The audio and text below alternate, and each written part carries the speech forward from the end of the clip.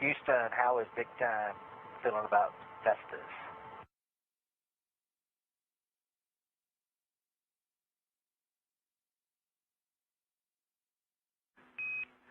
And Butch and Sonny, good morning. Neil stepped off, and your trusty backup's here. And Ray says the Vestas are awesome, and so is he. That last part we knew, as is the rest of the team.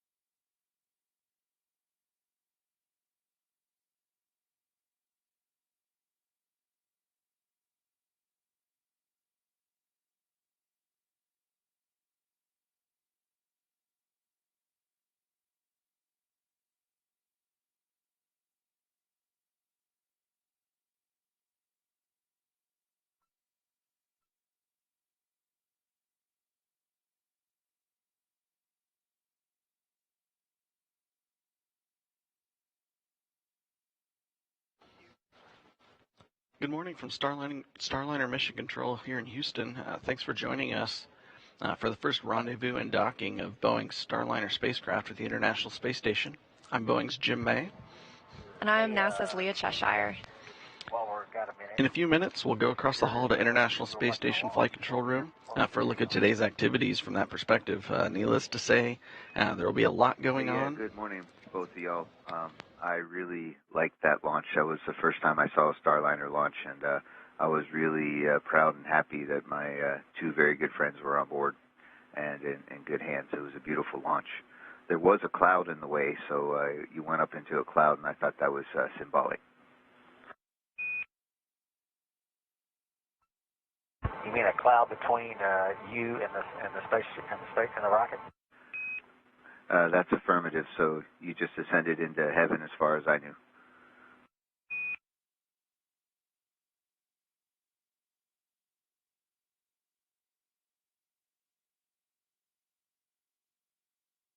Well, I can tell you, we didn't quite make it that far.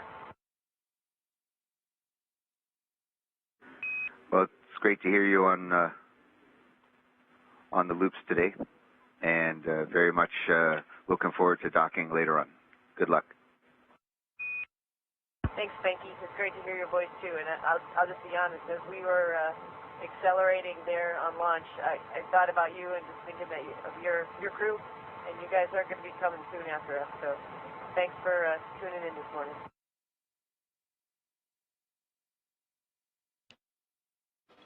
There'll be a lot going on here, both in the White Flight Control Room and in Ficker 1 with the ISS Flight Control Room.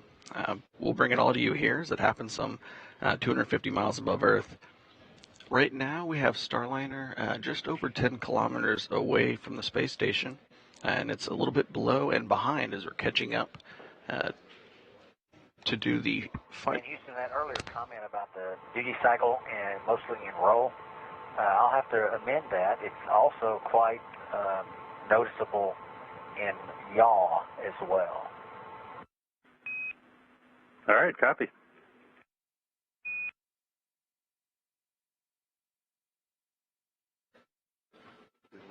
Good morning.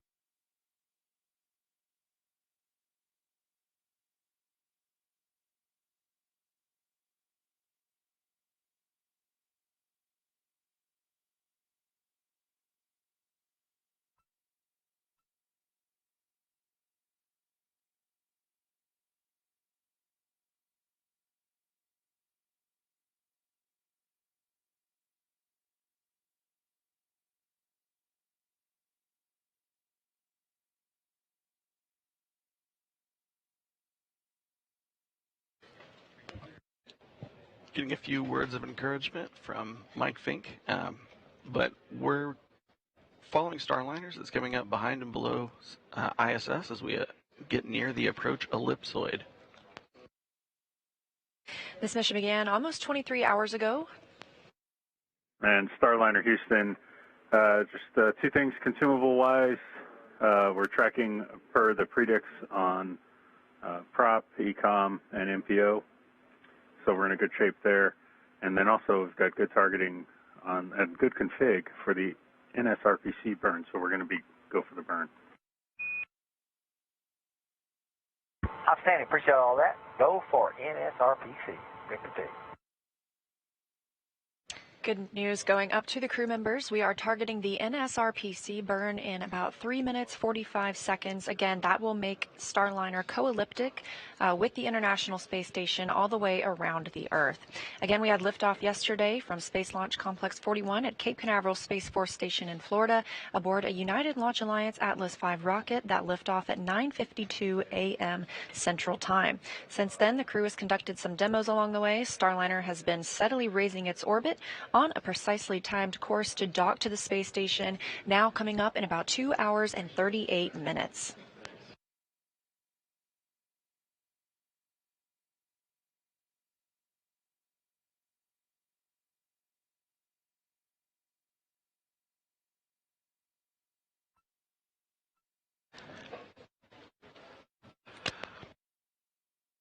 To recap a little bit of what we've been tracking on the Starliner since launch. Prior to launch, our team had been monitoring a small helium leak in Starliner's propulsion system. Teams have been taking a closer look at that system before the crew went to sleep.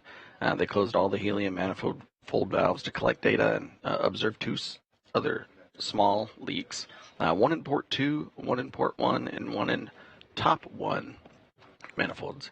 The ground made the crew aware before they went to sleep for the night, and the team's been working on it while the crew rests. The original helium leak that we were monitoring prior to launch was the one in port 2, but after we've tested all 8 of Starliner's helium manifolds, we found that the leak was isolated to just one flange. It's in one of the spacecraft's 28 reaction control system, or RCS thrusters, which makes small adjustments on orbit. Even more specifically, that was found to be in a tiny seal, where the seal is about the size of a button on a dress shirt. Overnight, they kept the top 1 and port 1 manifolds closed, and they opened port 2 later. It gave the teams on the ground the ability to manage the spacecraft. We do have confirmation from our engineering support teams that the helium system remains safe for flight. This isn't totally unexpected. We plan for cases like this, and the team's working to make sure we're in a good configuration and complete our mission. Earlier, before we got closer to integrated ops, we did have the engineering teams note that we've got over 90 hours of available free flight time in that helium system, and that will be 90 hours after undock.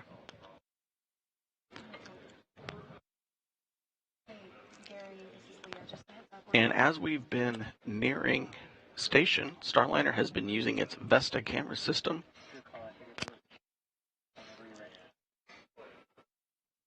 as we were around 100 kilometers away from station. Starliner picked up ISS on its cameras, a small dot in the distance. We've been using that narrow field camera on Vesta, the vision-based electro-optical star tracking assembly, to measure the distance between Starliner and ISS and use that to help give Starliner a better estimation of where it is and where it needs to go for our planned docking around 11:15 a.m. Central. We're standing by now again for the NSRPC burn. It's coming up in about 10 seconds. Again, this is an automated burn.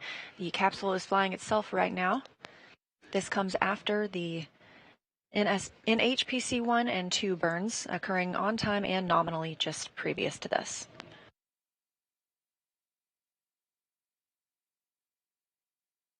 Confirmation the burn has begun, and we have 4 good OMAC thrusters firing.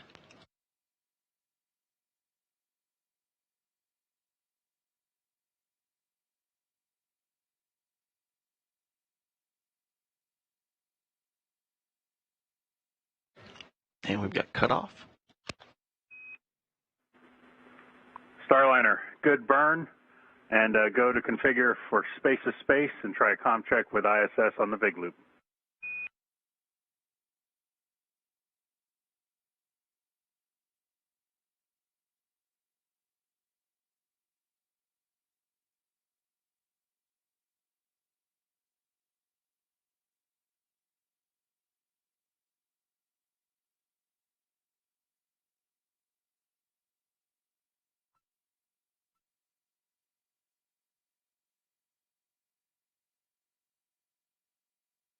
Again, we had confirmation of a good NSRPC burn with those OMAC thrusters. That's orbital maneuvering and control. The next will be a go, no go for the TPI burn. Loud and clear. We have you so loud and clear. We're ready for you. Come aboard. Hey, can you guys see us yet? We're about to go look out the windows right now, although they're telling us to close them soon. Try to get a good picture of us quickly. We can't wait to be there. Great to hear your voice, Kojo. Sonny Bush, so good to hear you. Can you see us? We haven't looked out the window yet. We're about to. We do appreciate that permission to come aboard. Thank you. I'm flashing me all this light signals, Bush. We'll be looking. And Starliner Houston on the big loop. Copy, good. Comm checks with station. How many? Have you the same, loud and clear? Yeah, loud and clear as well down here.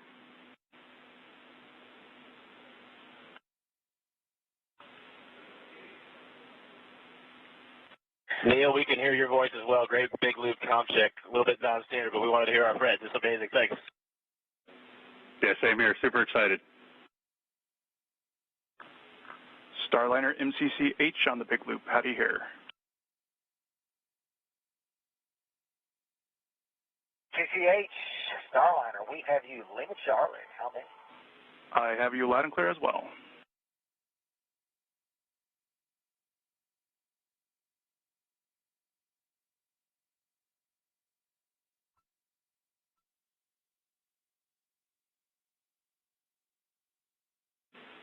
Station Houston on the big loop. Since big loop is now set up on 2, we're going to move station calls over to 3.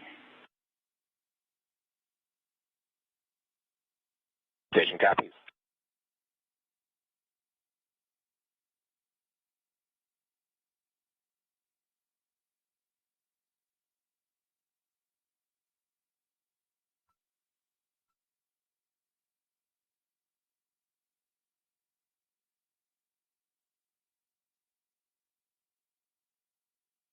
As you just heard, some conversations between all of the players in today's Tally-ho.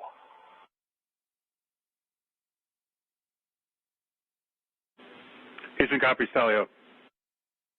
Station copies the tally. We're still looking. Looks so little from here.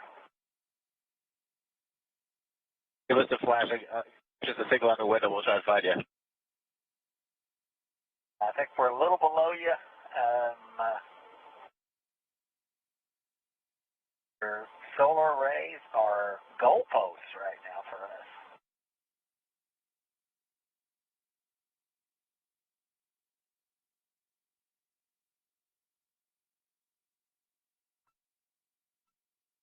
Again, with those big loops configured, that means the space station, Starliner, and both flight control rooms can all speak with each other as we get into proximity operations. Starliner station visual.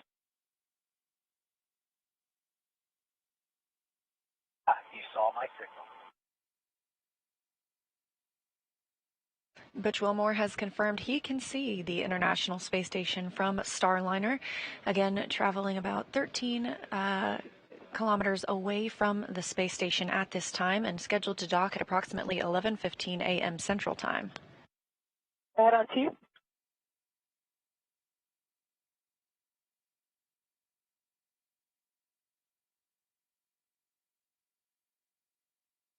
Okay, I'll put that in work shortly. I'm going to grab my iPad and get it in work.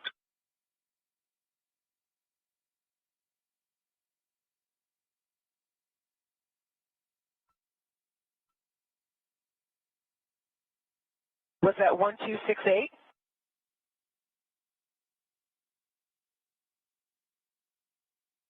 Dyslexia 1286. Thank you.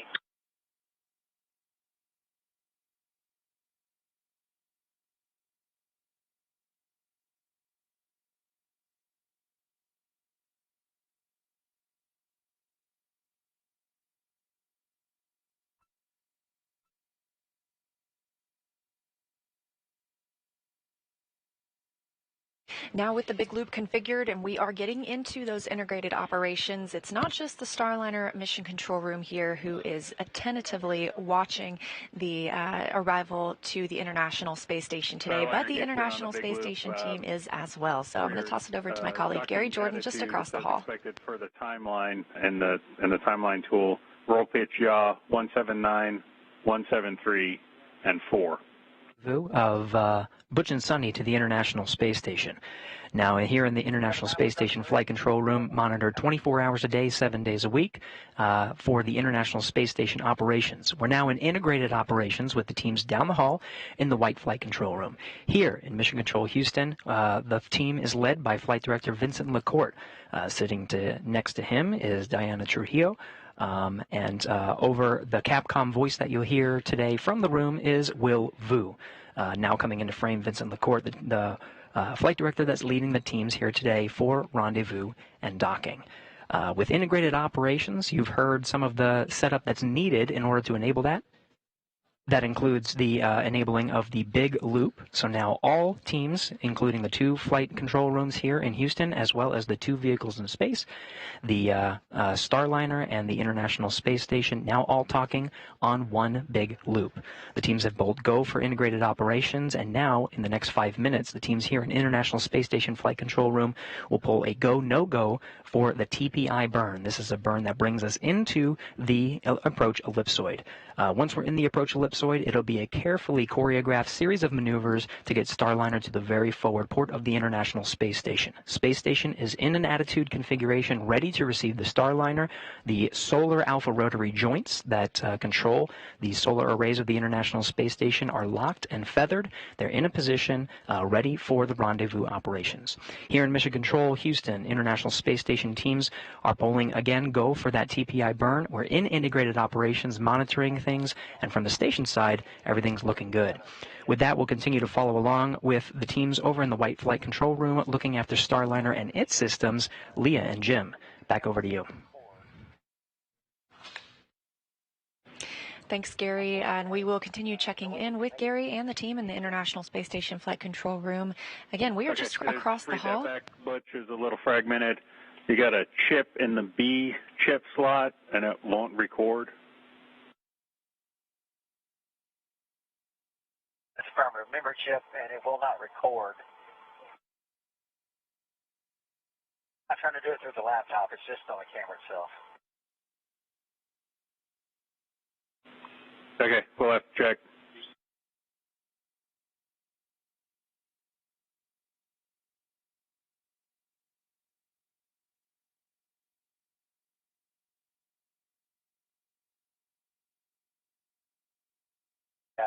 D, as Kennedy said, told her that it had to be in D.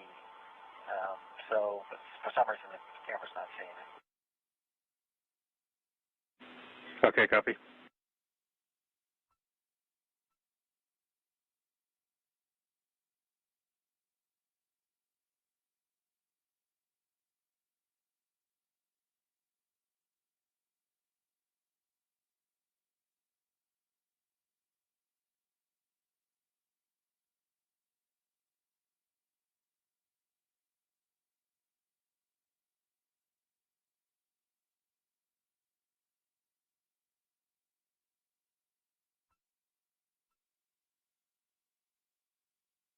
In the center of your screen here, up to the right in a light blue shirt, that is Flight Director for Starliner today, Ed Van Cise. And to his right, is the bottom of the screen, is the Capcom, Neil Nagata. Neil is the voice you'll hear speaking with the astronauts aboard Starliner. He funnels all the information coming from the flight controllers and teams here on the ground and shares that with the crew members. That way they're getting a single point of information as they continue through today's operations.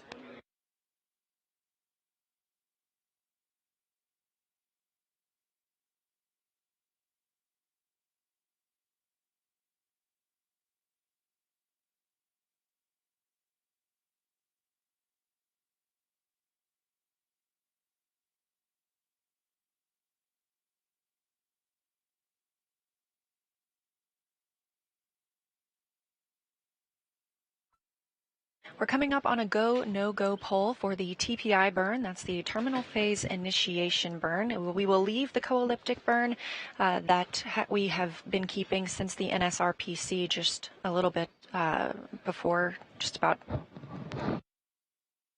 10 minutes ago, really. We will conduct this TPI burn, which will also bring us inside the approach ellipsoid.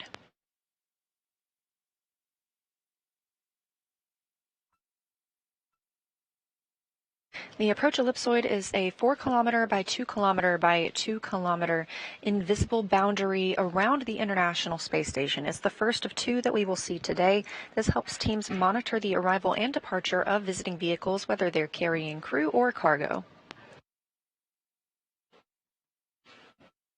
These 2 regions around the space station have an analogy on the ground.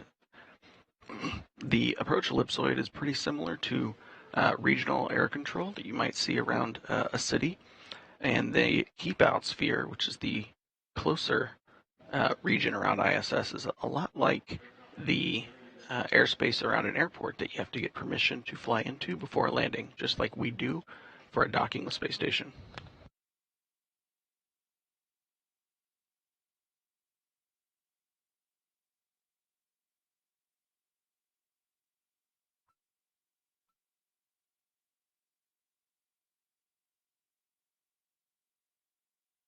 A good Starline camera picture.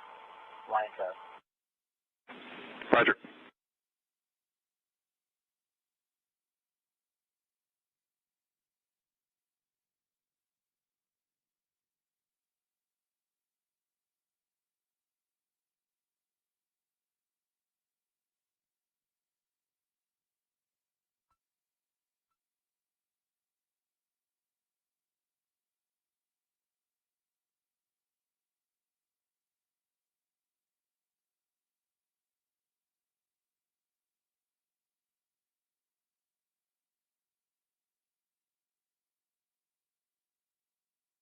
We heard configuration from the crews aboard the space station and Starliner that they can visually see each other, but Starliner systems, the VESTA system specifically, which stands for Vision-Based Electro-Optical Sensor Tracking Assembly, that also has tracking the space station as well.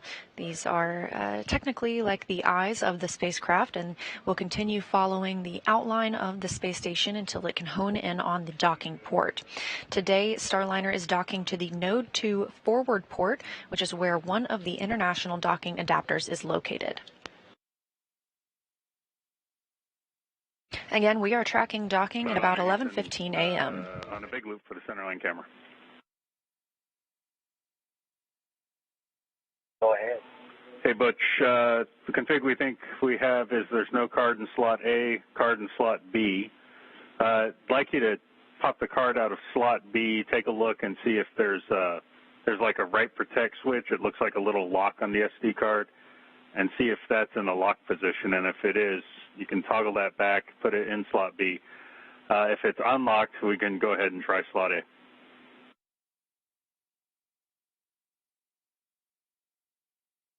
We'll give it a shot. Thanks.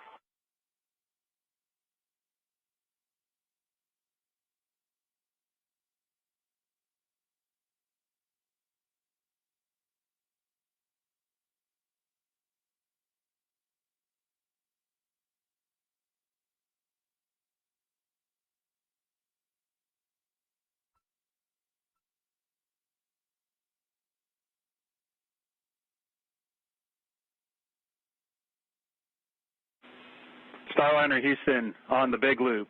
Your signal is Charlie. You are go to command the AEATP. AEATP, here we go.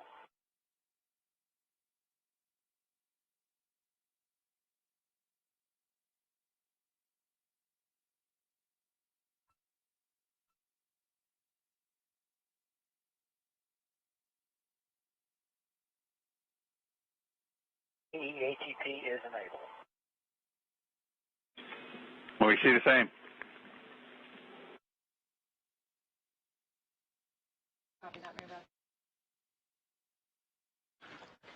Butch Wilmore entering the AEATP into Starliner's flight control system.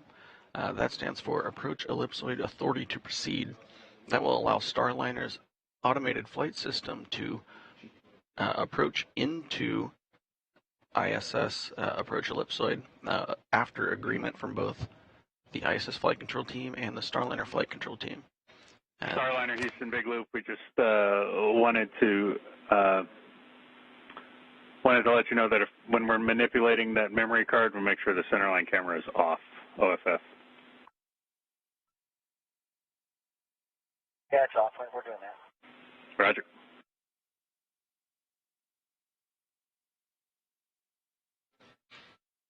Starliner will not go into the approach ellipsoid until after the TPI. Right protect switch to the other setting, and when she put it back in the camera and then turned the camera on, it still is asking for A. Is there a way to make it ask for B? Are you aware? Yeah, no. We can go ahead and just try A.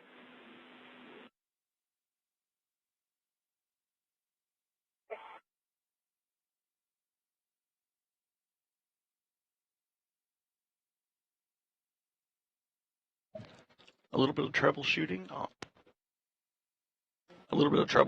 on Starliner's centerline camera.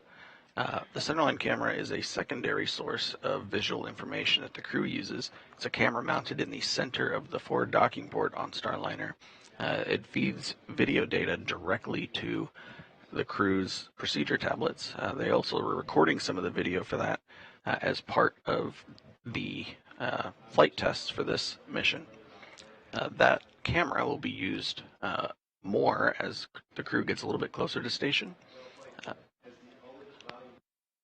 And they're doing this troubleshooting as we are nearing the TPI, or terminal phase initiation burn, and that is planned to come up here in about 6 minutes.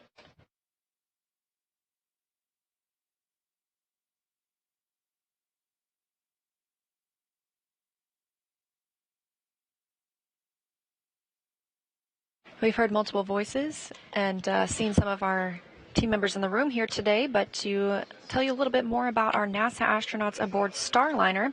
Again, this is the first flight of astronauts aboard this spacecraft. We're talking about Butch Wilmore and Sonny Williams, the commander and pilot, respectively, of Starliner. Roger that.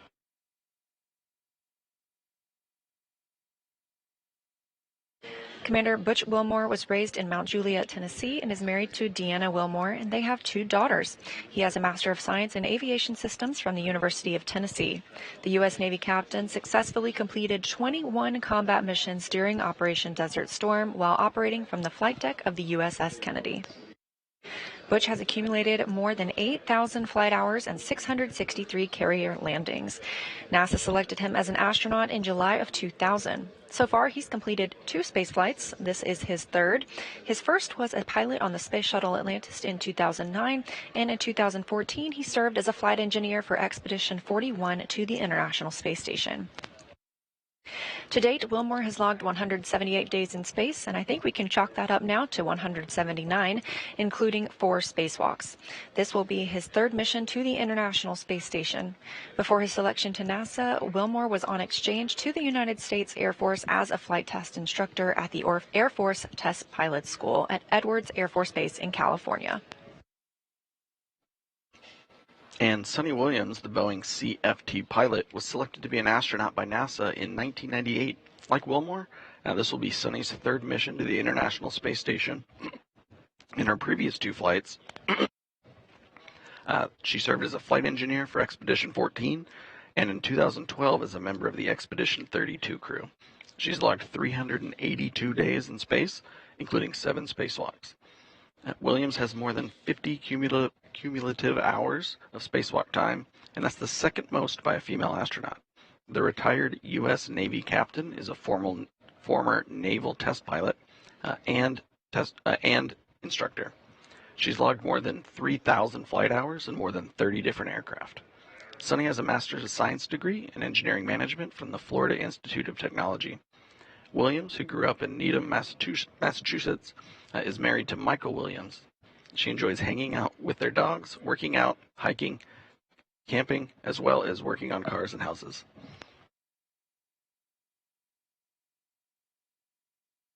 And the crew woke up this morning at about 3 a.m. Central Time, just about their scheduled time after about 8 hours of rest overnight. Once they get to the International Space Station, they'll be joining 7 crew members living and working there.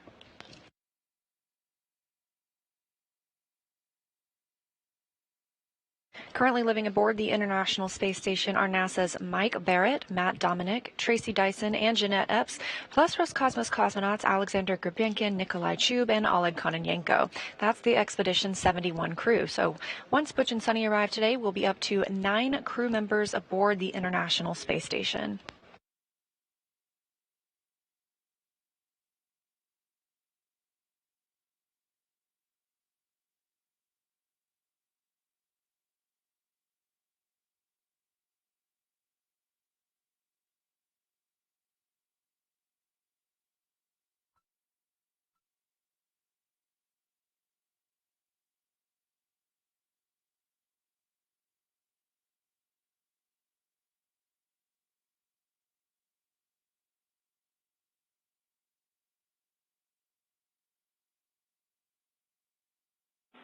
Starliner Houston on a big loop, be advised that's for both.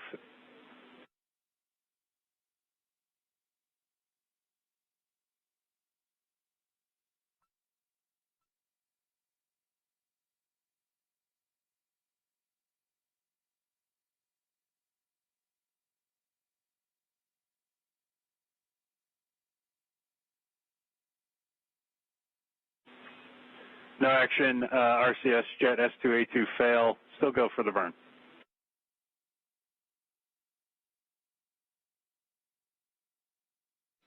No action. You know what type of fail? It failed off, Butch, and right when that was happening, I was calling up, just be advised, neither of the infrareds are taking measurements now for RelNav, so we're going to go ahead and reboot the camera IR1.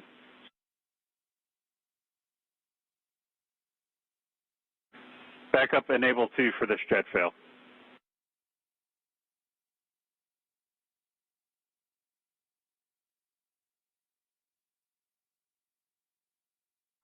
Enable 1 off, enable 2 on.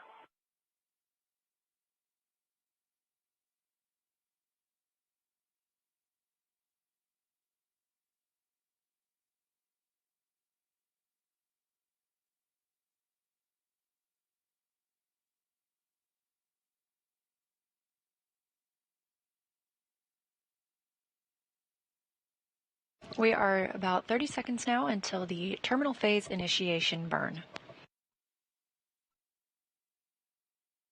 Again, after completion of this burn, Starliner will move into the approach ellipsoid.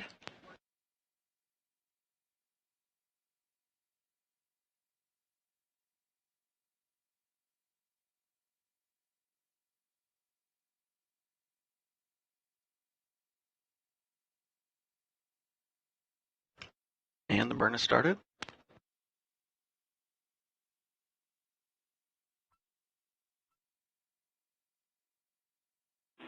Starliner, good TPI.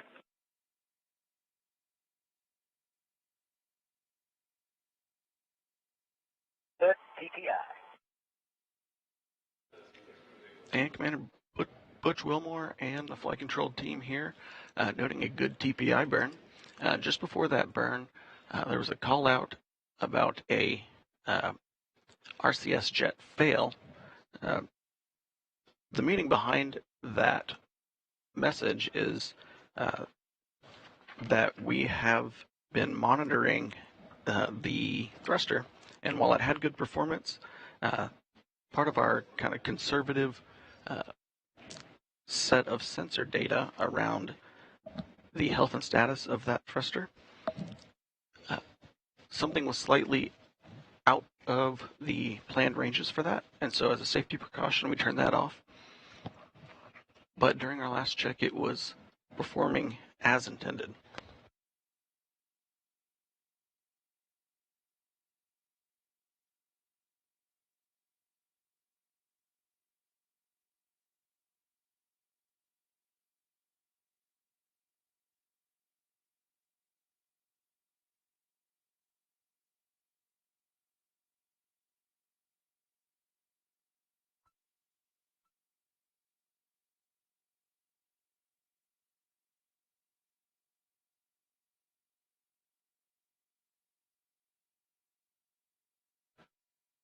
Starliner has multiple redundant sets of thrusters. As a precaution, we've turned that one off. There are procedures to turn it back on and do a checkout when we're not close to a burn coming up.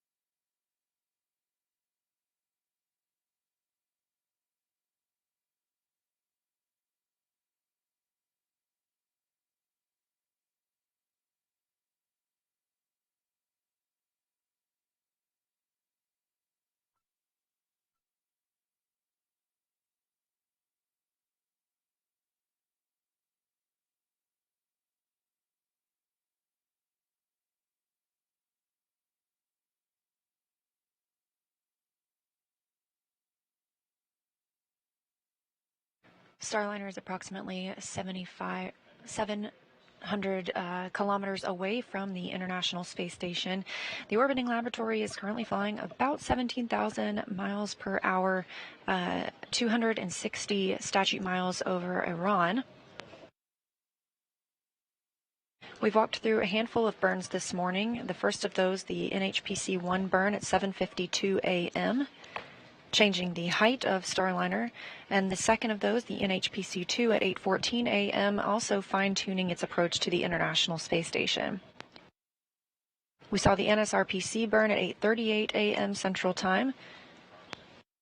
This made the the Starliner spacecraft co-elliptic with the International Space Station, and the terminal phase initiation burn was just conducted right on time at 9:02 a.m. Central Time. This will move Starliner into the approach ellipsoid. That's the 4 kilometer by 2 by 2 kilometer invisible sphere around the space station that helps us monitor arriving and departing spacecraft. All of the burns this morning have been according to plan. Again, Starliner is currently flying autonomously, so flying on its own. We will see, however, Butch and Sunny have the opportunity to take control of the spacecraft and conduct another manual piloting demo once we're about 260 meters away from the International Space Station. This is a test flight, so we want to give the crew an opportunity to see how the spacecraft flies, should they ever need to take control of it. Once that manual piloting demo is complete, they will transition back over to autonomous power. The spacecraft will then continue its approach to the International Space Station all on its own. And again, we're targeting docking at approximately 11:15 a.m. Central.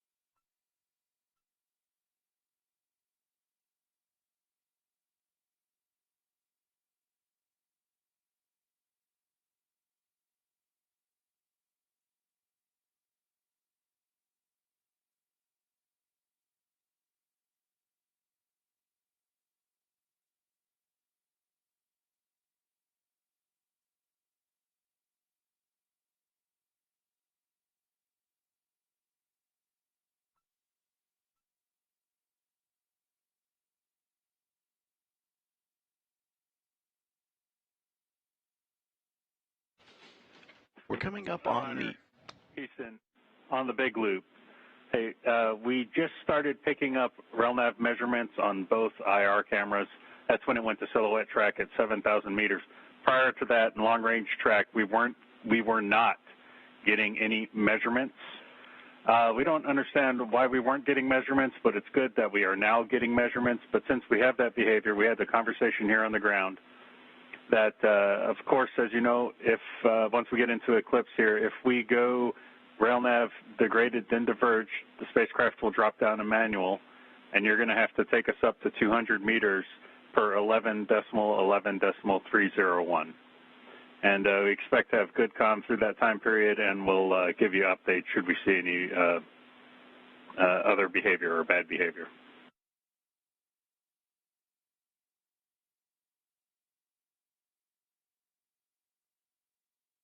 We have to copy all. Right now we got vessel 1 and 2 degraded, but we're still converged.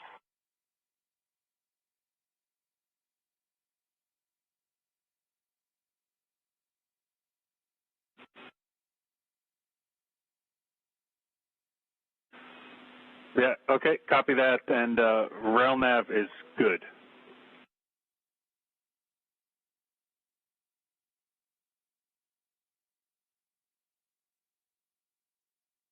A good RailNav.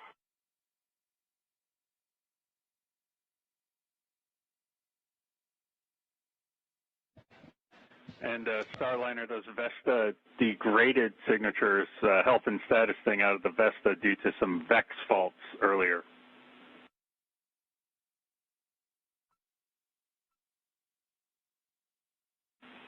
And RNAV is still converged. Houston Station on 612, the Yedave, backup Yedave swap is complete. And I guess that means that the compressor hose is disconnected. We're going to initiate transfer.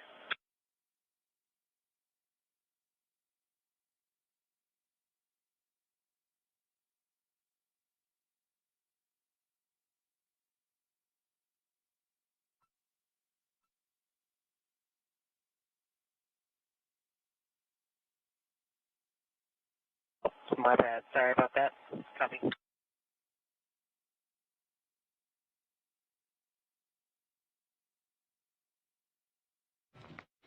And as Starliner is approaching station, getting closer to its IF-1 or inbound fly around 1 maneuver coming up in about 35 minutes, you've heard some back and forth between Commander Butch Wilmore and Capcom Neil Agata.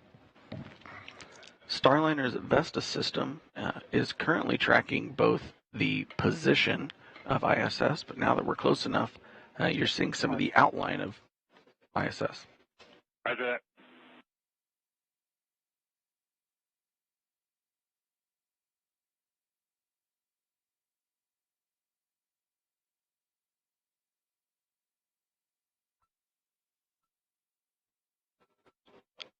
The Vesta system has a series of cameras, some in the visual spectrum, some in infrared. This will allow Starliner to help track ISS both in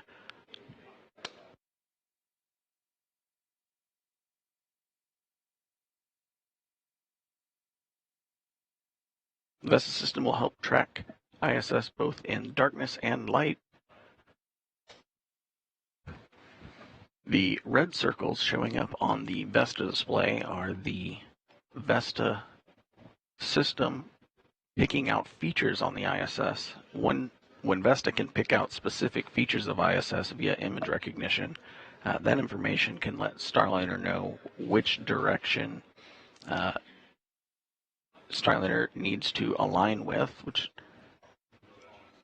will pick Starliner's orientation to be in the optimal position to keep tracking ISS, and we'll follow that all the way into the docking port.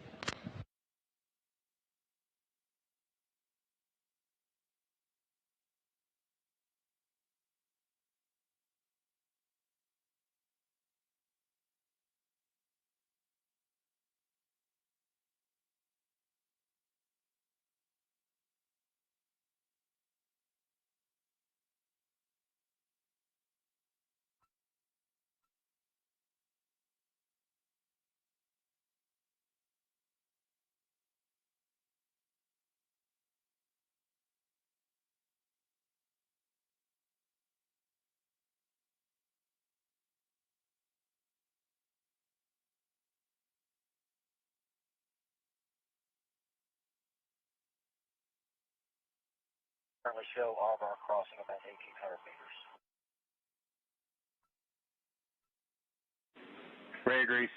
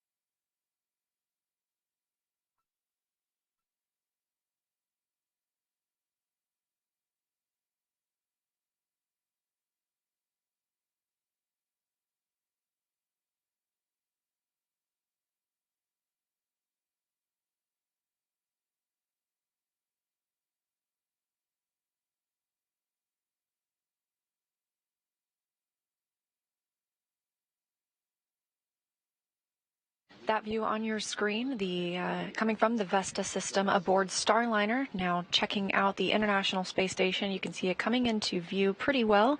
And of course, we are monitoring Starliner's journey here in the White Flight Control Room at Johnson Space Center in Houston, Texas. But over across the hall in the International Space Station Flight Control Room, NASA's Gary Jordan is continuing to monitor the station side of today's operations. Gary, can you tell us how things are going?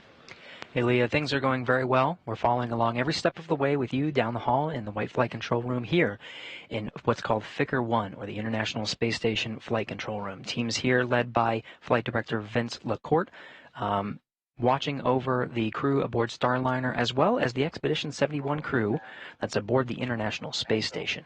Crew members split up doing different things. It's Matt Dominic that you see there on the graphic on the front right there, NASA astronaut who's responsible for enabling the monitoring tools necessary to watch Butch and Sonny approach the International Space Station.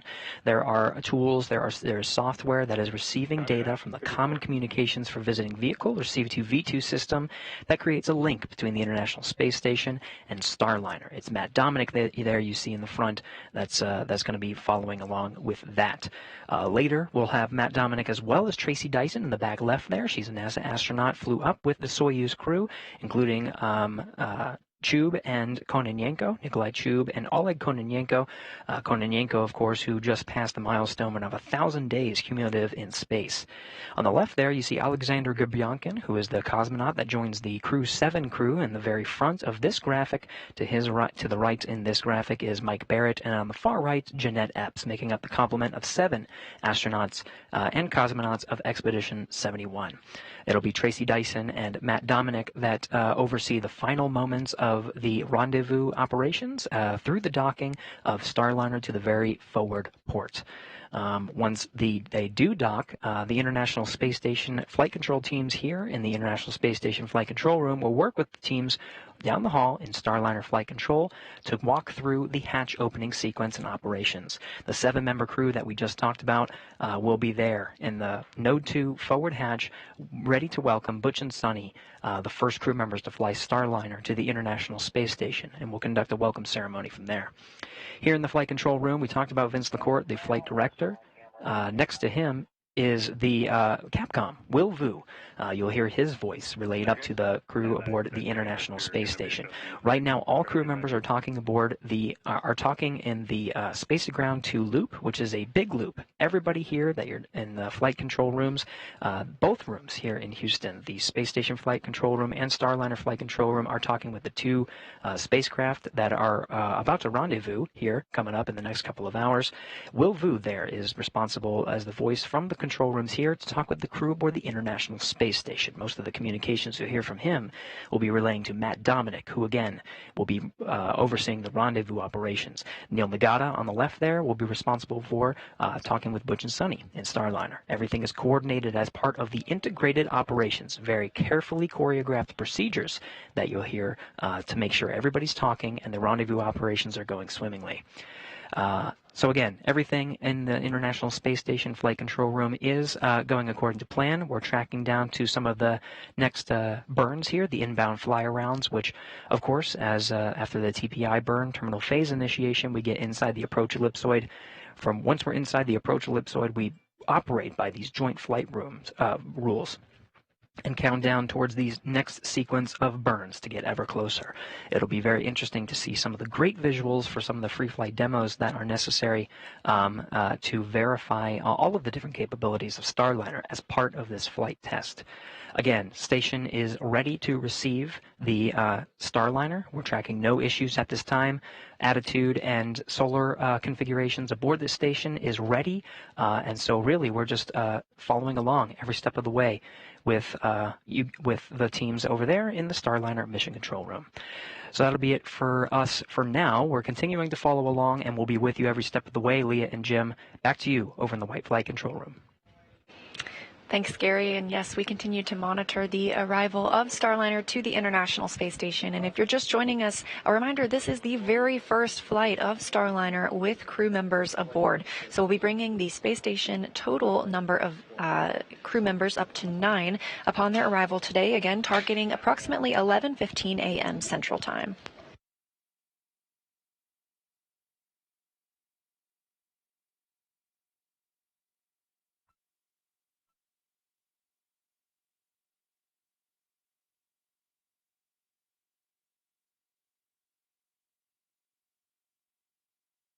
And as we get closer and closer, the Vesta system aboard Starliner, which is the view you're seeing right now, will continue to give us an even more defined look at the International Space Station.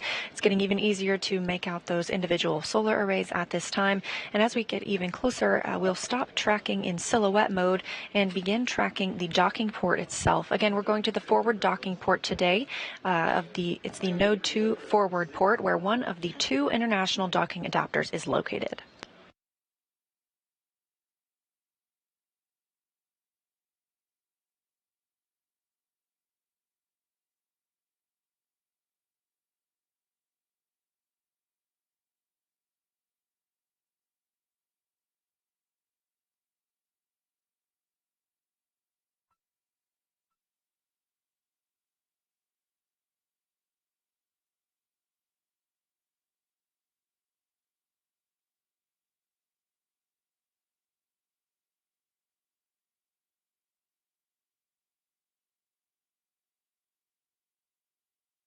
To take a look at the rendezvous and docking profile today, we've had two height adjustment and plane change burns already. Those are the NHPC 1 and 2 burns occurring at 7:52 a.m. and 8:14 a.m. Central, respectively. Those were both good burns. We then came up on the NSRPC burn. This was a co-elliptic and plane change burn at 8:38 a.m. Central, another good burn, before moving to the terminal phase initiation burn. This will bring Starliner inside the approach ellipsoid, that invisible boundary that we monitor outside the International Space Station. And we are coming up next on the inbound fly around 1. The inbound fly around 1 maneuver will swing Starliner out in front of ISS in the direction that ISS is flying in orbit. Then the IF2, or the inbound fly around 2 maneuver, will slightly alter Starliner's trajectory to hit a peak altitude in front of the Node 2 forward docking port. From there, Starliner... Big loop for tablets. We can take another receipt on the tablet that's charging, and we're also curious on the battery status of the tablet you're using for centerline camera.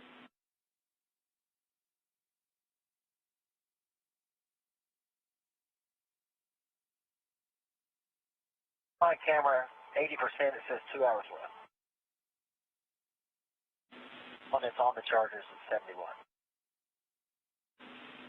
Did you say the centerline camera tablet's currently on the charger?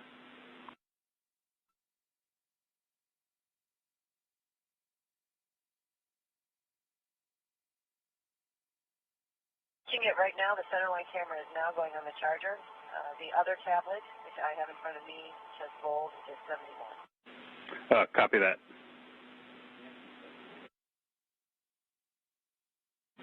And can you tell what the centerline camera battery state of charge is?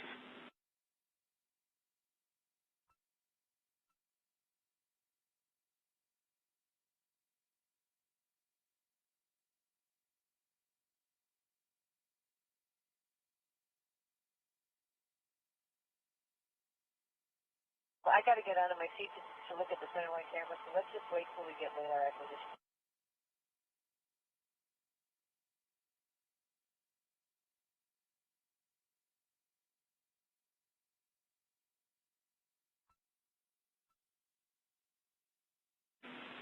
Starliner, expect radar acquisition in about 400 meters. Plus fully charged at 190 minutes. Okay, copy that.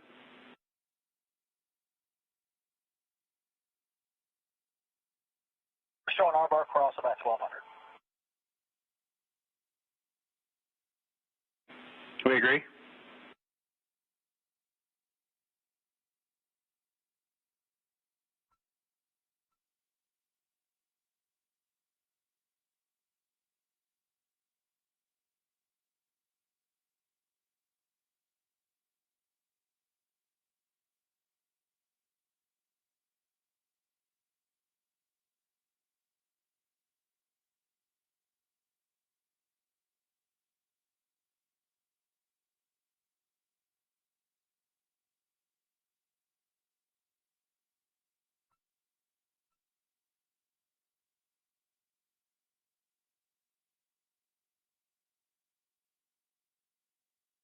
some of the communication going between Capcom and Commander Butch Wilmore and pilot Sonny Williams is about making sure that the battery of the centerline camera and the batteries on the crew tablets are topped up.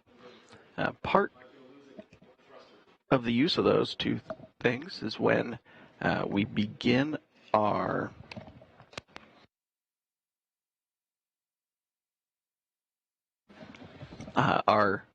just after the inbound fly-around maneuver, we will start to approach ISS. We'll start in the corridor approach, where then the crew will do one of their manual piloting demos, where they will do a hold out around the 250-meter mark out in front of station in the approach corridor. After about 5 minutes of that test demonstration, Starliner will then go back to automated mode. We'll hold around the 200-meter mark out in front of station, and then they will get approval to go inside of the keep-out sphere. From there, Starliner will make a slow approach, very fine control, down to about the 10-meter mark out in front of the Node 2 forward docking port. From there, Starliner will activate its NDS or NASA docking system. They'll change the flight control rules to an even finer, small, discrete set of thruster settings, and then we'll go in for a final dock at around 11:15 a.m. Central.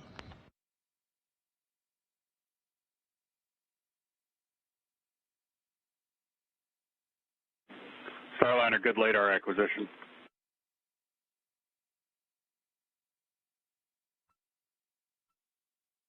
Good LADAR.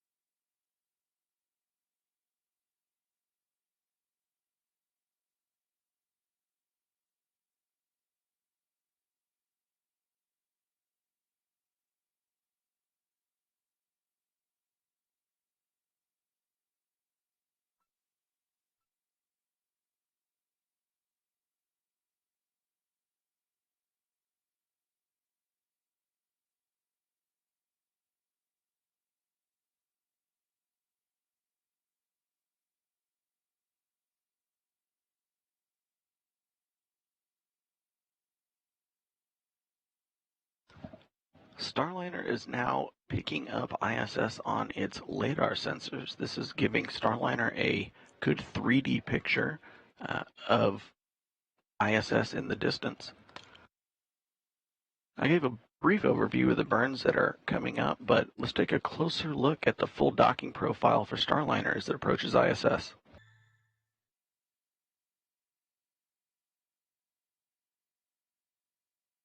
Starliner continuing on its way up to the getting ready for the IF-1 burn. Can you see the ISS center centerline camera on the tablet? Oh, that's what I'm saying. I can't see it at all on the centerline camera. We've got a good picture on the IR camera, but centerline there's nothing. Played with the auto and the manual gain. I mean, I can see the pedal. I think it's getting some reflection from inside the cabin here, but I cannot see the ISS.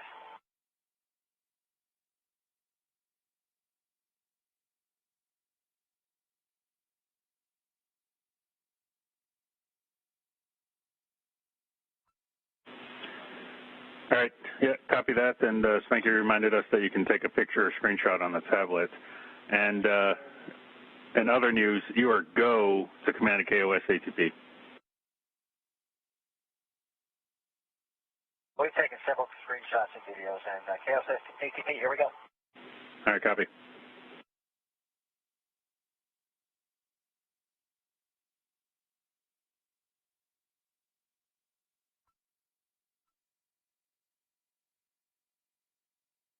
ALS ATP is enabled. Here's your copies.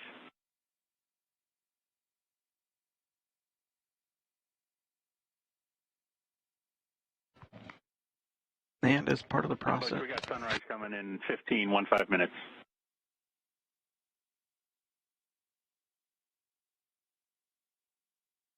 Okay, yep. May actually just look that up. Thank you.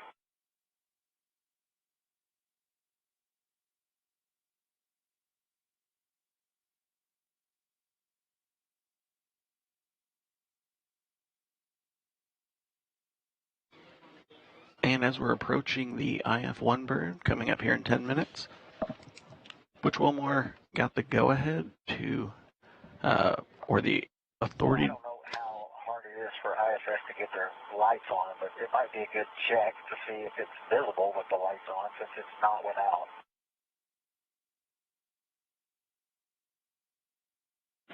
Yeah, we're checking, Butch.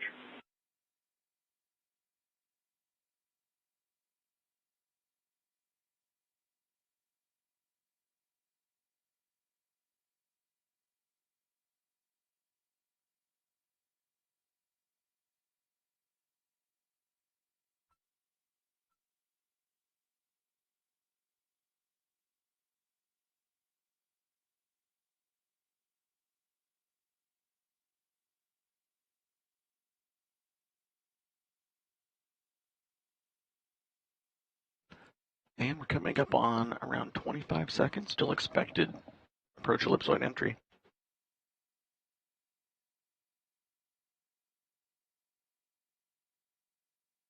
Again, the approach ellipsoid is a 4 by 2 by 2 kilometer invisible boundary around the outside of the International Space Station.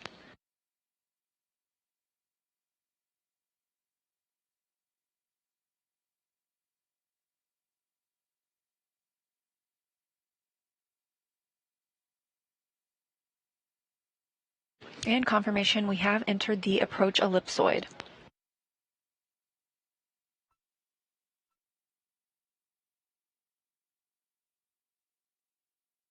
As Jim was saying, we also heard the authority to proceed to the keep out sphere. Turn the light on because I can now see there is a speck out there.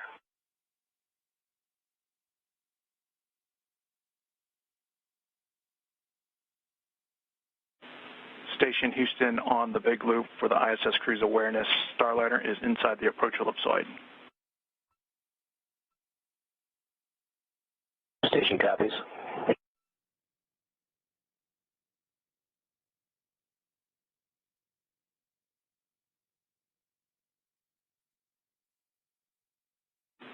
Again, We're still talking about turning on the lights here on ISS. We haven't turned on any yet.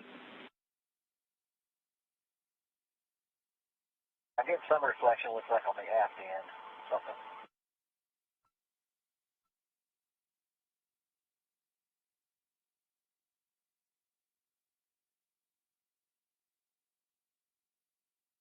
Might have shining a flashlight out of the cupola, I don't know.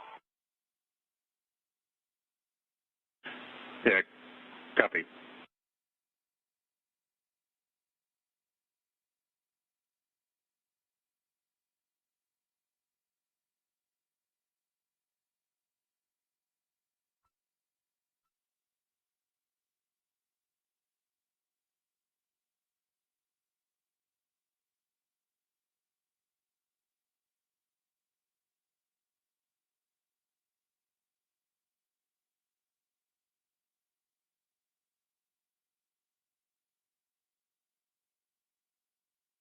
as we were saying, we have recently heard the authority to proceed to the keep out sphere. We expect the Starliner spacecraft will enter the keep out sphere around 10:35 a.m. Central Time, so a little less than an hour from now. That keep out sphere is another invisible boundary, this one with a 200-meter radius around the International Space Station. To enter the keep out sphere, we must agree that the spacecraft could, for some reason, lose control of its thrusters and still not enter that boundary for 24 hours. Going to be turning on the CETA lights.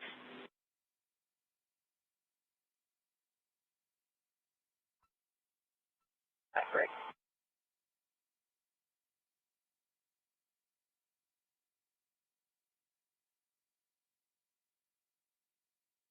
However, before we enter the keep out sphere, we will do a hold at 260 meters at approximately 10:24 a.m. Central Time for another manual piloting demonstration.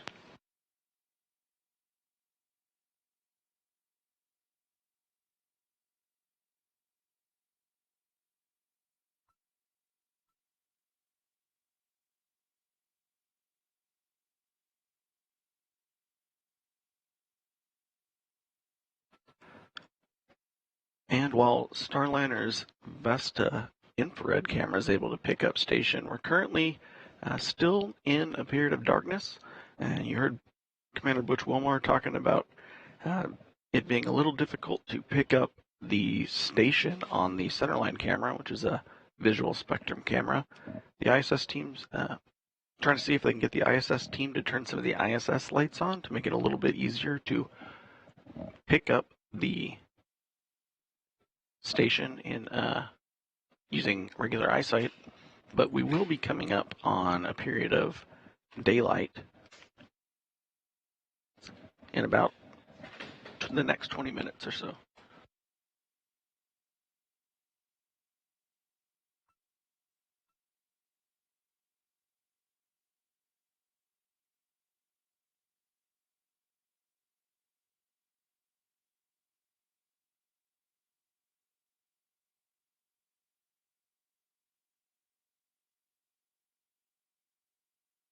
We are now about an hour and a half away from our scheduled docking time this morning, again targeting 11:15 a.m. Central. That comes after launch yesterday at 9:52 a.m. Central.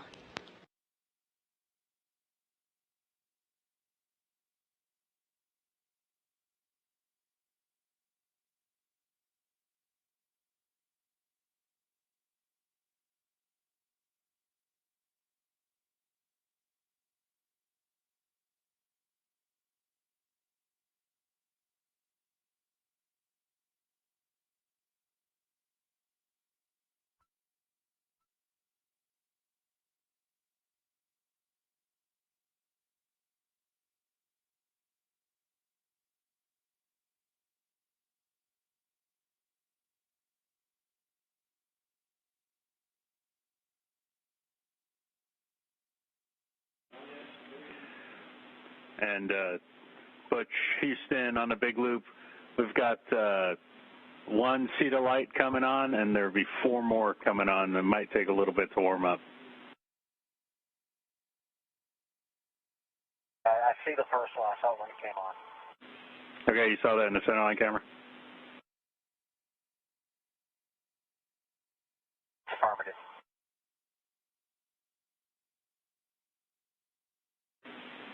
And you know what's coming. We're going to want some centerline camera screenshots of that.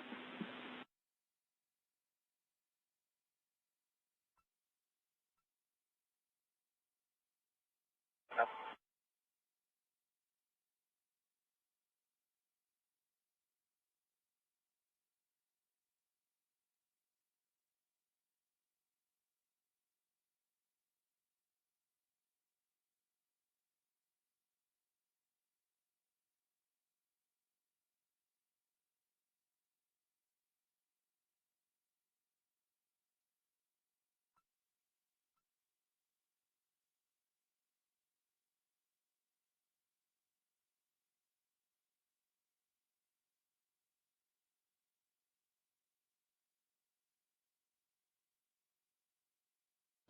We heard some communications between the Capcom and the crew aboard Starliner. They are turning some lights on the International Space Station. This will give the crew a better visual of the station itself as they continue to approach. We are standing by for the IF-1 burn in about 1 minute and 30 seconds. This is the inbound fly-around burn.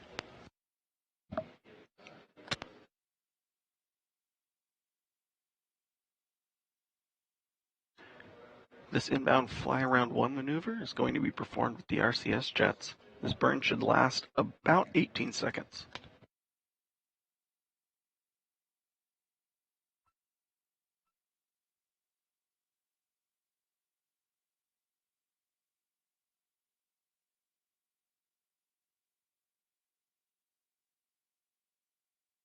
The RCS jets that'll be executing this burn are on the service module portion of the spacecraft, and if you look in the top right corner of your screen, that is what it looks like is facing you, the service module portion. This part does not return to Earth. It is disposed after the deorbit burn, nearing the end of the mission. The only portion that will return to Earth is the crew module. That's where Butch and Sunny are seated right now. It'll parachute to a landing in the southwestern United States.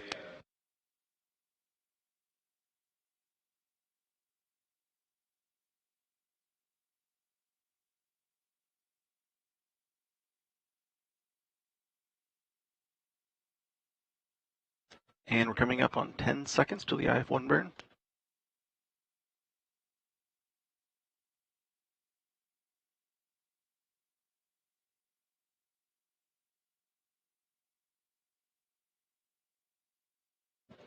And thrusters are firing.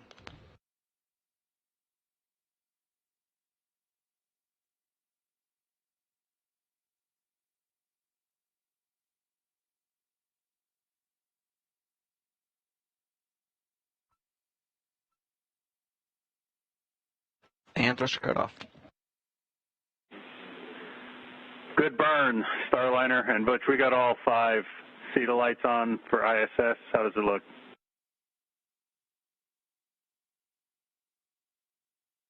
Yes, we can see it. I cannot make out the width, however, but we can see the station. Yeah, but can you clearly see like the distance between the 2 outboard CETA lights?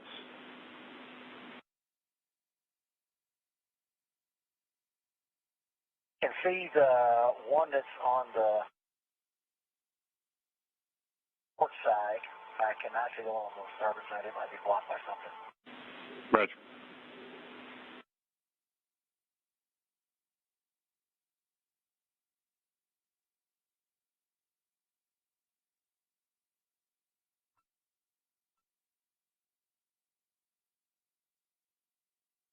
And we heard Starliner had a good IF-1 burn.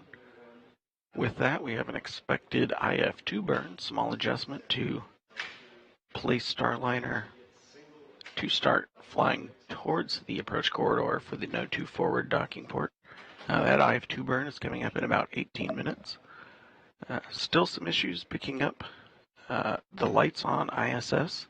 Starliner had a transient caution around the time of the burn.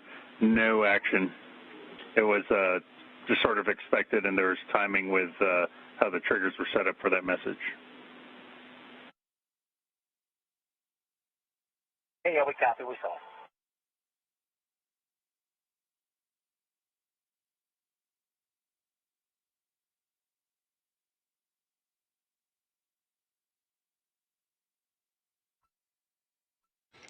That IF-1 burn coming right on the timeline at 9:47 a.m. Central Time. We are targeting docking with the space station at 11:15 a.m. Central.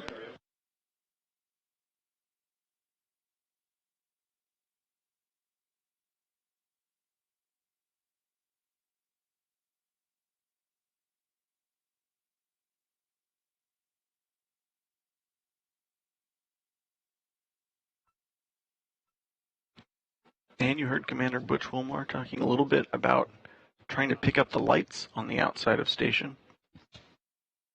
We should be coming up in a period of daylight soon, and that should hopefully help them see station without the extra lights, but also... Roger that, inside 2 minutes, sunrise.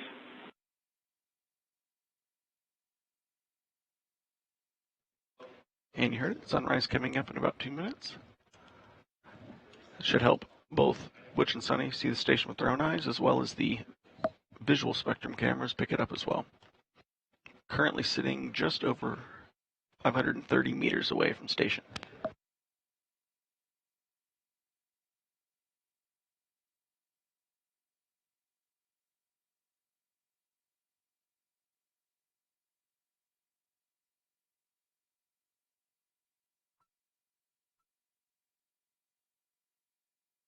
Now, we do not have views currently of the crew inside the Starliner capsule. However, we will regain views of Sunny and Butch once they dock to the International Space Station.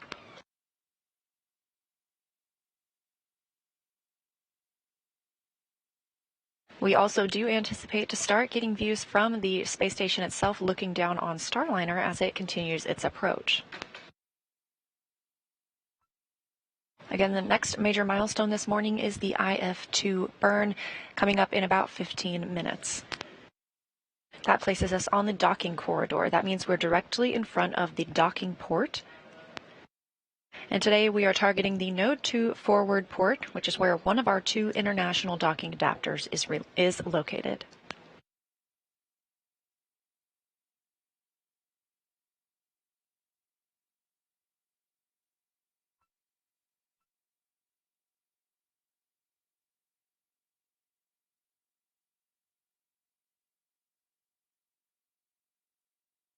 And as we transition from an orbital nighttime into an orbital daytime, teams reporting that they are getting all good views on the Vesta system. This is the system on Starliner that allows us to track the space station, and as we get closer, will help us align with the docking port.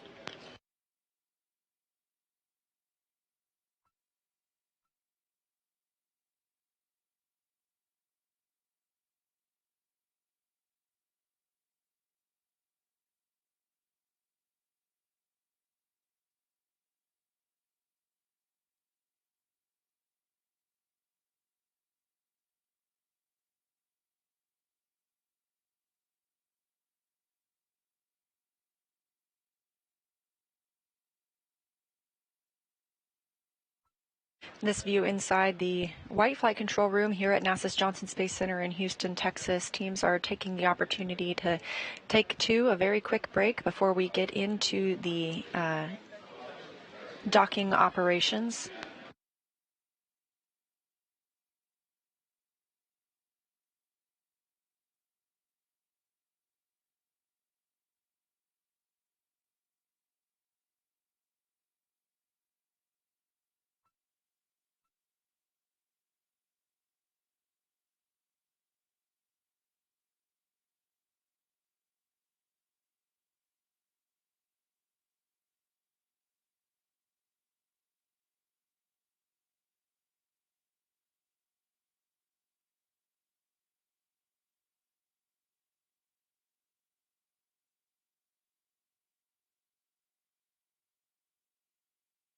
And with good views coming in on the Vesta system, let's learn a little bit more about the eyes of Starliner. Vesta is a brand new and highly complex navigation system designed by Boeing.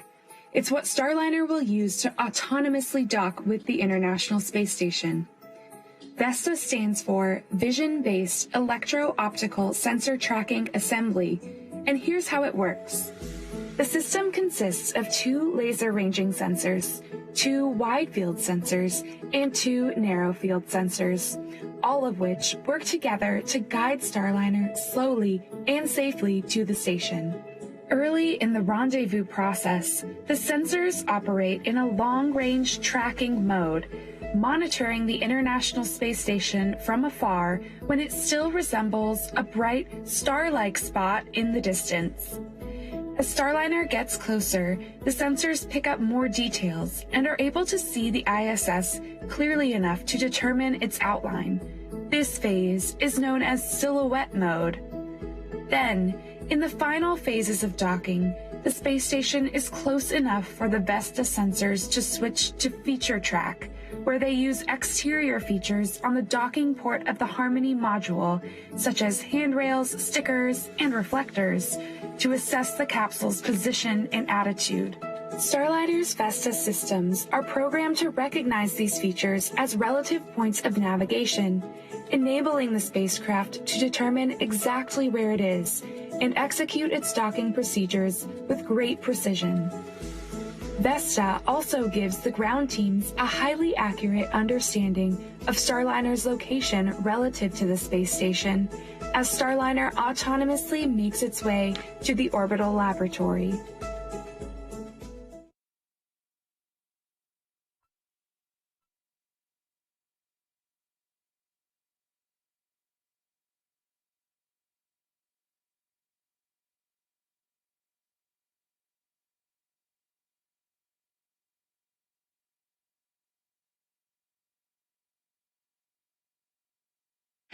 And these are views live right now from Vesta. As you can see, we are getting more and more detail from those cameras. You can even make out some of the IROSAs, or the International Space Station rollout solar arrays atop the original arrays on the top right and the bottom left of your screen.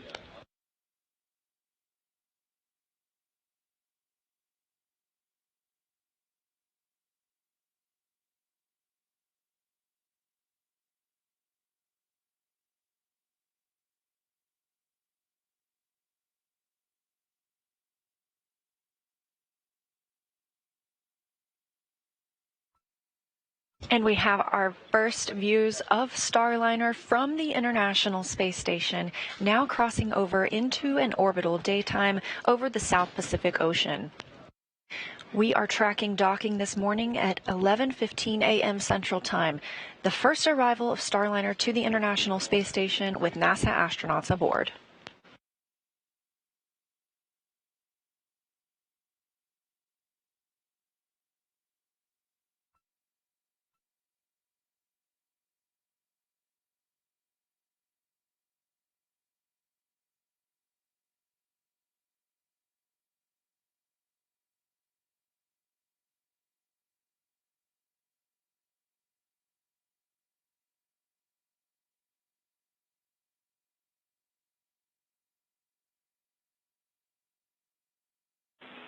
Starliner Houston on the big loop.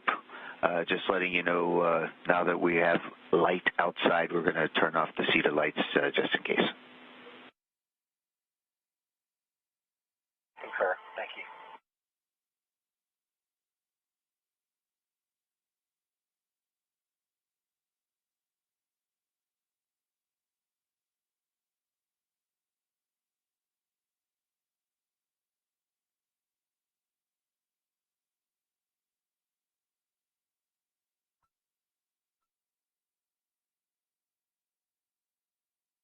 Now that we're into an orbital sunrise, teams here in Mission Control have let the Starliner crew know they are turning off the lights on the International Space Station side, since it seems like the crew aboard Starliner now has a good visual on the station itself.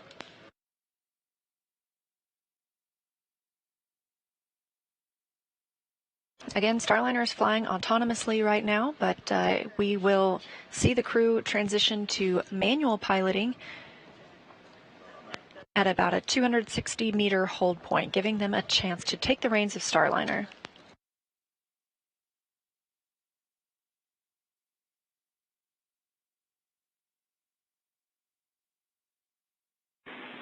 Starliner, see the B1 Bravo 1A3 jet fail. Still taking a look at it.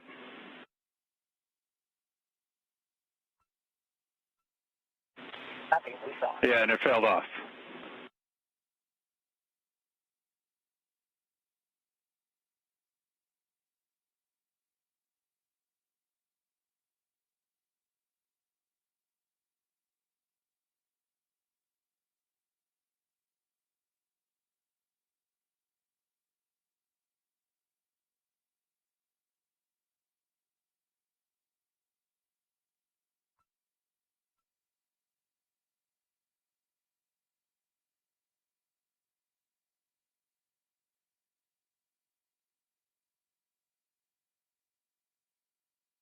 Airfield 2, we're up to 14 marks. 15, 16, 17.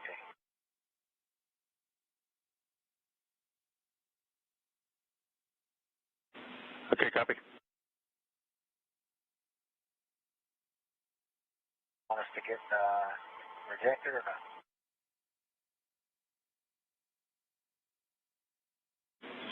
Yeah, don't need to reject it yet. Blitz Ray's looking at it.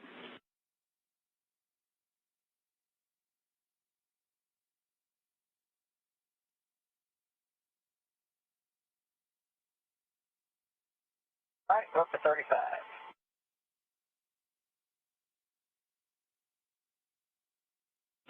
Roger.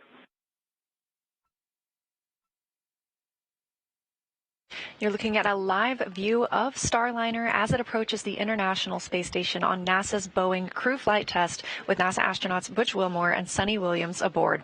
I'm NASA's Leah Cheshire, joined by Boeing's Jim May, and we are continuing to track the first flight of crew aboard the Starliner spacecraft. Starliner lifted off yesterday at 9:52 a.m. Central Time. Since then, the spacecraft has made several maneuvers up to the International Space Station, and it is now on the docking axis following the inbound fly around 1 burn. We're standing by for the inbound fly around 2 burn coming up in about 5 minutes and 30 seconds. Now, built in over the last 24 hours, the crew has had about 8 hours of a sleep period. They woke up around 3 a.m. Central Time this morning, and we are targeting docking at approximately 11:15 a.m. Central Time. We're live in the White Flight Control Room here at Johnson Space Center. This is where Starliner is being commanded. There at the top of your screen in the light blue shirt, that's Flight Director Ed Van Cise. In the middle of the screen, you can see Capcom or Capsule Communicator Neil Nagata. And down in the white shirt with the red tie, that's NASA astronaut Mike Fink, also a crew member for the Starliner 1 mission.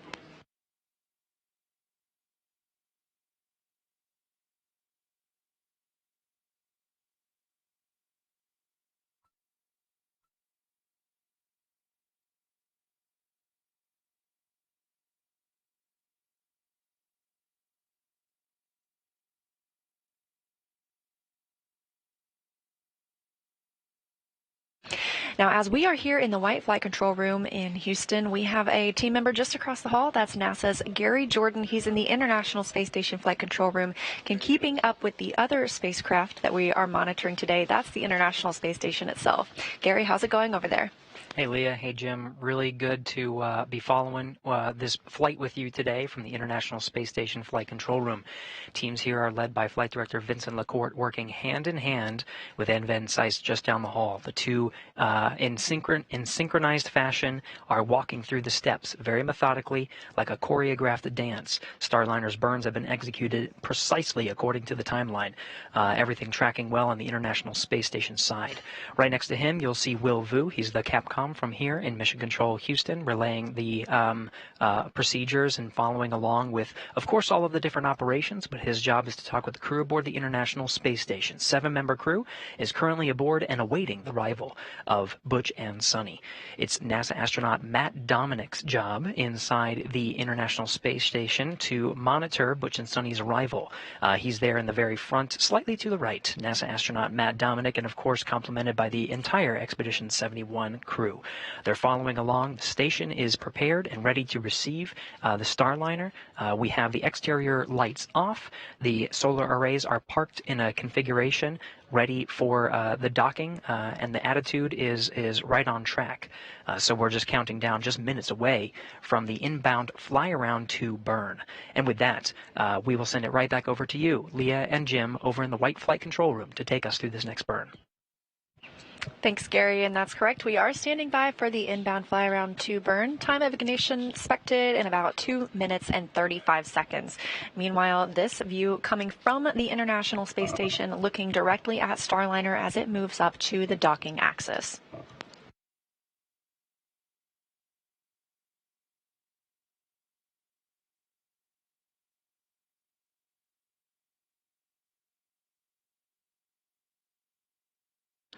This IF2 burn is just a small adjustment from the IF1 burn. It will help flatten out Starliner's trajectory to get it to point more towards the approach corridor on the Node 2 forward docking port of the Harmony node.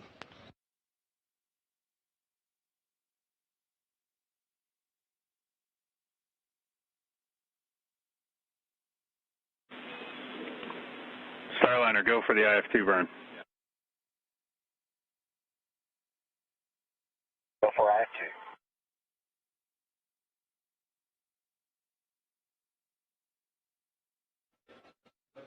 And we're go for this IF2 burn. This burn should only be about 1 second long.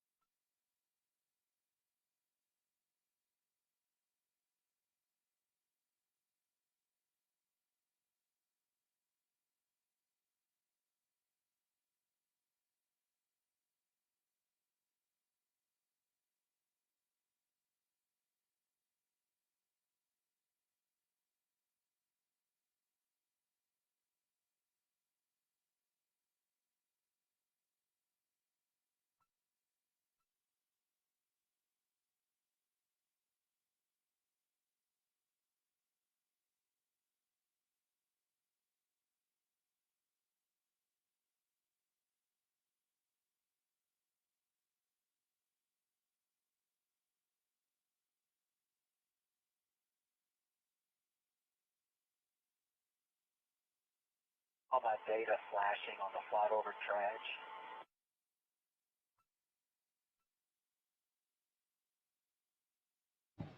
And coming up on about 5 seconds to the burn.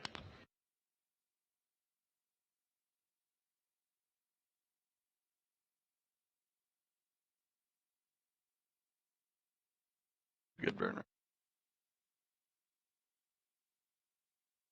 And you saw the thrusters fire for the IF2 burn.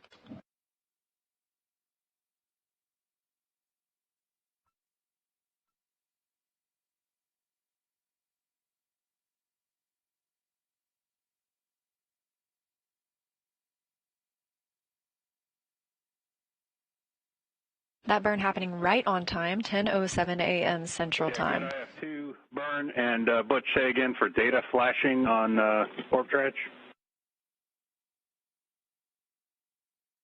The nav FLIR, the white converged, and then 4.02, then inbound fly around, and then the destination A and B in the ARB region. Not all flashing at the same time. Different ones would flash at different times. It's steady now, but it was still a lot of flashing. Go away, come back. Go away, come back. Okay. Yeah, that was my next question.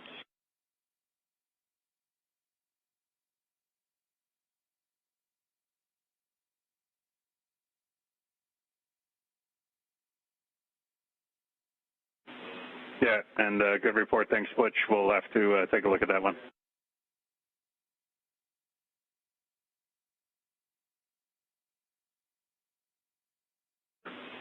And Starliner, we're curious, with that flashing on the parameters, are you comfortable enough that you can command a destination A or B? Yes, now it's not doing it. I could have done it before as well. Where you actually do the commands, it was fine. Like the abort and the recover, those never flash. It's just the white text. And the reason I called you, I know it was right before the burn, because I was hoping to call your attention to it in case it was still doing it and you could see it. So my apologies. Yeah, no, appreciate it. Sorry, we just didn't copy the whole transmission right before the burn.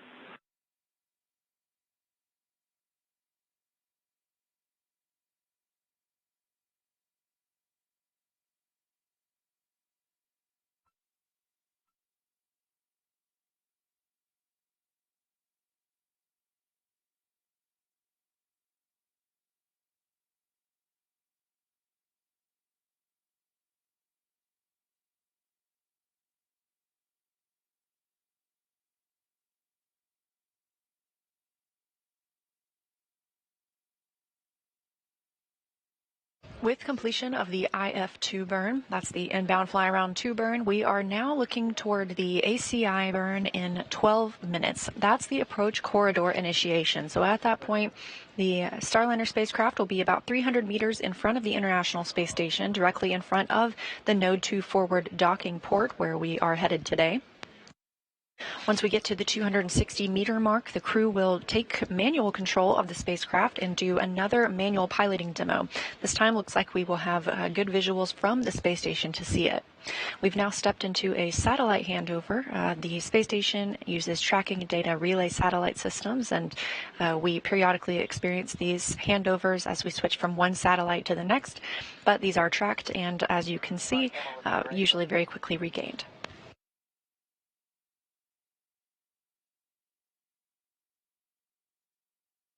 Roger.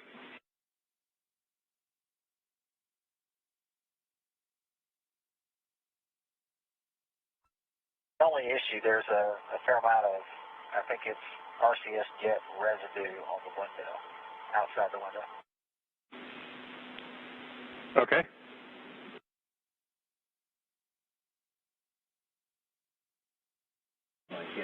Yeah, Butch, we're assuming you're talking out the IVA hatch window for the centerline camera. That's affirmative. I mean, all of our windows have it. It's pretty much covered, but yeah, that one, it's not objectionable. I'm just letting you know it's there. Okay, copy.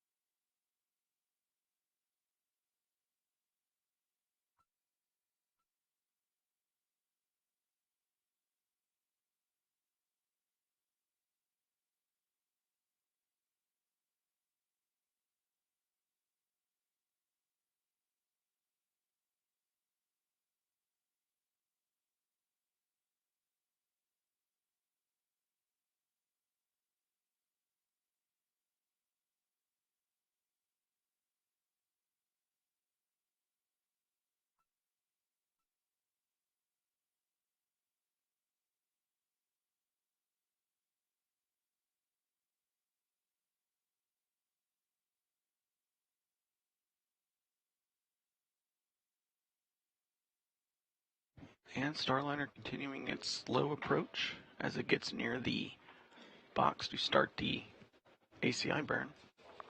Starliner is currently 451 meters away from the Node 2 forward docking port, currently approaching at about 0.22 meters per second.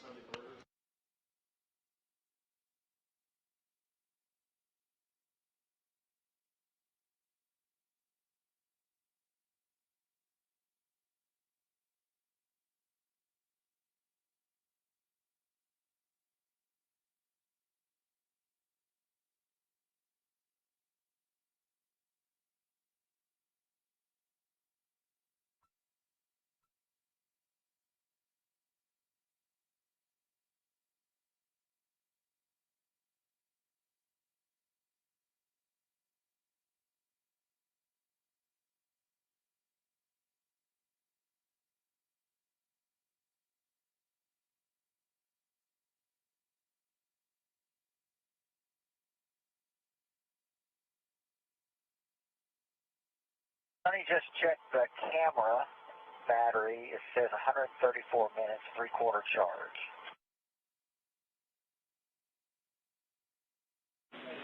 Okay, yeah, copy that. And but you should have the battery charge on the tablet overlay itself.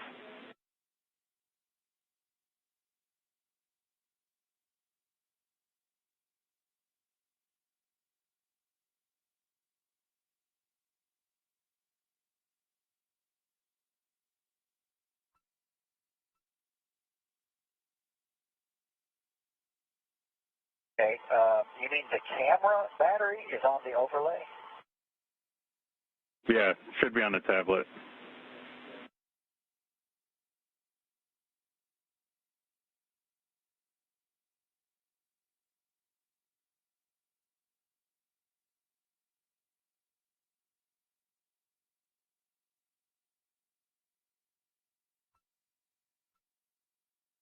Always learn.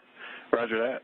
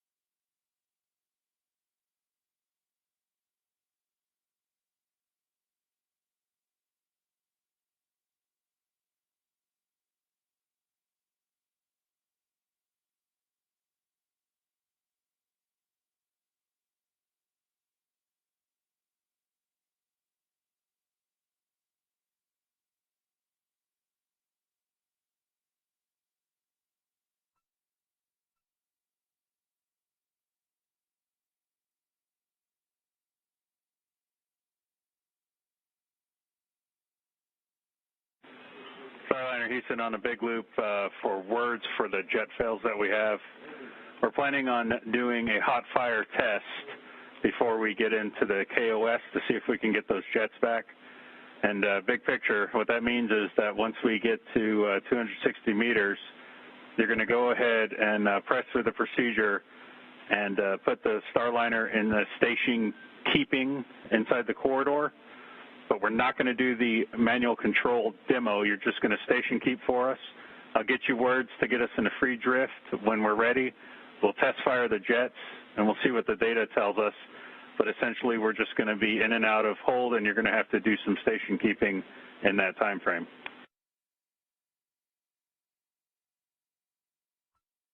Okay, so at 260 meters, you're going to want me to take manual control and station keep at 260 meters and just hold it there, and then we'll go free on your call.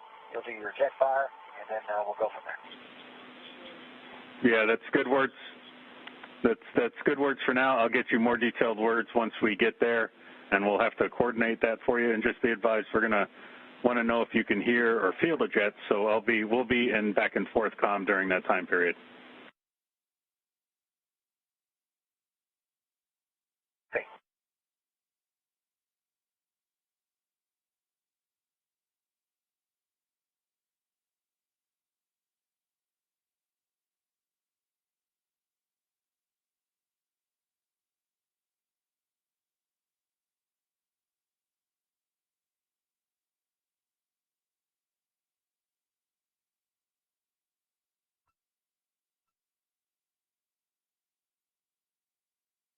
We are in another satellite handover with the tracking data relay satellite systems on the International Space Station. We've just heard some comms to the crew about the plan for 2 reaction control system thrusters that they are troubleshooting. We have an upcoming ACI, that's approach a corridor initiation burn in 3 minutes, 18 seconds and counting. And after that occurs, we will reach our 260-meter hold point. We anticipate that hold point around 1024. This is originally where we were planning to switch to manual mode and go into the manual piloting demo. We are still going to switch into that manual mode and troubleshoot those 2 reaction control system thrusters on the service module by conducting a hot fire test. After that is complete, the crew will have the opportunity to conduct their manual piloting demo.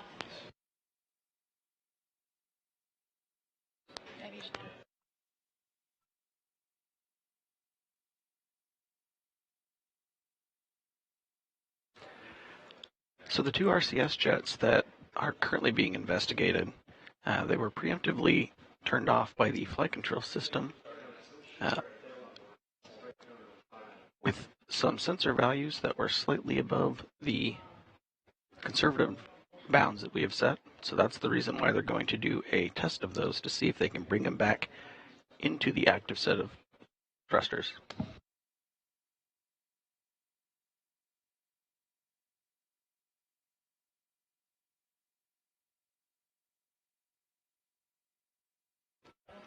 Looking at the Vesta views on the screen, the upper right camera, or the near field Viz camera, is currently in feature track mode. You can see some cyan light blue outlines around different features of the station.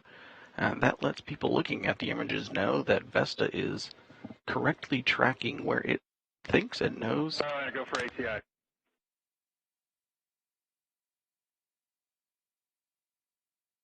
Go for ACI.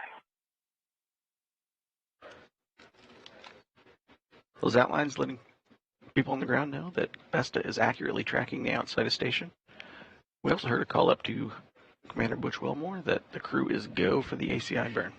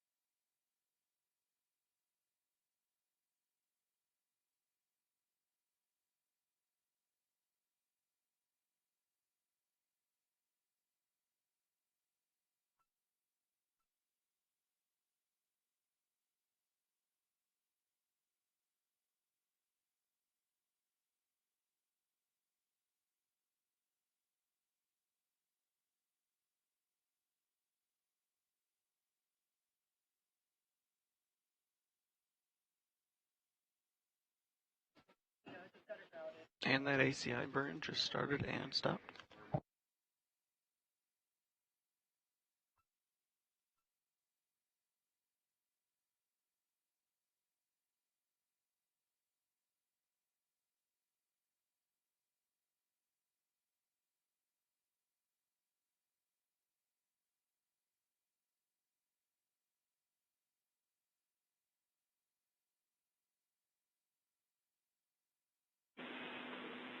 Starliner, good corridor burn.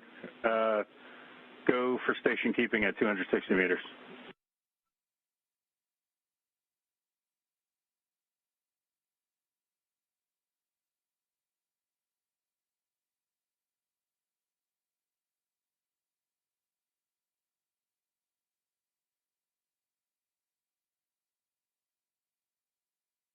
We are coming up on that 260-meter hold point following the ACI, or Approach Corridor Initiation Burn, right on time at 10:22 a.m. Central Time.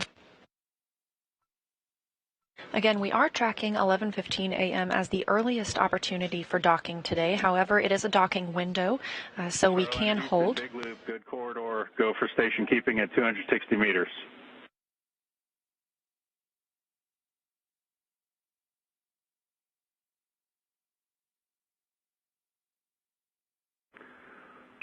Hold at 265. Hold at 260. Yeah, good readback.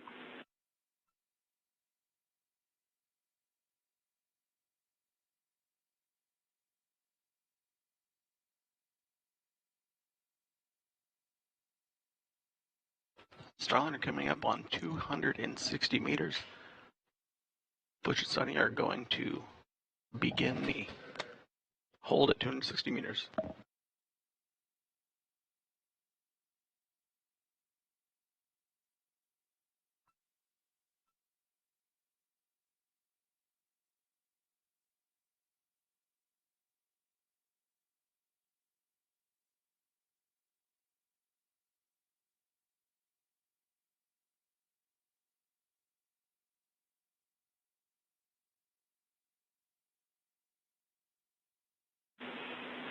Starliner in this hold for your trajectory. We're looking for about a 10-minute football.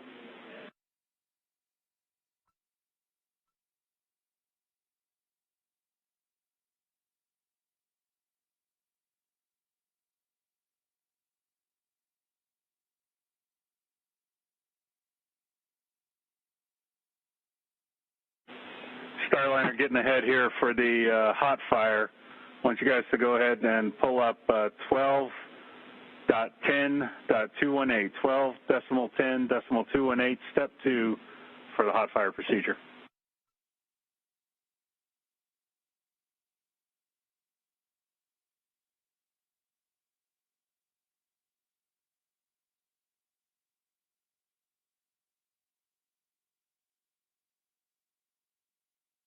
Okay, 12.10.218. We had a pulled up. We're looking at step 2. Okay, Roger.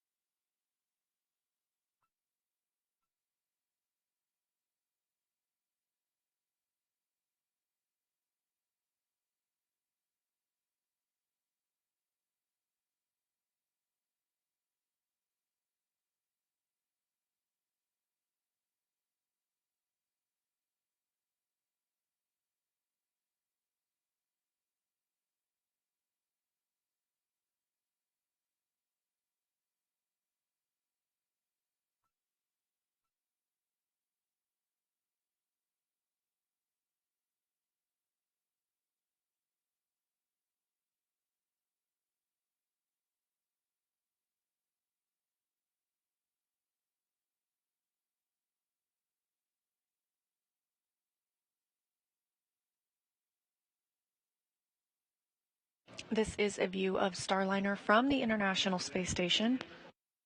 The spacecraft is now aligned with the International Docking Adapter on the Node 2 forward port. That's its intended destination today. They are currently holding at the 260-meter mark. This was a planned hold, however, it is being extended to troubleshoot 2 reaction system thrusters.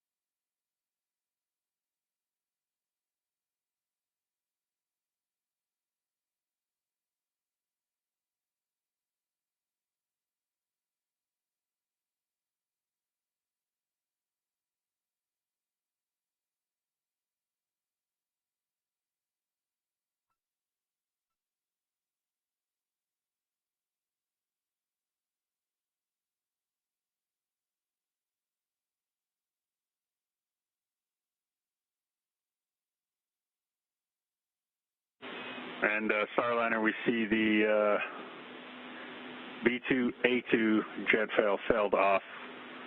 Still talking about it, still good for control.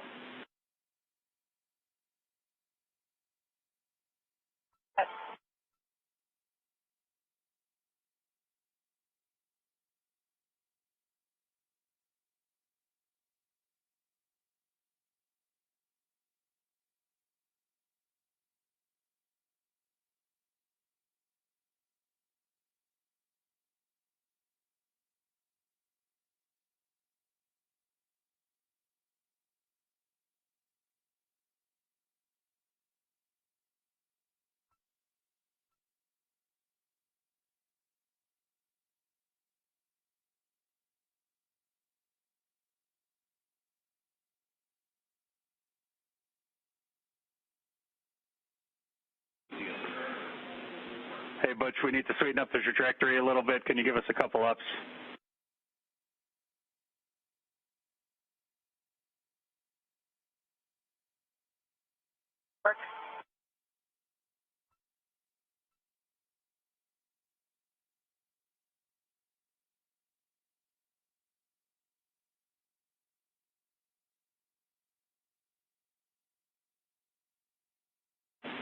And Sonny, confirm you've got the procedure pulled up.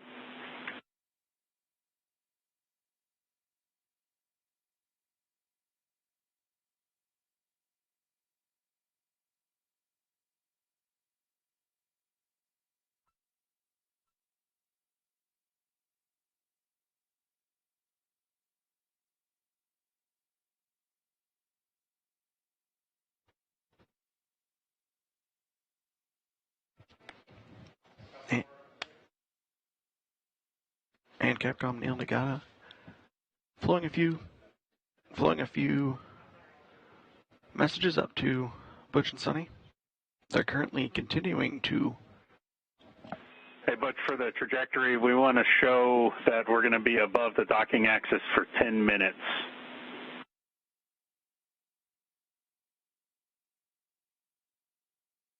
Do that?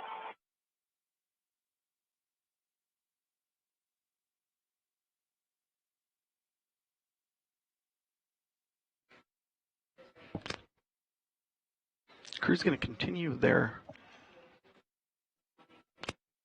hold outside of the approach corridor.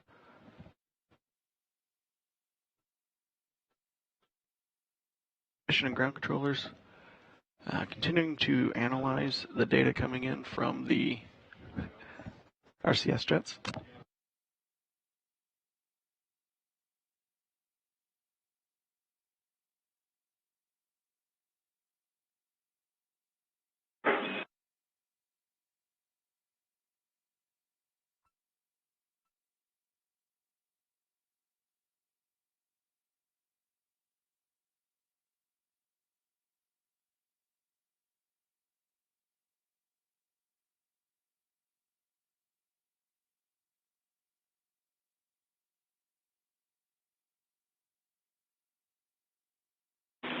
Hey, Sonny, are you guys ready to execute the SM hot fire test procedure? We lost another jet, S1A1.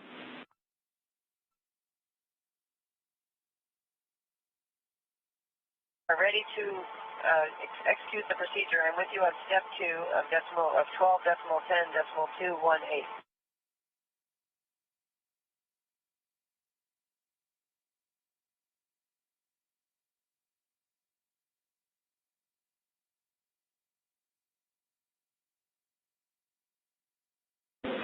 Okay, you guys are go to execute step 2, and in between the hot fires, please damp rates.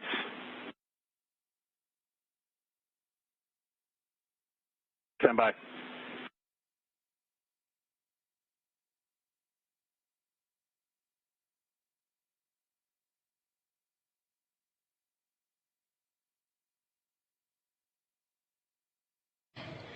The crew aboard Starliner is preparing to conduct a hot fire test of the thrusters that are currently down.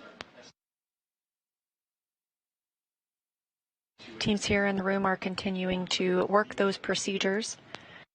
Again, we are at a 260-meter hold point. Starliner, execute step 2 now, please.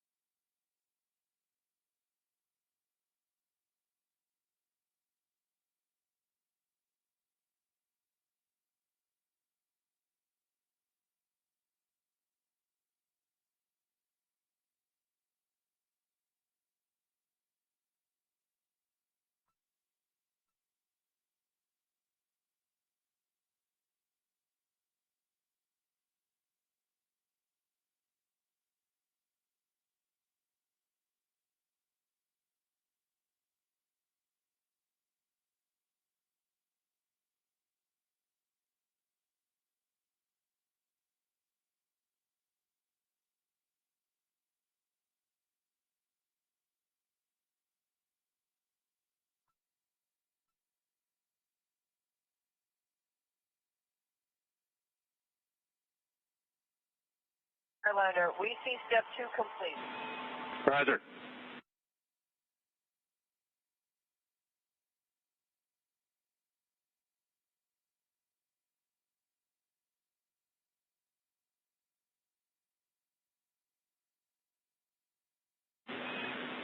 Okay, Starliner, we're about to hot fire S2A2. Stand by.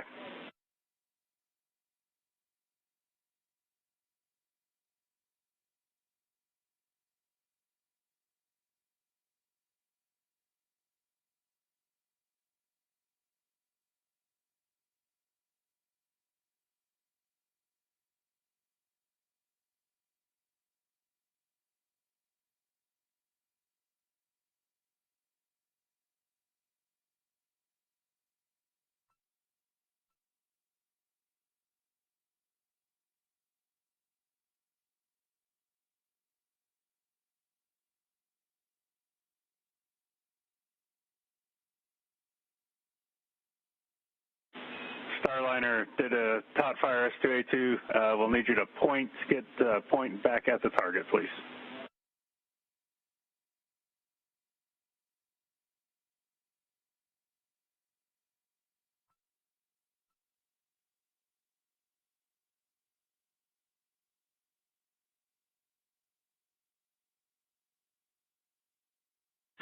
And Starliner, curious if you heard or felt anything for that test fire.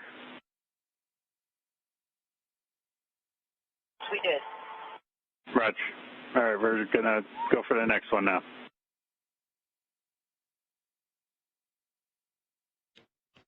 And mission controllers here, working through hot firing the jets that have been toggled off. They're doing a one by one, going back and forth between that and having Butch hover in the corridor.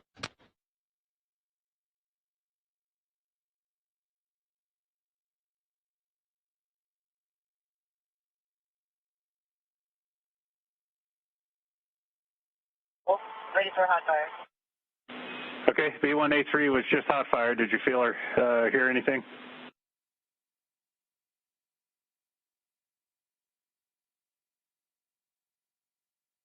Specifically. Okay, we're going to. Right again. Well, we're going to set up for the next one now.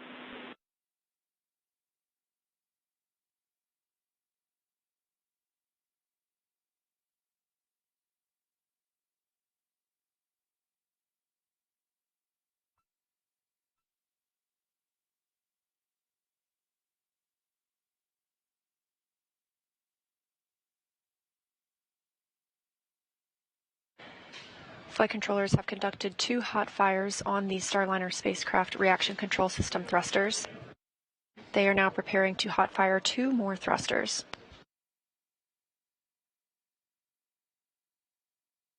Butch Wilmore continues to manually pilot the spacecraft. Okay, copy that. We'll be on air to ground 1. ISS is in the handover.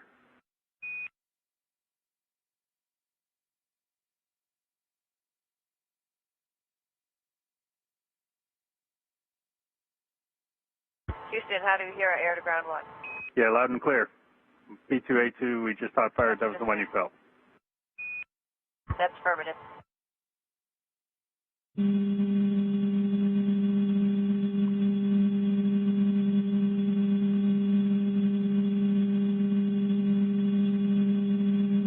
We'll take talk listen on space to space. We'll go back to the big loop.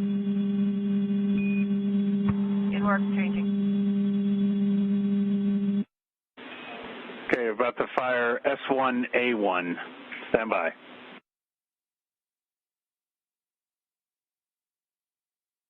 Right.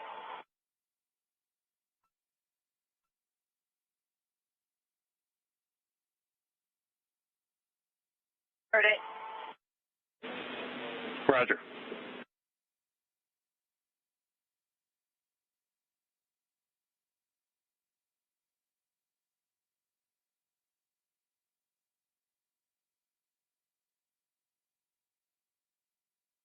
That completes the hot fire test at the 260-meter hold point.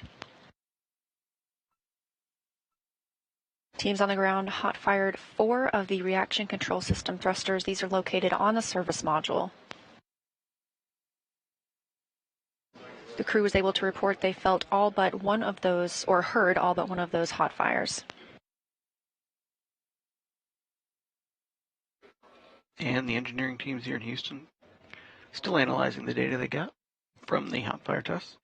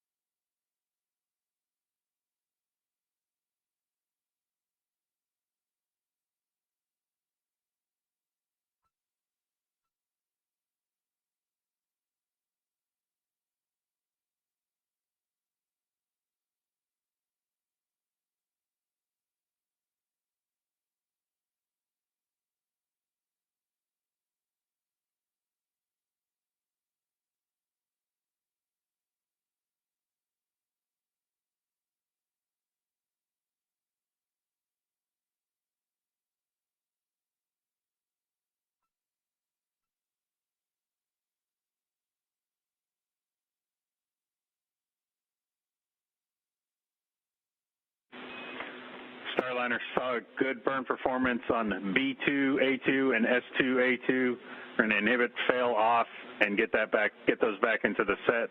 That'll restore 6th-off control. And we're still assessing the other 2 jets.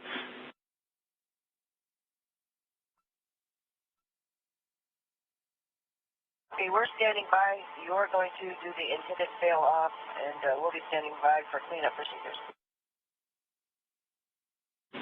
Yeah, good read back. Drifting out to 265, looks like. You want me to fire forward and maintain closer to 260, or just let it drift?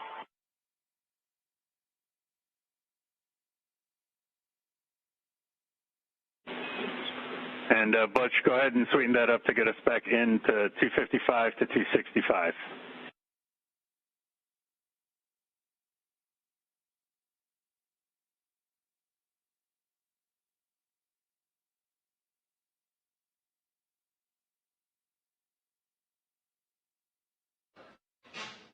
And during the recent hot fire test of the RCS jets that had been temporarily deselected,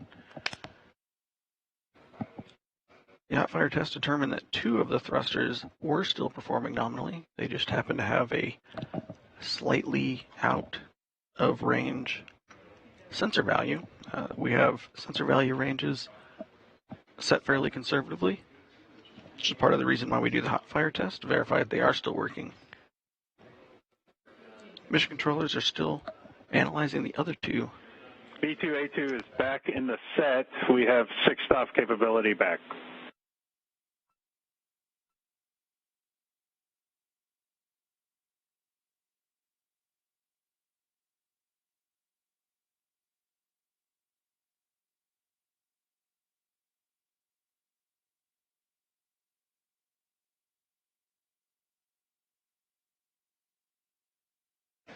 And we do have Butch Wilmore continuing to manually hold the spacecraft at this 260-meter point away from the station.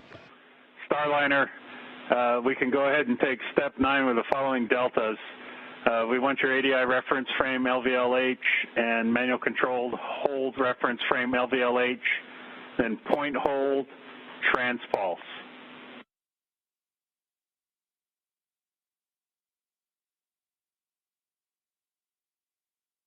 LVLH, point hold, transpulse, and we'll put that to work now. Good read back. And once you're there, go ahead and sweeten up your pointing to get it back at the target.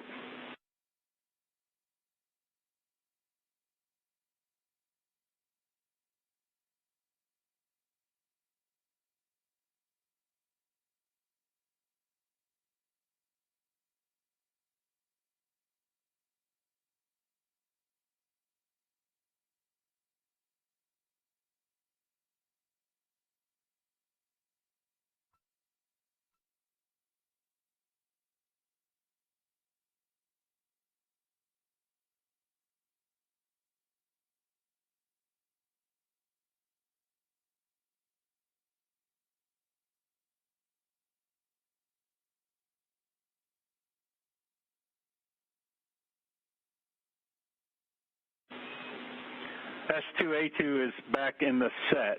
We're looking at the data for the other two jets. Say again, Sonny?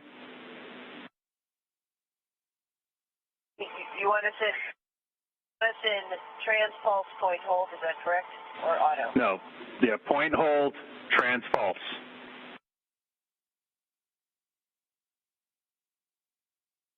We're there? See it.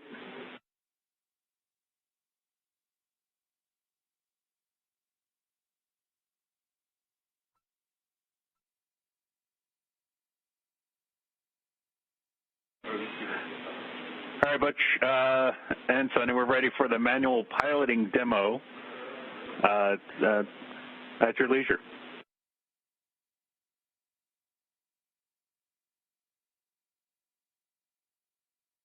I think I got all axes there, Houston. I'm good with manual piloting, as expected, except for when we didn't have the full 6 off.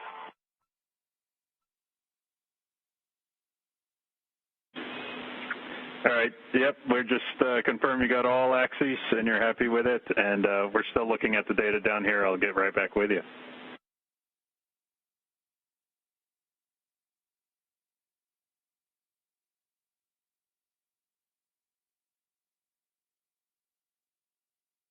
And as teams continue to analyze the data they've received from those hot fires of the 4 RCS, or reaction control system thrusters, they gave the crew the opportunity to conduct the manual piloting demo. They are still at that 260-meter hold point. This is where the demo was initially intended to take place, and due to the station keeping that they've already been performing during these thruster firings, Butch Wilmore reports back that he feels like he has a good idea of control of the vehicle, and he feels that the manual piloting demo itself is complete.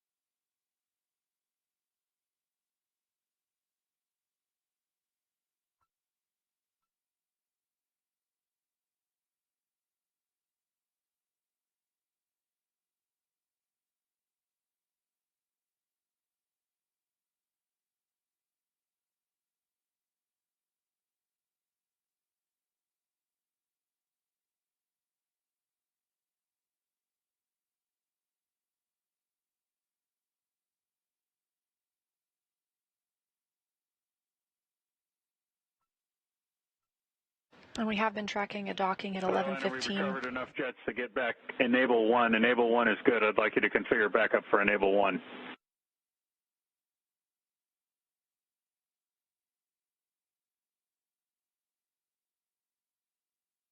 Enable 1 on, enable 2 off. Roger. We were tracking an initial docking time of 11:15 a.m. Central Time. However, that is a window. That was just the first opportunity. So even this extended hold, we still have the opportunity to make that first docking window.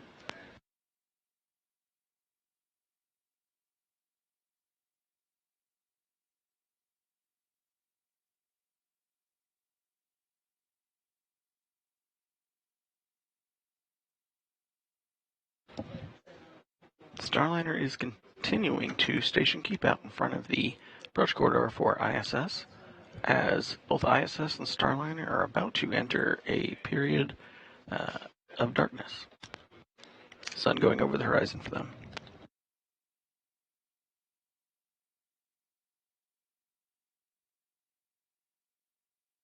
And just as expected, they have entered that orbital nighttime. The International Space Station sees 16 sunrises and sunsets a day, and the orbiting laboratory and Starliner are currently flying approximately 258 statute miles over the Seychelles.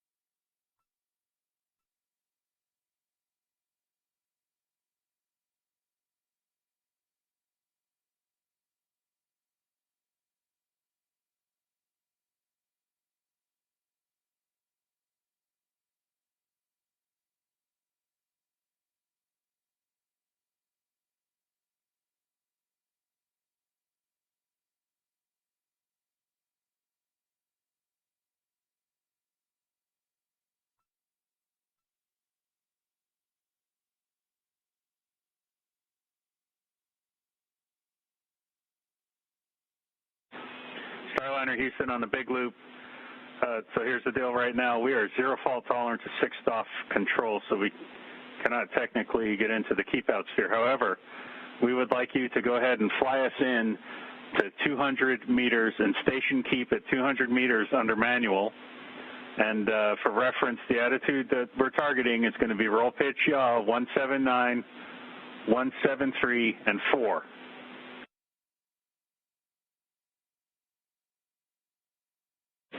And you're good to do that now.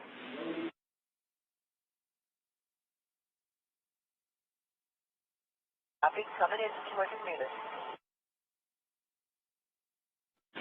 Roger.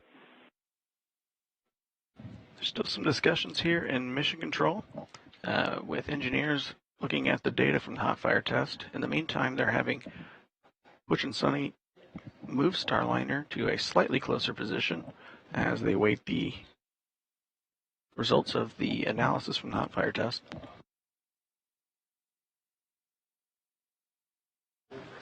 The vehicle is still being manually piloted, and we heard the call that they do not have the go to enter the keep out sphere due to the current configuration. However, as Jim mentioned, they are flying into near that 200 meter point. The keep out sphere is a 200 meter radius around the International Space Station, sort of an invisible boundary.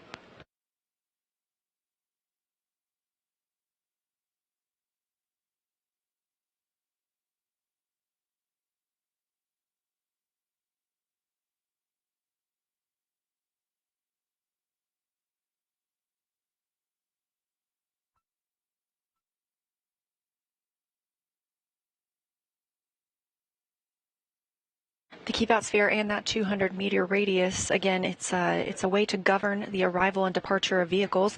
Essentially, before a spacecraft can enter the keep out sphere, it has to be at least 4 orbits safe, meaning if it were to lose control of its thrusters, it would not enter that 200 meter radius within 4 orbits.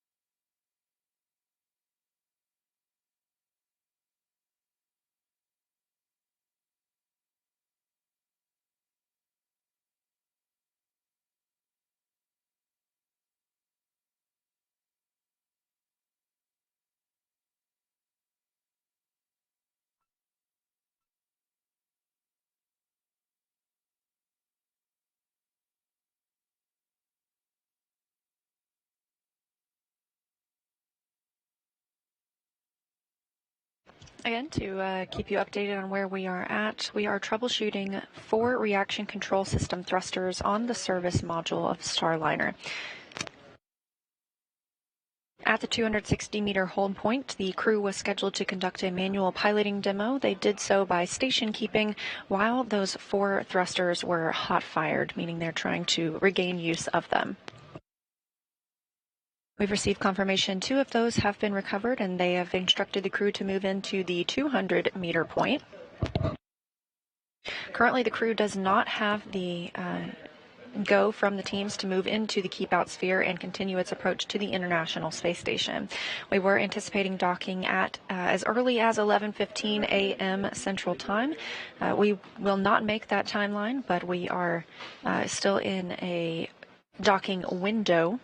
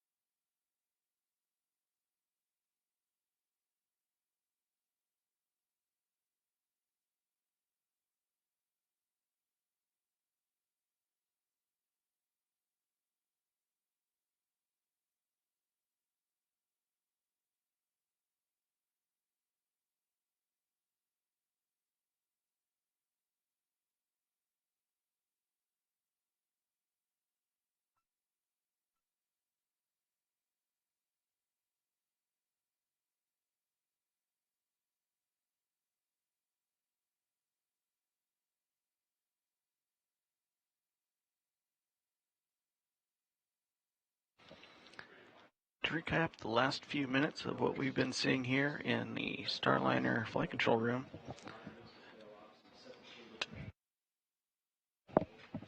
Starliner crew, Butch and Sonny, did some manual station keeping, as well as helped do a hot fire test for some of the RCS jets that were automatically taken out of the set for use. Currently, 2 of the 4 that had been preemptively turned off are now turned back on. They saw good data from them from the hot fire test. There's a lot of chatter on the back loops from Mission Control and the engineers. They're currently discussing a few more of them. Since the hot fire test, Butch and Sonny moved slightly closer to in the approach corridor. All is preparing for the next phase once they finish the analysis of the RCS jet data.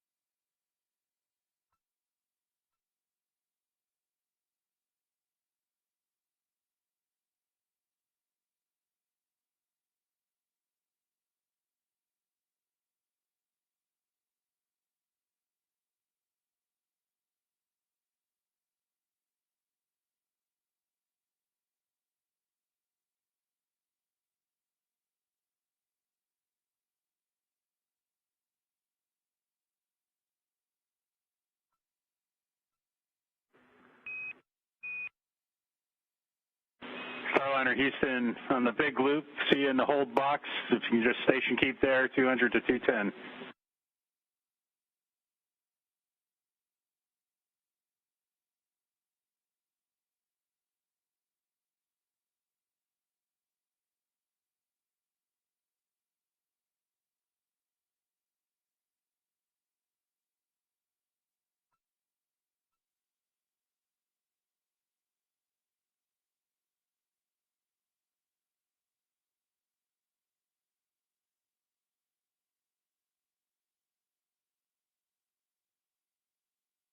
If you're just joining us, we are covering the first flight test of astronauts to the International Space Station aboard Boeing's Starliner spacecraft. This is NASA's Boeing crew flight test.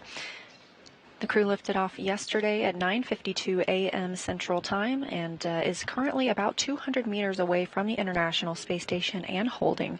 They do not currently have the go to enter the keep-out sphere and proceed with the docking process, as they are troubleshooting some reaction control system thrusters that failed on the service module.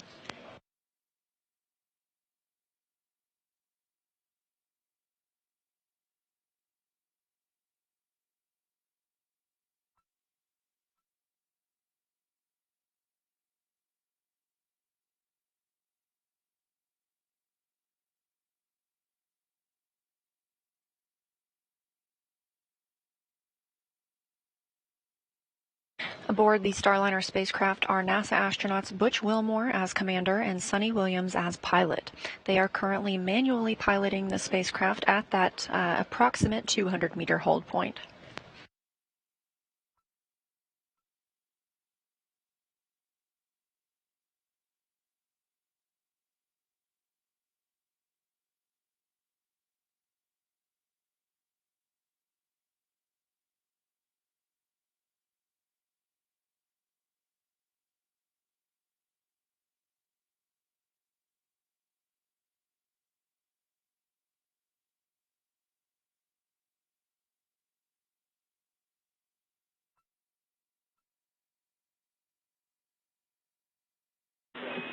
Re-enabled to B1A3, talking about our next approach. Just give us a few minutes.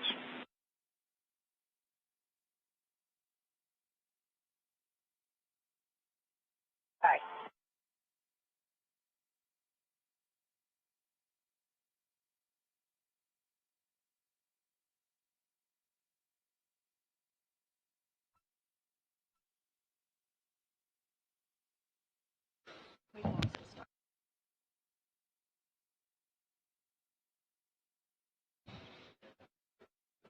And flight control teams here in Houston have re-enabled the B1A3S service module RCS jet.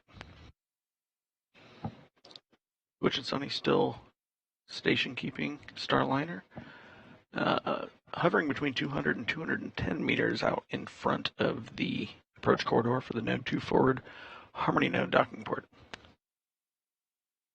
A little more info about these RCS thrusters. These are reaction control system thrusters. There are 28 of them, and they are located on the service module. That's the lower portion, essentially, when you look at Starliner. The service module does not return to Earth.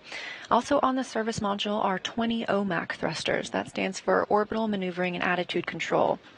OMAC thrusters are used for larger burns. Meanwhile, the RCS thrusters, what we are currently troubleshooting, these are used closer to the International Space Station. They allow us to make more fine-tuned changes to the spacecraft's trajectory.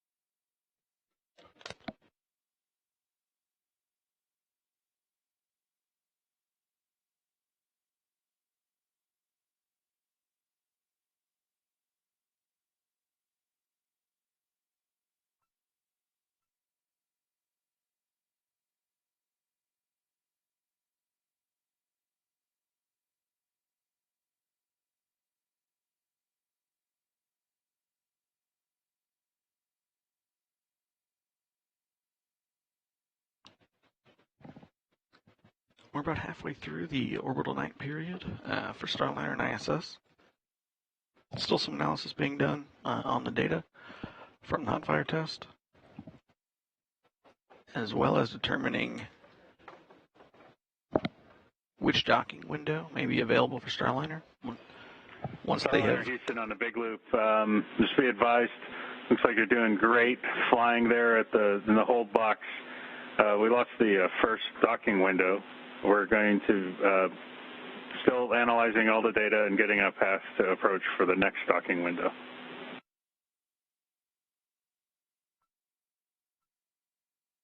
See that?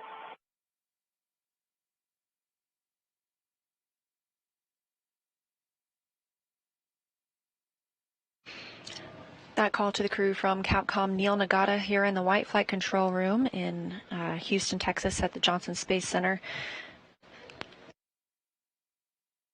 We were anticipating the earliest docking today for 11:15 a.m. Central Time, but with that call, we will not be making this first docking window. The second of those windows opens at 12:33 p.m. Central Time. And just so you're aware, we deactivated Mustang to help out main B power margin.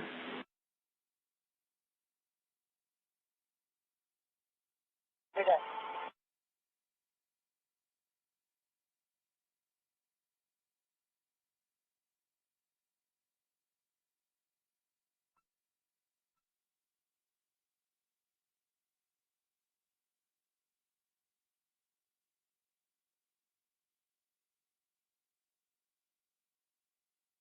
So we're going to power off the centerline camera for now. We've got to get bested. Yeah, we're good with that.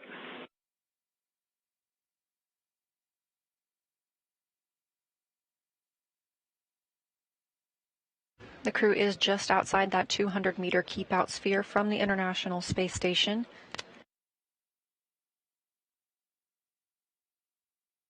And Butch Wilmore continues to manually pilot the spacecraft.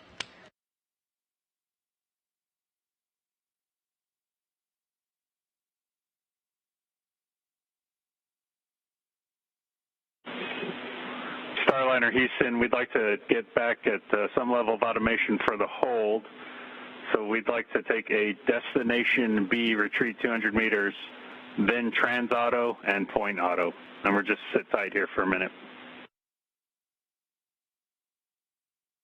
Okay, you want to do that now or sit tight? No, I'd like you to take those actions now. Destination B, Bravo, then trans auto, point auto, and then what I was saying is we'll sit tight at 200 meters while we're taking a look at the data and getting a path back in. Okay, we covered it. We're going to go destination Bravo, retreat to 200 meters. Then we're going to go point auto first, and then trans auto. Yeah, sounds great.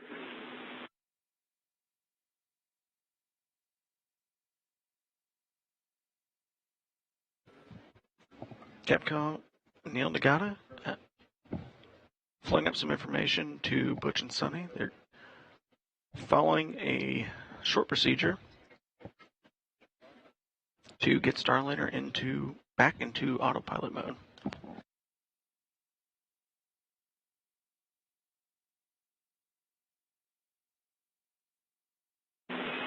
Expected message, T2A2 is not where we're looking.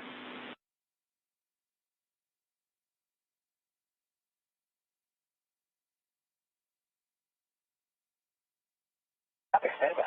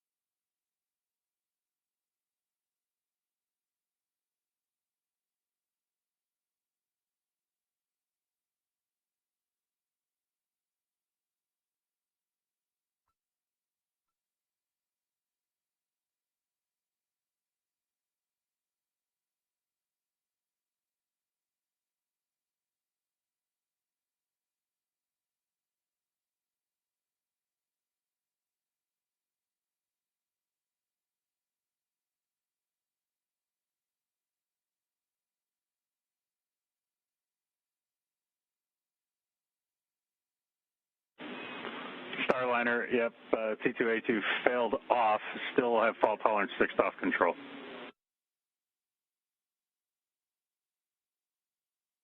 Copy.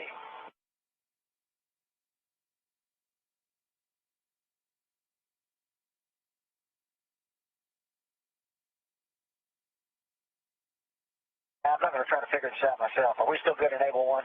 Backup control? Stand by.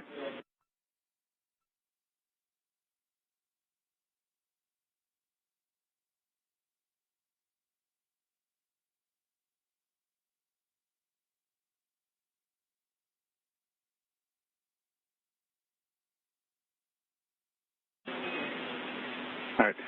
Butch, with S1A1 and T2A2, both enables are degraded, so you might as well leave it enable 1. And like we talked about last night, if you have to drop the backup, you'll just have to find the right switch to accomplish what you need to accomplish. That's what I figured. Thanks. Got it.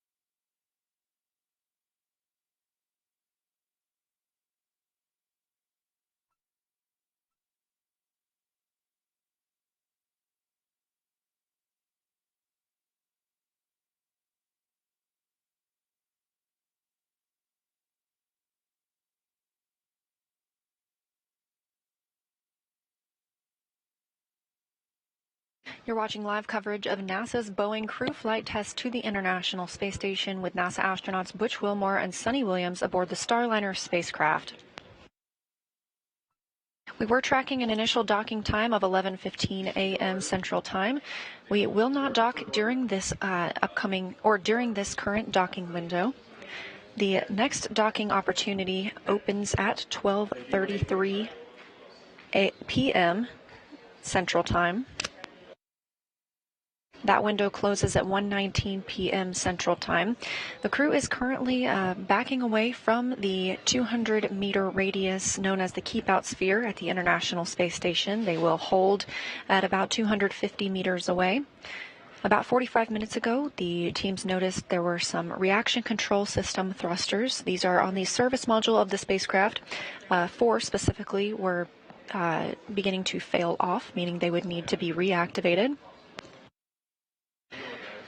The crew took manual control of the spacecraft at the 260-meter hold point and conducted some manual piloting while those 4 reaction control system thrusters were fired.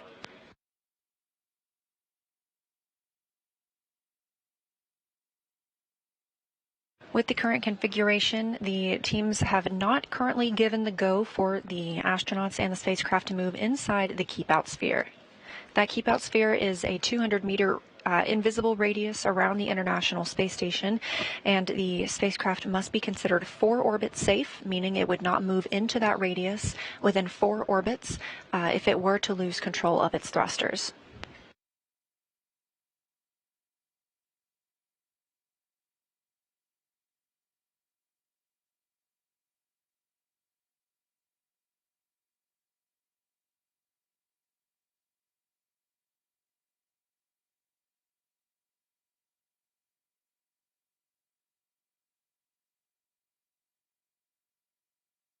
We are operating out of 2 flight control rooms here at Johnson Space Center. On the left, you see Capcom, or Capsule Communicator, Neil Nagata. He's the voice you've been hearing speaking with Butch and Sonny aboard Starliner. We're in the white flight control room. This is the Starliner flight control room.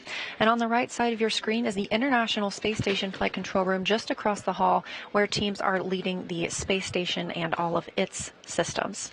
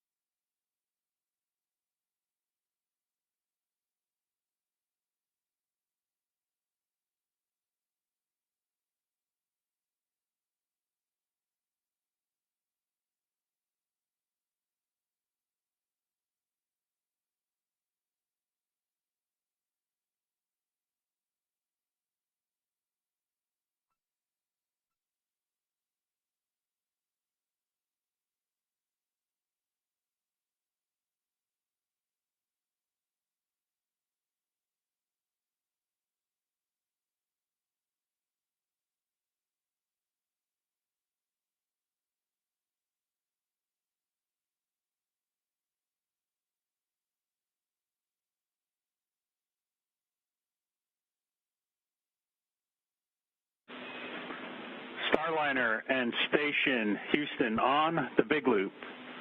Right now, Starliner has enough capability. We have fault tolerance of 6-off control to press in. However, we'd like to do that press in about 17 and a half minutes from now. Given that, we're going to go ahead and perform another hot fire to see if we can recover the T2A2 and S1A1 jets in the intervening time. So for Starliner, once we get into insulation here and get our optical cameras back for Vesta, we're going to get back into the SM hot fire test procedure. Starliner copies. Sunny's pulling it up. Station copies.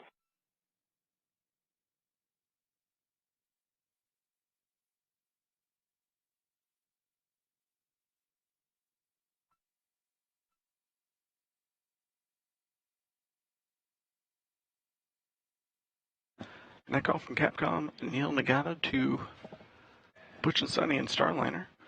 They have analyzed the data from the RCS switchers they've gotten back, the ones that have been enabled. They do have 6-off control of Starliner, which means they are currently go for a docking. They're currently planning on moving in for the next docking attempt.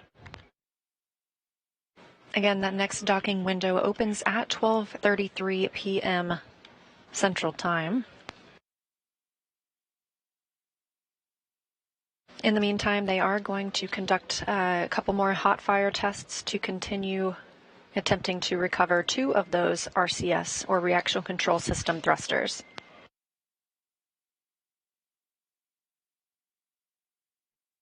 We are reaching the end of the nighttime period for ISS and Starliner. We should expect some views of both Starliner and ISS from each other's cameras shortly.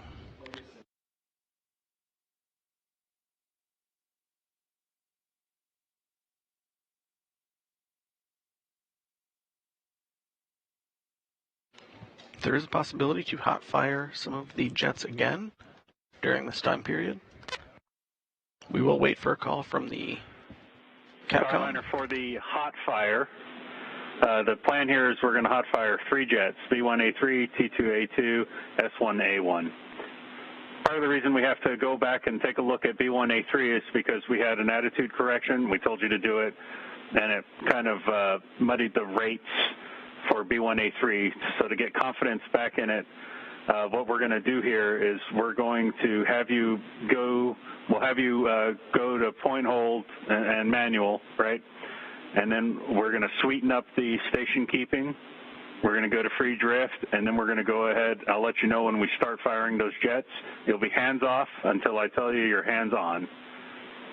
How copy? We got hands off the 10-man hands on after we go free drift. We're ready. Okay, and also to make things a little simpler, we're going to stay in LVLH for this one. So stand by for my next call to get us configured. Standing by, yeah, we like LVLH. We were curious while we were in Nurseville to begin with. Thank you.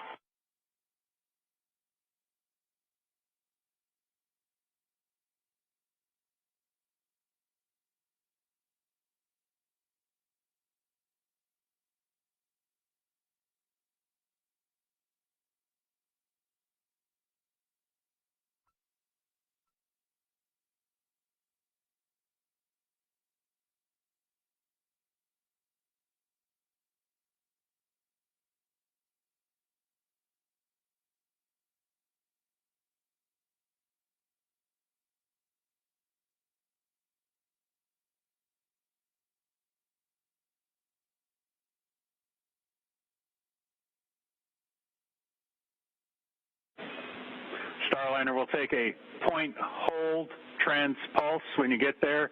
Stand by, Ray will give us some words to sweeten up the station keeping.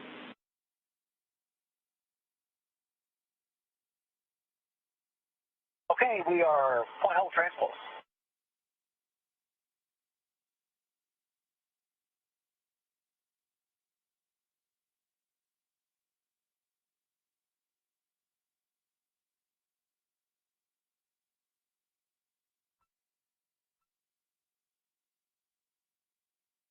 This view coming from the International. Two ups.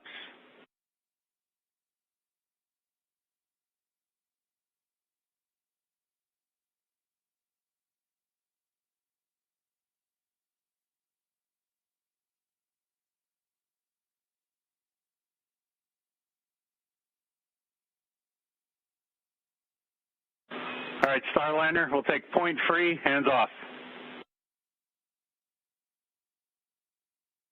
Free, hands off.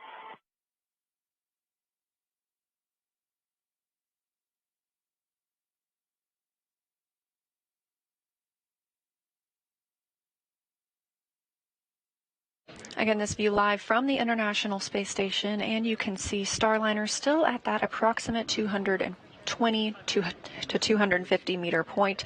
The space station and Starliner are entering into an orbital daytime, currently flying 259 statute miles over French Polynesia. Of course, we've been keeping you updated with all of the Starliner updates here in the White Flight Control Room, but my teammate Gary Jordan across the hall has been keeping tabs on everything space station. We'll go to Gary. Heard a jet fire on board. Roger.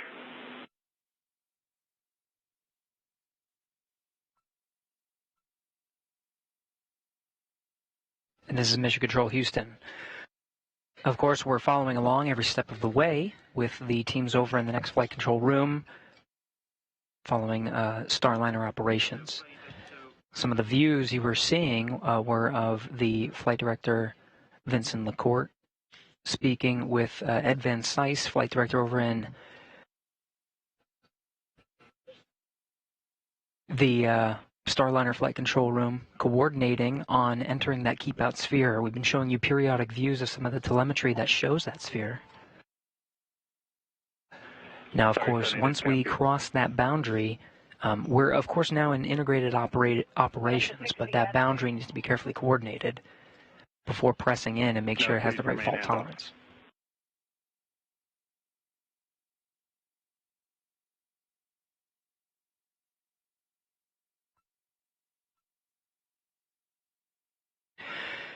Outside the keep out sphere now, Butch and Sunny remaining in a hold position. That go to proceed inwards has been given by the teams confident enough in the configuration of Starliner with the necessary redundancies to back away if needed once inside the keep out sphere. Lots of coordination happening on both sides before giving that call. But from the International Space Station flight control team, there is enough confidence in the configuration to go ahead and press in.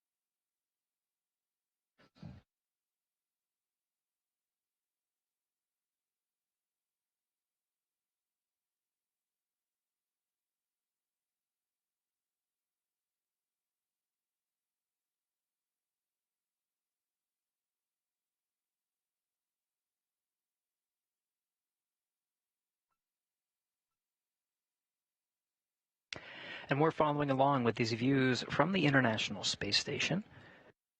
Getting great views, the sun reflecting. Starliner, we'll take point, hold, and then point back at the target, please. Take hold, and we will point back at the target. Good read back.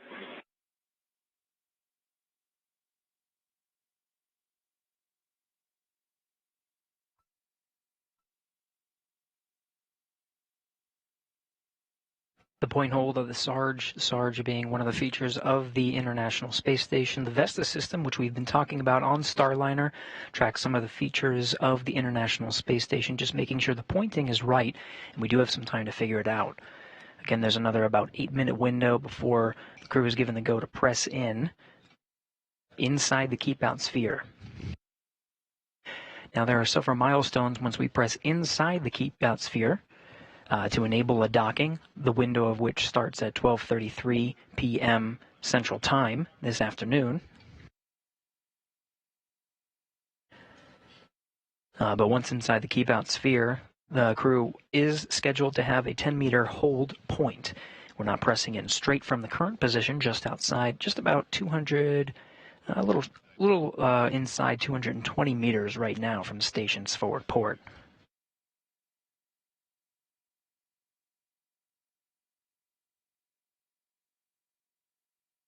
If that's okay with you, and otherwise it's good. Good with the attitude. Point free, hands off.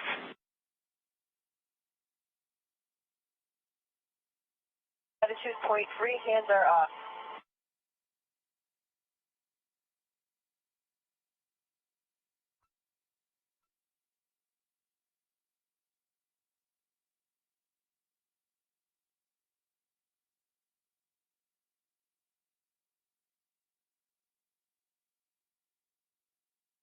S1A1 fired.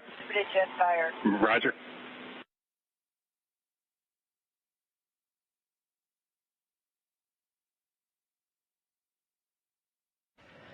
Capcom Neil Nagata in the Starliner flight control room. The voice you're hearing inside Starliner is Sonny Williams, confirming that when the ground teams enable the thruster firing for that hot fire test, which had been reported to the crew. We got a pretty good yaw rate. Let me fix this. Negative. We're firing B1A3. Stand by. These numbers you're hearing are the specific thrusters. And we heard it. Roger that. We're looking. You heard confirmation of feeling some of those thrusters, S1A1, B1A3. These are the specific thrusters that are targeted for these hot fire tests before proceeding into the keep-out sphere. Again, the teams are comfortable with the current configuration with some of the reaction control thrusters. In the current configuration off, however, some of these thrusters that are being fired now are part of the hot fire test to try to recover some of those. Even though there is redundancy, recovering those would just add enough redundancy or additional redundancy outside of the already go configuration. The crew reporting that they are feeling those thrusters as they are hot fired. Okay, we'll take point hold to get us back on target track. Point hold and take us back and point us back to the target.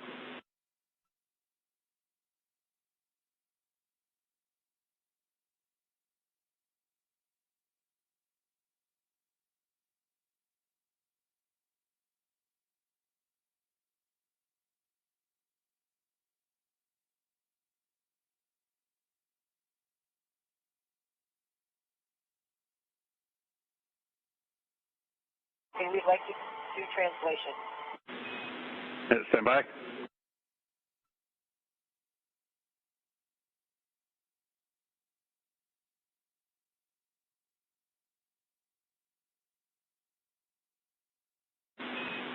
Starliner, your go to translate back to the hold box manually.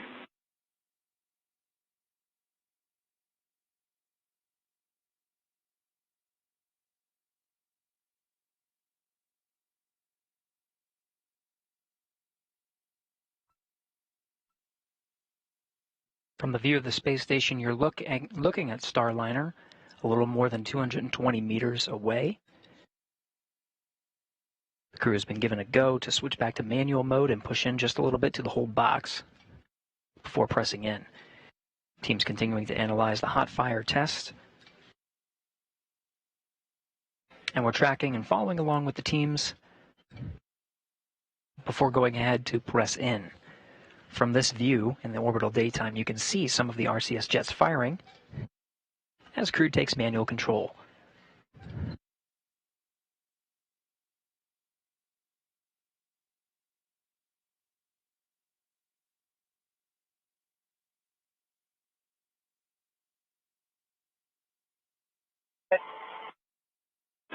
Say again, Tony. Back in the box.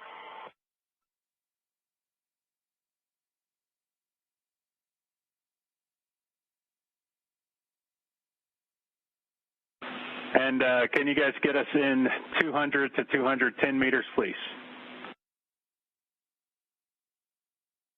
200 to 210. Starliner crew confirming. From the ground, they just need to push in just a little more from where they are. An extra 10 meters or so should get them inside the box, the planned hold box. Again, and they'll continue to hold there. Right now, the crew on manual flight and continue to hold there until given the go to press inside the keep out sphere. We're just a few minutes away from the scheduled time that the crew is scheduled to depart inside the keep out sphere. We'll follow along with the teams as they give that go.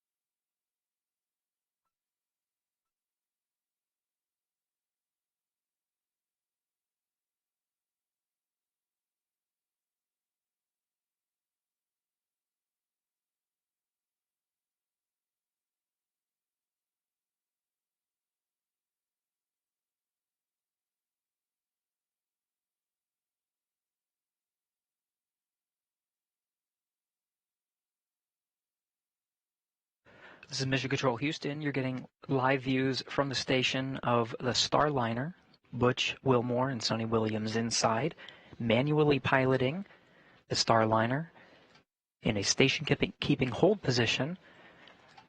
Right now, just about 212 meters from the station. Station and Starliner are flying approximately 257 statute miles over the Pacific Ocean, approaching the west coast of Mexico, about to fly over the Midwest of the United States on a northeastern trajectory. In an orbital daytime, you're getting great views from the outside of the station. Teams continuing to analyze the Starliner before going ahead and pressing in to the keep out sphere.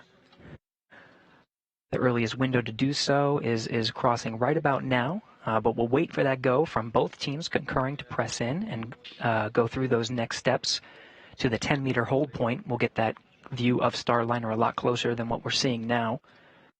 We're attempting right now the second docking window, continuing to look at the Starliner and its systems, the reaction control thrusters that are needed to enable a go to proceed inside the keep out sphere and ensure safe docking to the International Space Station. The window for that second attempt opens at 12:33 p.m. Central Time. That's, of course, Starliner Houston, see you in the box. We'll take auto. Auto.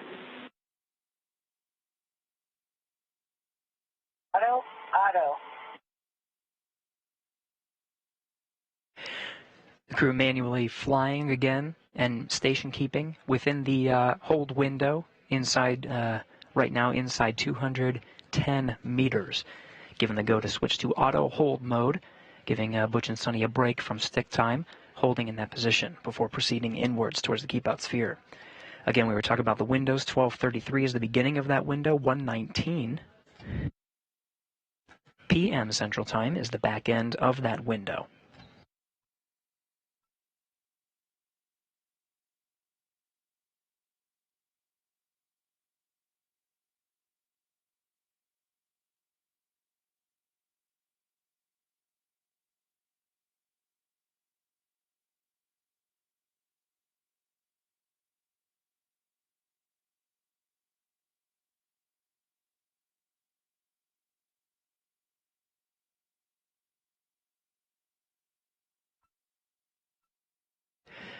flight controllers here in the International Space Station Flight Control Room, continuing to evaluate steps needed to ensure a go to proceed inside the keep out sphere, and go ahead and press in for that attempting for docking within the second window. We're following along very closely and coordinating. Houston.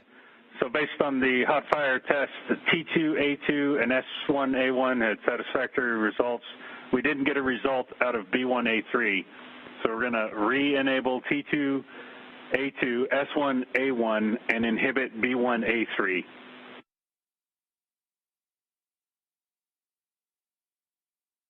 We copy all. You're going to inhibit B1A3. The other two, we see one of them back online, and it felt like the rest of them to us. I'm not sure what your data shows, but okay, copy all.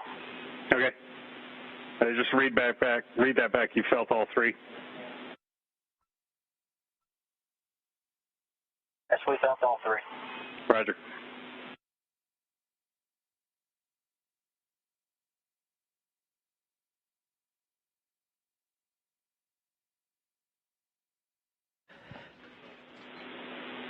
And by getting back T2A2, backup enable 1 became full again. And I don't think you switched out of that, but we're still go backup enable 1. After that, enable 1 on, enable 2 is off. SMRCS. Roger that.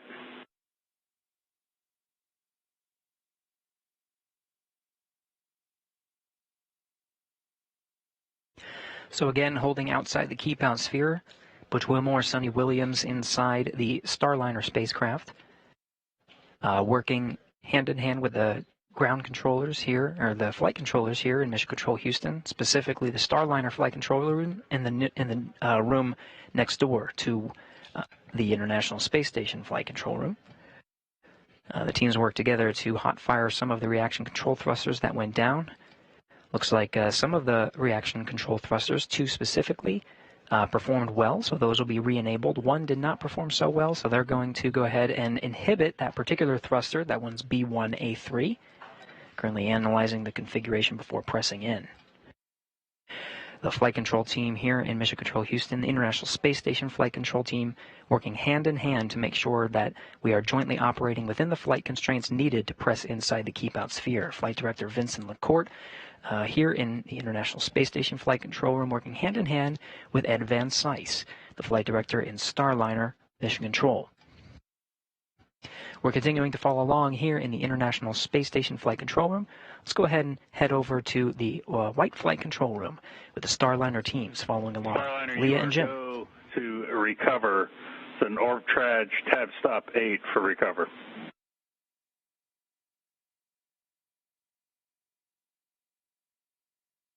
Stop 8, recover. Here we go.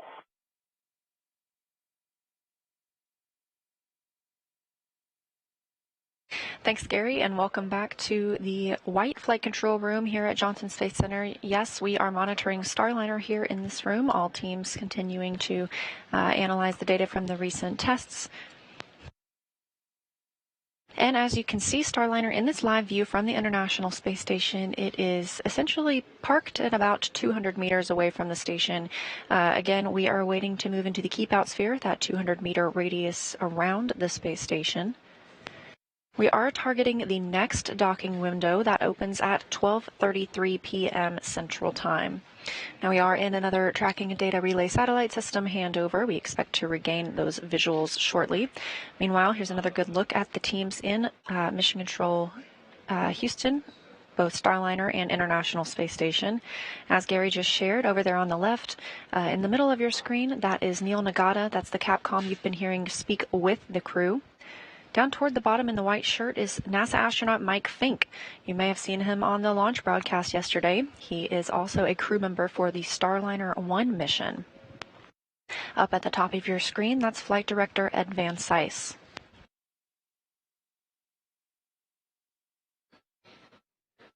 And Starliner progressing slowly through the approach corridor now. We've just reached 187 meters. 190 meters is the first distance, and Starliner's flight plan for docking. First milestone inside of the keep out sphere. currently moving towards station at about 23 centimeters per second. We're going to continue our slow approach until the 10-meter point at which we have a planned hold where we will enable the NASA docking system, NDS, and then prepare for a final docking several minutes afterwards. Starliner is directly lined up with the Node 2 forward port. That is where it will be docking today. Also docked to the Node 2 port are the SpaceX Dragon spacecraft. That's on the Zenith side. So once Starliner arrives, we will have 2 American crewed spacecraft at the International Space Station.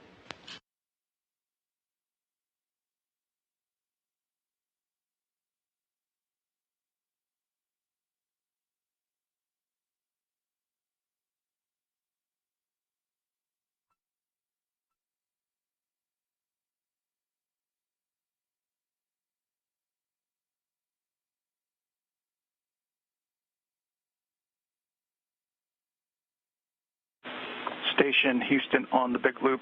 Starliner is inside the keep out sphere. Begin monitoring per 1.106, step 1.1.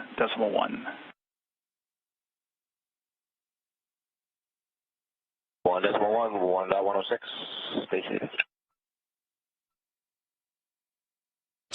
And with Starliner inside the keep out sphere, this is the second of those 2 invisible boundaries that we use to govern arriving and departing spacecraft. The first is the approach ellipsoid. That's when our joint operations begin between the space station and the Starliner teams. Now, the keep out sphere, we had to wait outside of this location for a go. You have to have at least 4 orbits safe before you can move into the keep out sphere. That means if you were to lose control of your thrusters, you would not move inside that boundary for 4 orbits. Just to make sure we're on the same page, we're inside the keep out sphere, and we are in procedure 6.102, step 28 with you.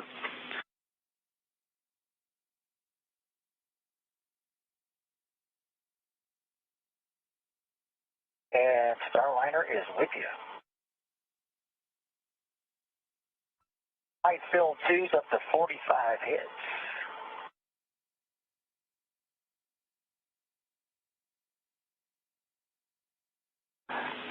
And Barry, that is as expected. Those will reject up until 10 meters.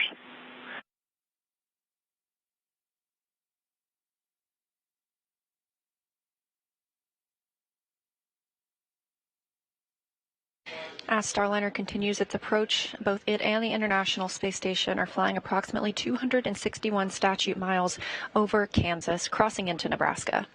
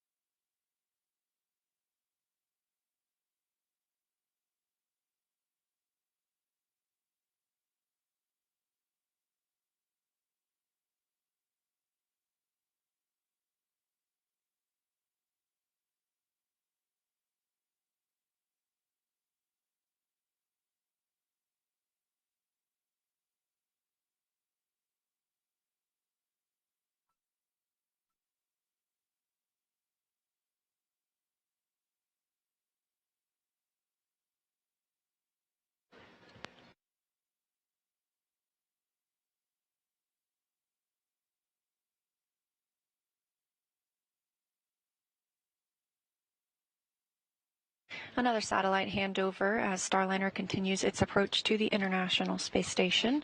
Again, we track these handovers on the tracking data and relay satellite system, and we have regained that visual communication of Starliner on its approach. Again, we are inside the keep out sphere. Starliner has been given the go to proceed, and we are targeting the earliest docking time for 12:33 p.m. Central Time.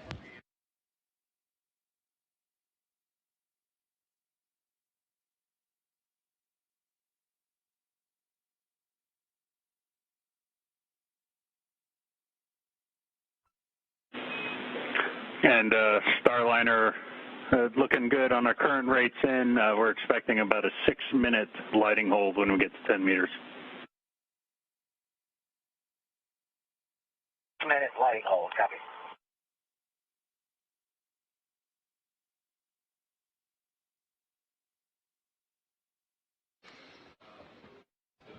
Capcom, Neil Nagata, providing some status updates to Butch and Sunny up in Starliner. They're still progressing slowly towards the 10-meter hold point.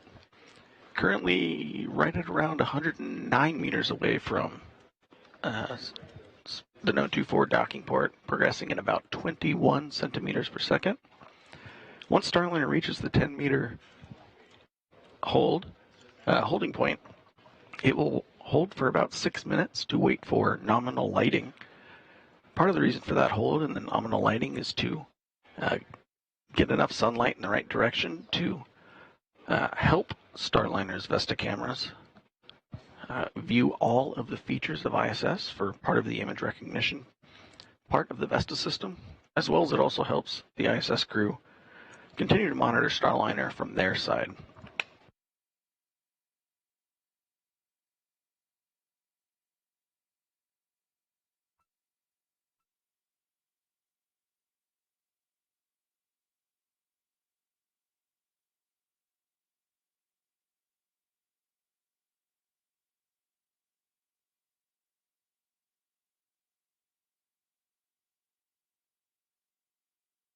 And just a reminder of the NASA astronauts aboard Starliner today. Commander Butch Wilmore, it is his third flight to the International Space Station after having been selected as an astronaut in 2000. He flew first to the International Space Station as a pilot on Space Shuttle Atlantis in 2009 and served as a flight engineer for Expedition 41 in 2014. NASA astronaut Sunny Williams is the pilot for the CFT mission, or Crew Flight Test. She was selected to be a NASA astronaut in 1998. This is also her third flight to the International Space Station, the first one coming as a flight engineer for Expedition 14, and in 2012, a member of Expedition 32.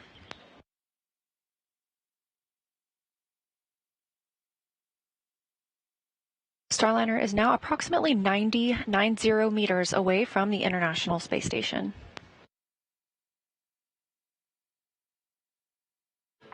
And at the 100-meter point of Starliner's approach towards ISS, it has slowed down to 0.1 meters per second, or 10 centimeters per second. It will continue at that lower rate until it reaches the 10-meter holding point.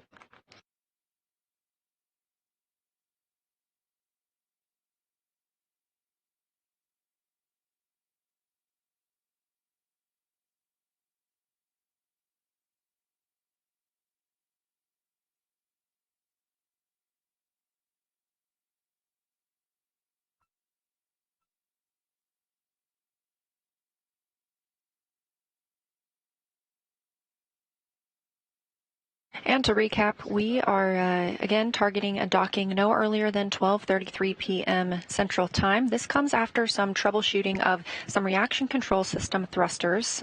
Those are also known as RCS thrusters on the service module portion of the Starliner spacecraft. We had 5 at different points, had 5 of those thrusters go offline, and through several hot fire tests, we were able to bring back 4 of those thrusters and obtain the go and the redundancy that we needed to enter the keep out sphere and approach the International Space Station for docking.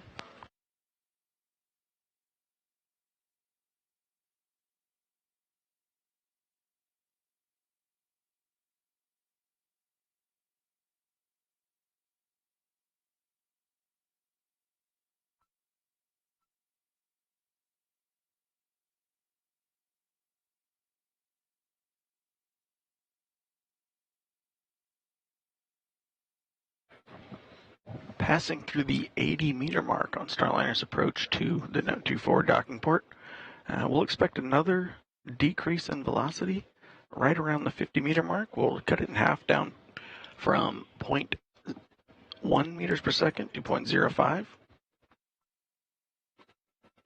Then further, when we get to the 30-meter mark, we will turn on Starliner's forward docking lights.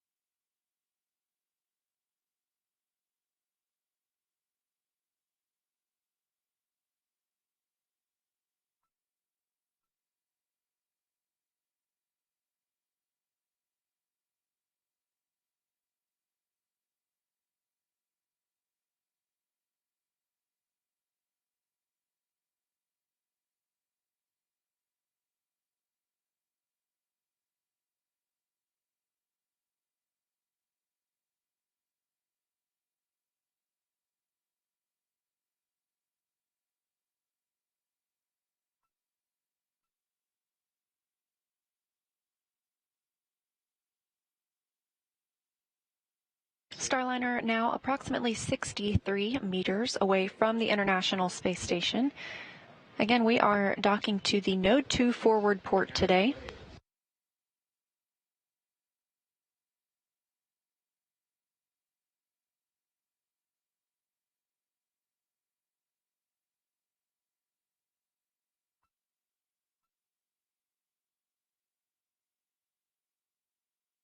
We are now 33 minutes away from the opening of the next docking window. However, we may hold at the 10-meter hold point for lighting to balance out and give us a better view of the international docking adapter that Starliner is targeting.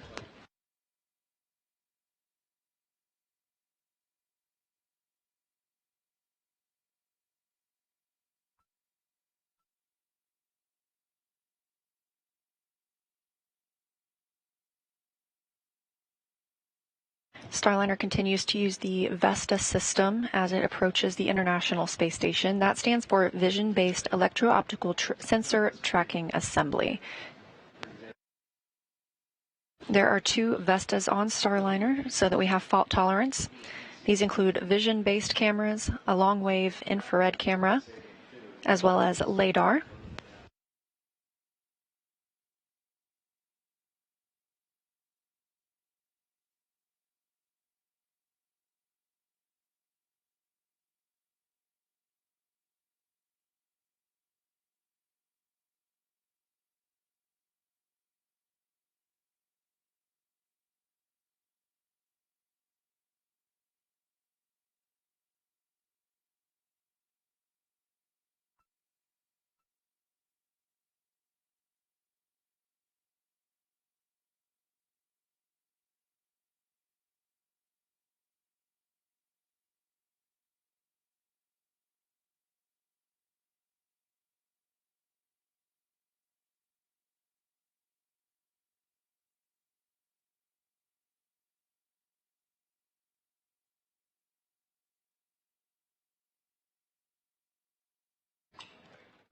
Starliner just passing the 50-meter mark.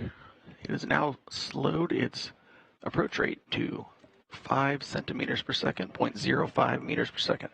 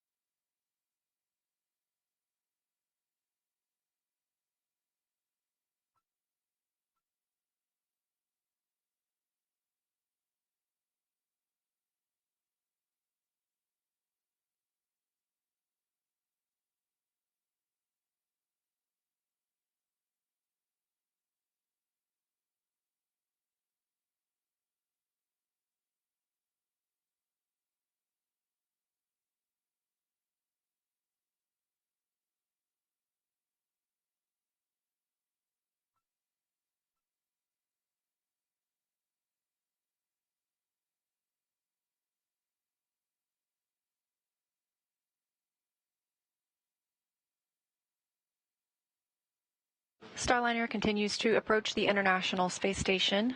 Both are traveling at approximately 17,000 miles per hour, but in these proximity operations, we have to move very slowly and precisely to line up properly with the Node 2 forward port.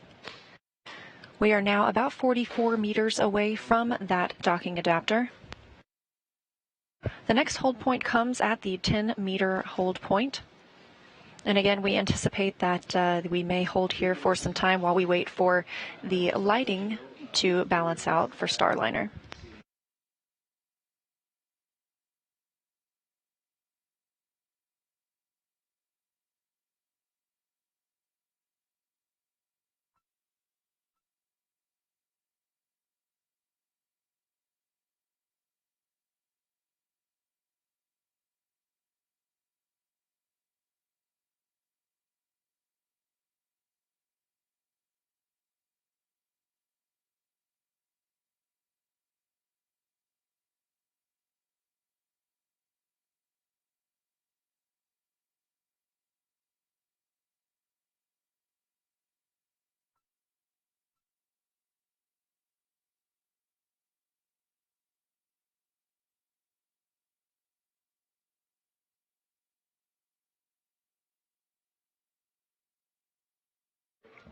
And coming up on 40 meters away from station, still progressing at about that 0.05 meter per second approach rate.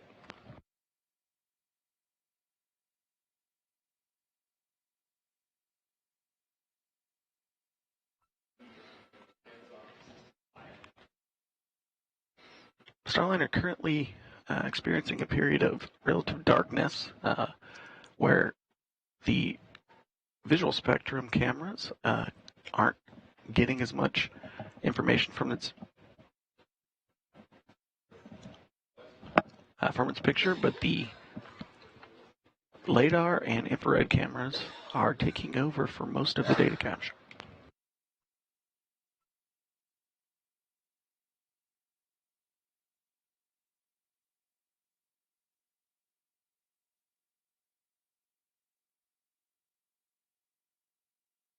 Again, this is NASA's Boeing crew flight test to the International Space Station, the first flight of astronauts aboard Starliner.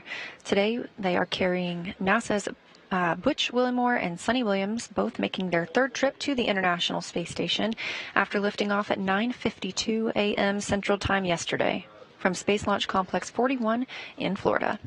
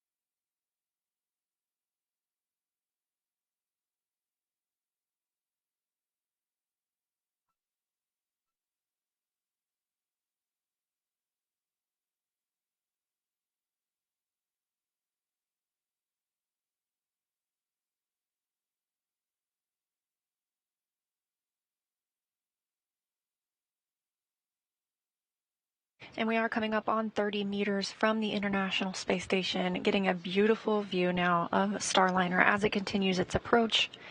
We are in an automated piloting mode at this time, so the crew is not having to command the spacecraft. Starliner is designed to automatically rendezvous and dock with the space station, but we have seen the crew take manual control of the spacecraft a couple of times during this flight test. One of those happened yesterday afternoon while we were in what is called far field operations. They essentially got to test maneuvering the spacecraft in case they ever did need to take manual control. And because that test went well, they did the same thing as we were at about the 260-meter hold point earlier today.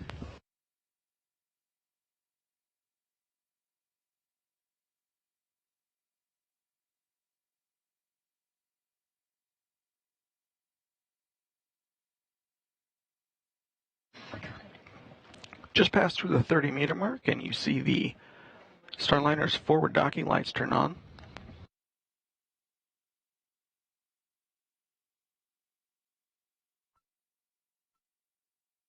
The station is getting a good view of Starliner with the lighting coming from that direction. We're waiting for the Earth to spin a little bit more, sun to move relatively, so Starliner gets a good set of lighting on station, and we'll continue the approach towards the No. 24 docking port.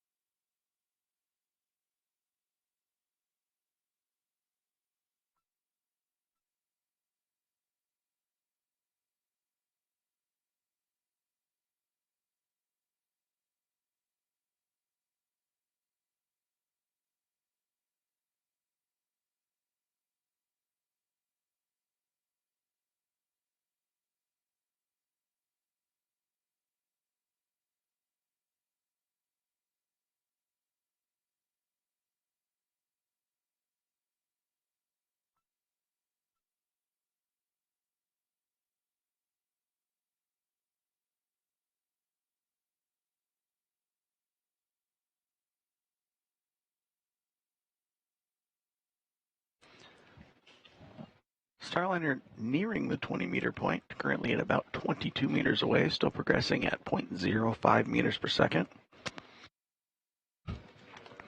From Starliner's view, front of station is still fairly dark, using mostly the LiDAR sensor for feature tracking on the front of the docking, No. 24 docking port. Currently, you can see Starliner's NASA docking system, NDS. The docking cover has been open for a long period of flight. Currently, the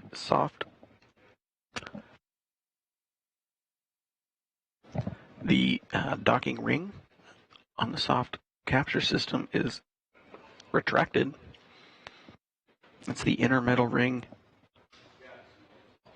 on the front of NDS with the 3 pedals sticking out from it. Once we hit the 10-meter docking hold point, Starliner will extend the soft capture system, which is a series of motor-controlled arms.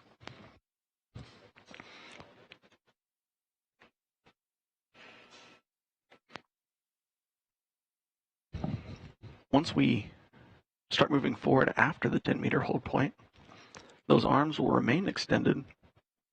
Starliner will approach the international docking adapter. Upon contact, there are several spring-loaded latches that will attach Starliner to station. Then, several minutes later, the arms on that soft capture system will retract. From there, there are several hooks that will securely latch Starliner onto that docking port, and then from there we will have hard capture. Right now, we're currently coming up on 16 meters away.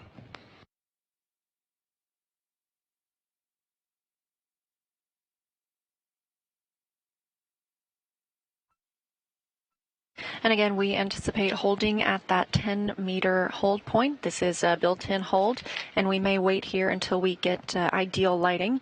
The International Space Station and Starliner are flying over Algeria and about to cross into an orbital nighttime. Again, we see about 16 sunrises and sunsets each day when traveling at orbital velocity. That's 17,500 miles per hour.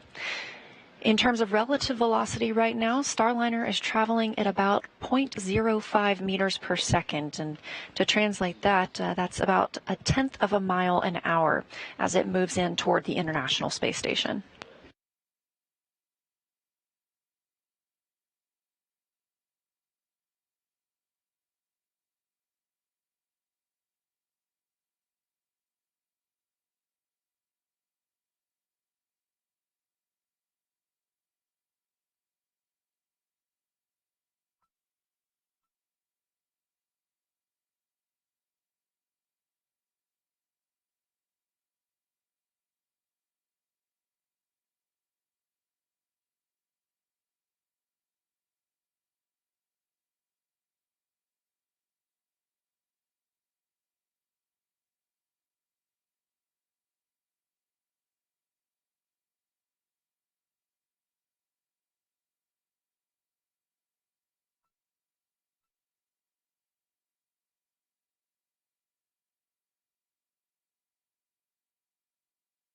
And meter hold confirmed.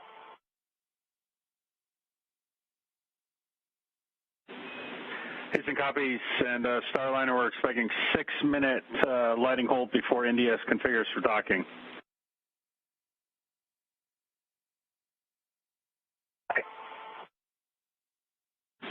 Station Houston on the Big Loop. Starliner's at the 10-meter hold point. ISS crew perform 1.106, step 1.2.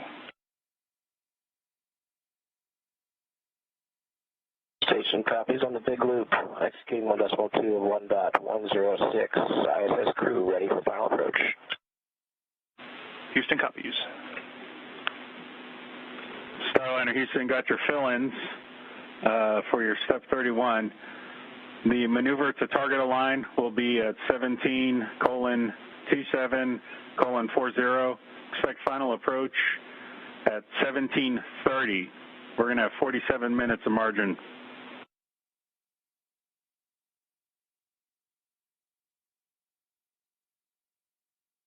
Okay, 17:27:40 and final approach 17:30. We don't know if you said 40 or 00. It was going to be, the time for final approach 17:30:00 with 47 minutes of margin, 47. Okay, 00 with 47 minutes of margin, copy.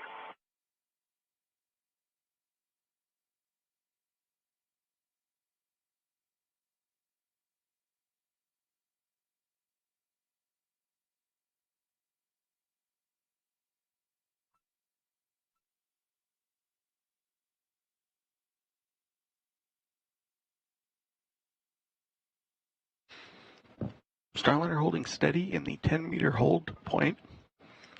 Currently about 3 minutes and 50 seconds away until for the first phase of the 10-meter hold. We're waiting for better lighting for Starliner's cameras. In the second phase of the 10-meter hold, the NASA docking system will continue to finish its initialization.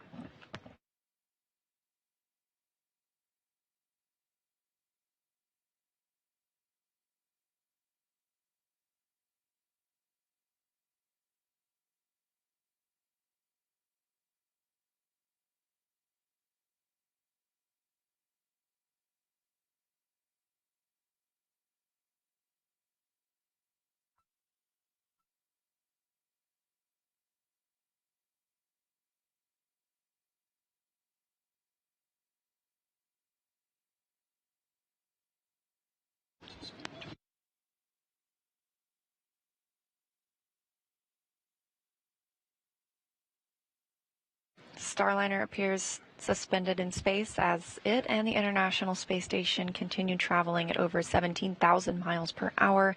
And again, we are anticipating an orbital nighttime here shortly. We are at the 10-meter hold point. This is a built-in hold for all arrivals.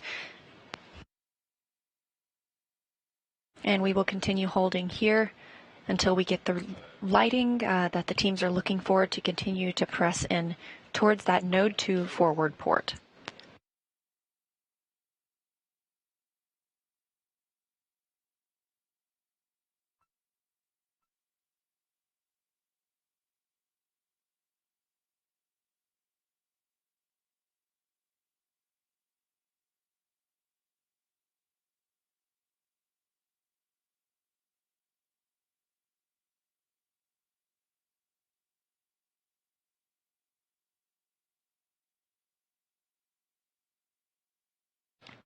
With this close-up view, you can actually get a pretty good view of what the Vesta cameras look like and where they are. Those are the two black rectangular shapes in the upper right and bottom left of that front docking port area. There's also an additional camera offset to the left, just above the orange data connection. Those cameras are spread out in different locations to help better track different features on the front of the international docking adapter.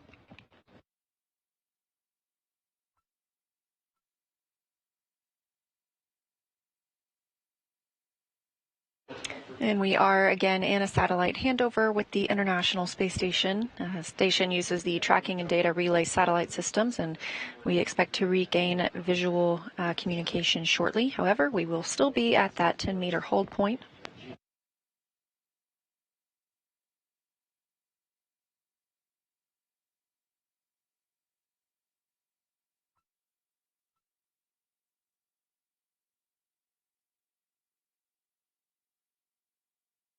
Again, the docking window opens at 12:33 p.m.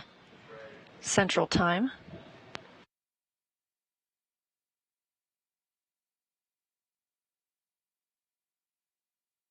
And we are in an automated piloting for the Starliner spacecraft, so Butch and Sunny are able to continue monitoring its approach once we resume that, but they will not be needed to take manual control and fly in and dock the spacecraft.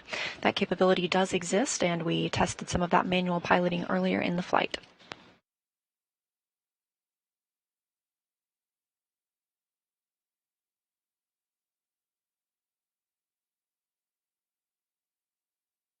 So we just hit 10-meter hold 2. We're putting step 32 in work, if you're ready.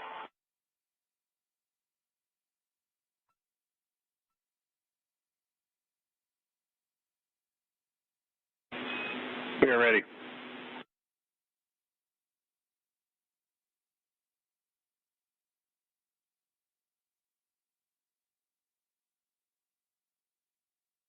Again, Houston.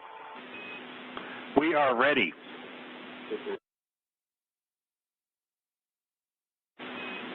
here goes, step 32. Here we go. Roger.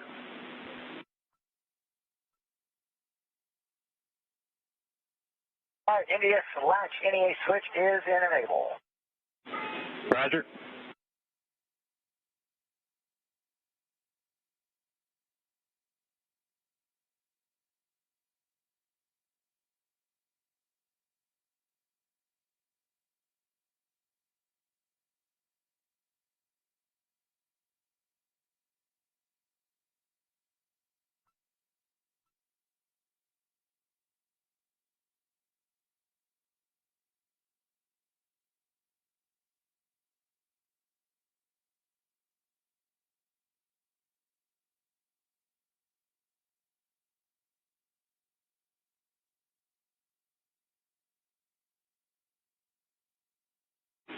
Starliner reactivating Mustang.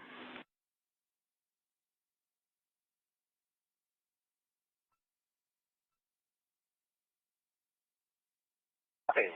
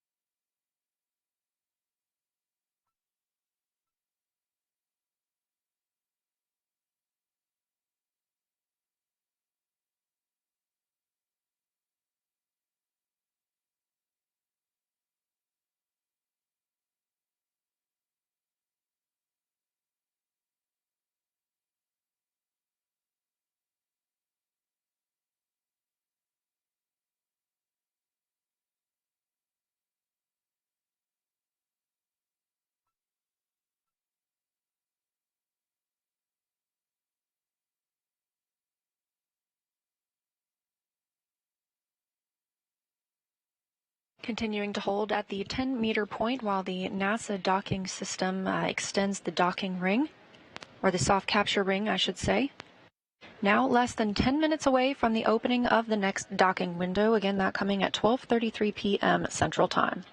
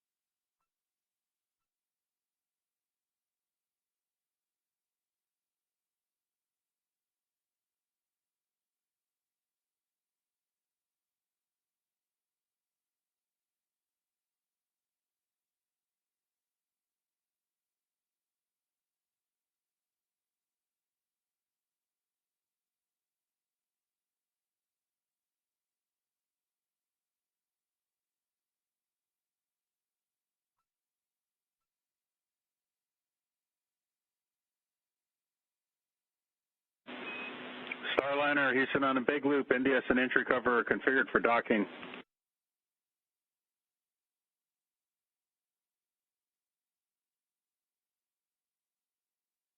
Starliner copies, we're ready.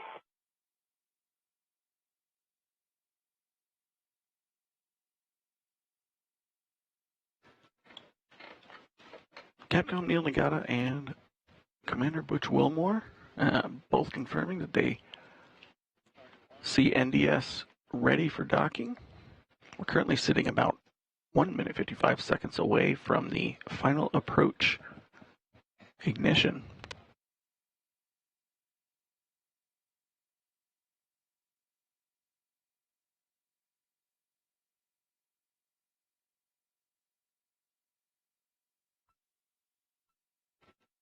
During the last 10 meters, you'll see Starliner approach at a very slow rate, similar to the last 50 meters that we saw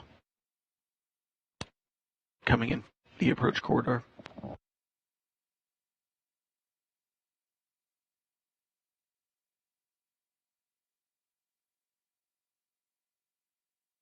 The view on the right of your screen in the larger box, that's from Starliner's Vesta cameras. This helps Starliner align with the International Space Station. Again, we are docking to the Node 2 forward port today. Window opens at 12:33 p.m. Central Time.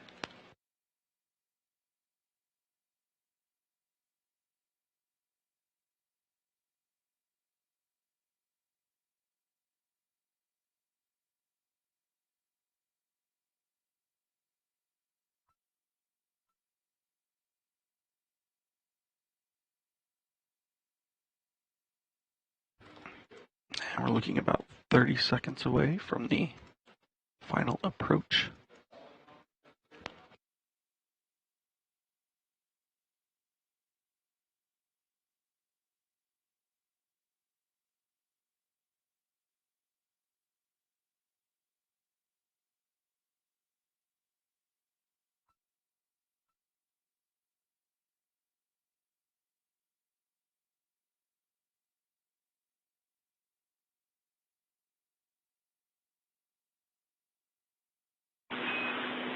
Starliner Houston on the big loop.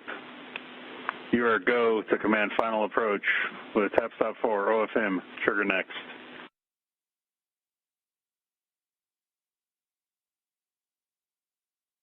Here comes Sunny's putting in the trigger next. Tap stop 4. Station Houston on the big loop. For ISS crew, perform 1.106, steps 1.3 and 1.4.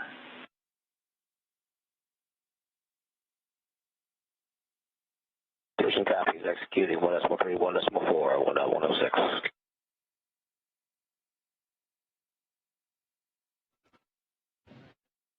And the Starliner crew have gotten the authority to proceed for the final approach. Starliner is currently at just over 9 meters away, approaching at about 0.05 meters per second, or 5 centimeters per second, towards the Node 2 forward docking port.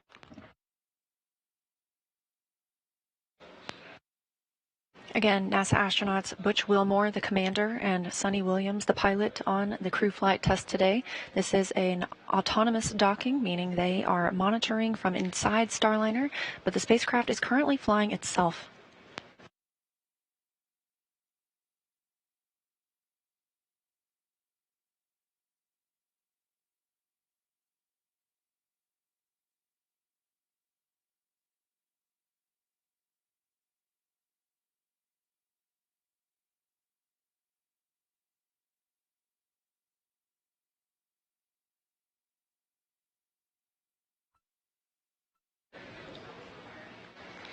Starliner now less than 7 meters away from the International Space Station.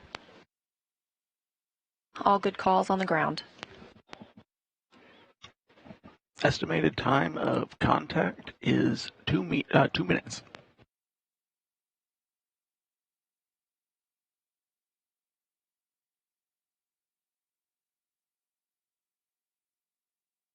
Now approximately 5 meters.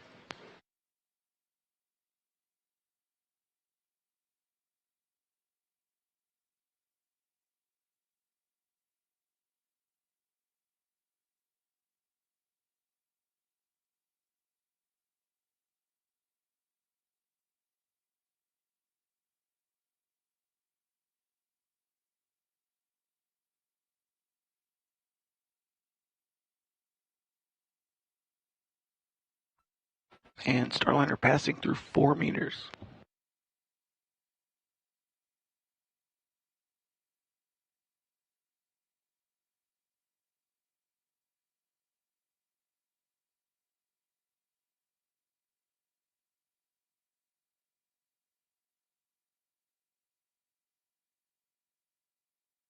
Now less than 3 meters away from the International Space Station. Good performance calls coming from teams in mission control.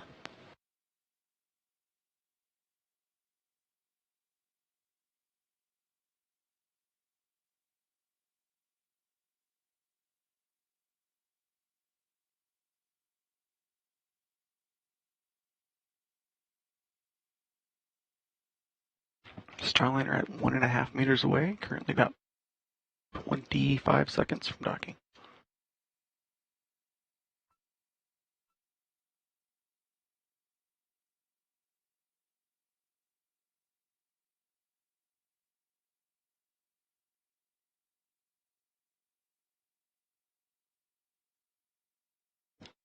Point 0.5 meters.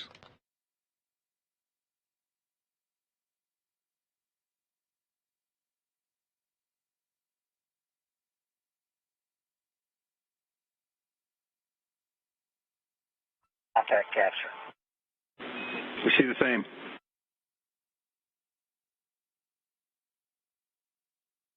At 12:34 p.m. Central Time, above the southern Indian Ocean, we have confirmation of contact and capture of NASA's Boeing Crew Flight Test and Starliner aboard the International Space Station. Butch and Sunny have made their arrival.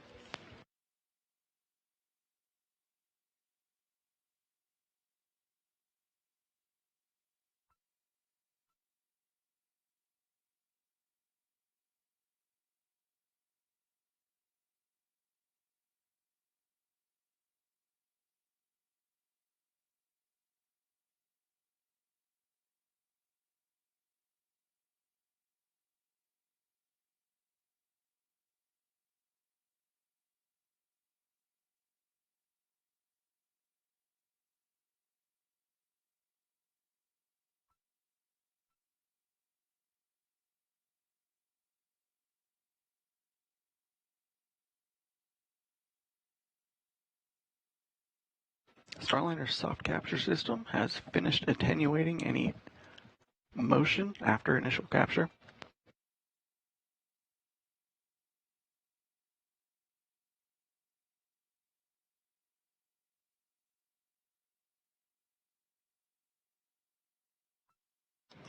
Next step for the NASA docking system is to retract its extension arms to allow the hooks on the hard capture system to attach to the docking port on the Node 2 forward international docking adapter.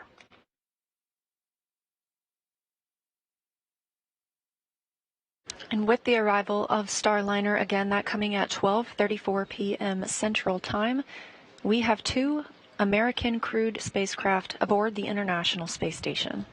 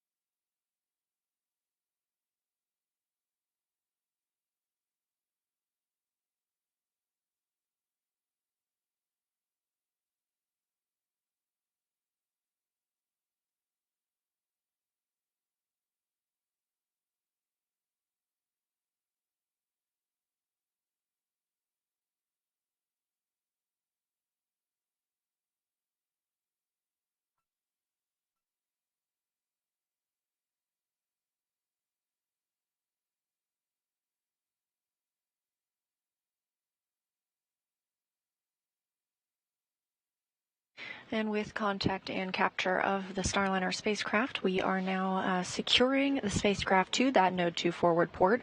First step in that is ring retraction of the NASA docking system soft capture ring. Once that's complete, there are 12 hooks that will need to drive and more firmly secure the spacecraft. Those will happen in 2 sets of 6. This takes anywhere from 15 to 30 minutes after the spacecraft arriving to the International Space Station.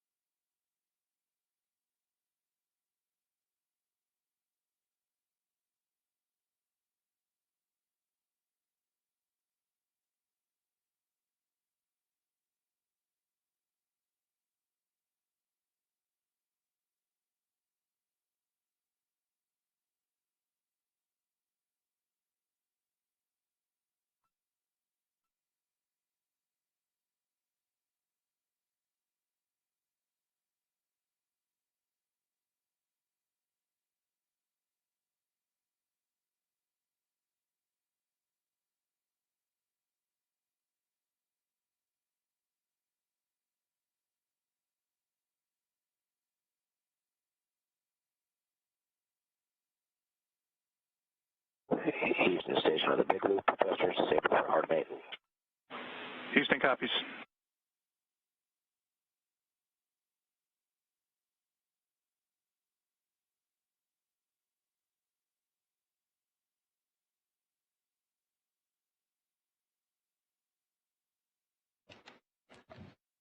We're now about 6.5 minutes after initial contact and capture of the soft capture system. We can expect the hard capture hooks to start anytime after about 7 minutes from that soft capture time frame.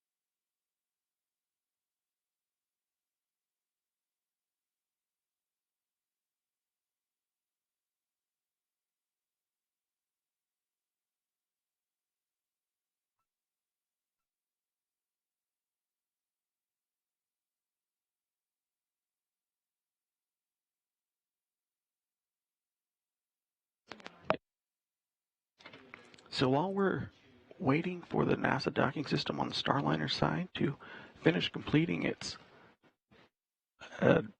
docking procedure, let's go over to the International Space Station Flight Control Room. Hey, thank you, Jim. We're following along every step of the way here in the International Space Station Flight Control Room. Flight Director Judd Freeling working hand in hand with the teams over with you over in Starliner Mission Control, ensuring that everybody's following the joint flight rules that are necessary. There's Judd Freeling in the forward end. To his left is Diana Trujillo, working to monitor all the different steps together. Will Vu over to Vince's right is to Vincent LaCourt's right is Will Vu, the voice from Mission Control here in Houston, up to the crew aboard the International Space Station. Space Station has a couple of maneuvers in order to proceed with the next steps of retracting the NASA docking system ring on the Starliner.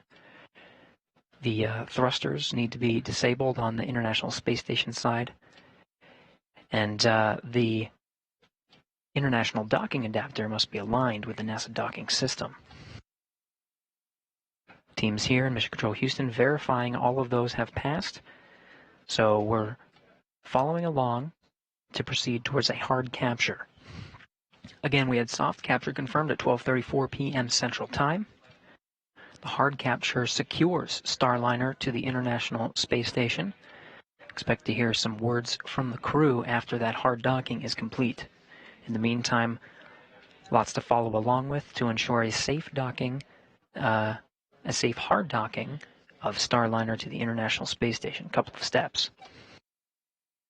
Now, of course, after that hard dock is complete, we still have to go ahead and open up the hatches, so the teams here will remain on console and follow along through the methodical steps necessary to pressurize the vestibule in between Starliner and the International Space Station. That vestibule is the International Docking Adapter. Right now it has been exposed to vacuum, awaiting for Starliner's arrival.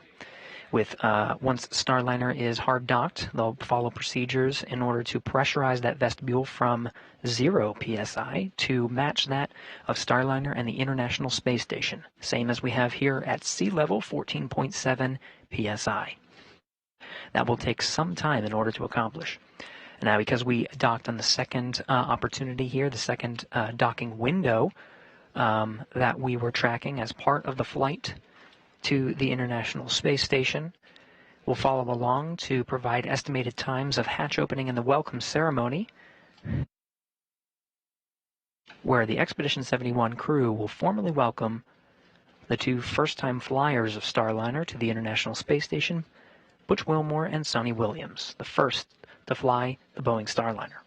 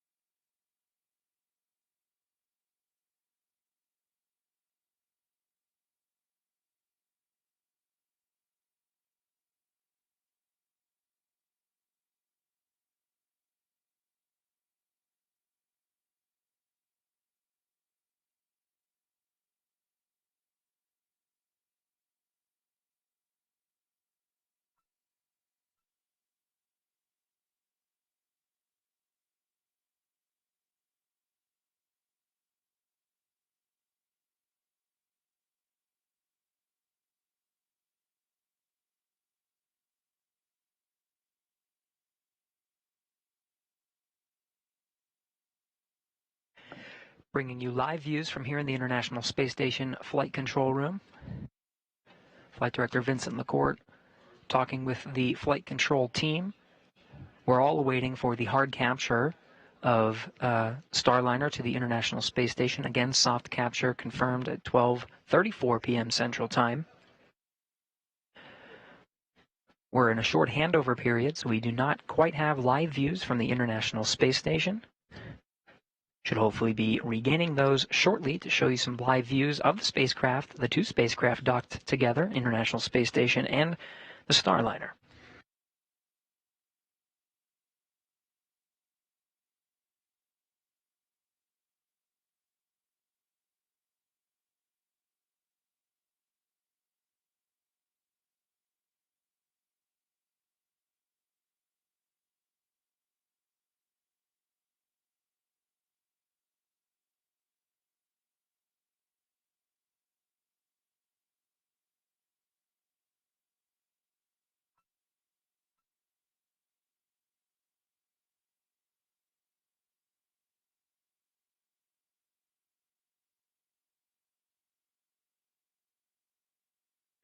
Fellow Flight Director T.J. Creamer was just passing behind Vincent LaCourte and Diana Trujillo.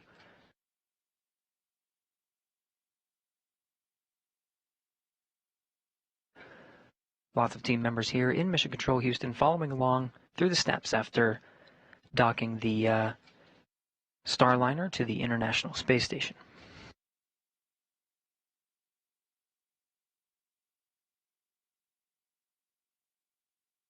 Visiting Vehicle Officer Dory Tomeko is following along with the teams over in the Starliner Flight Control Room. The Visiting Vehicle Officer, a console position here in Mission Control Houston that works very closely with any visiting vehicle spacecraft.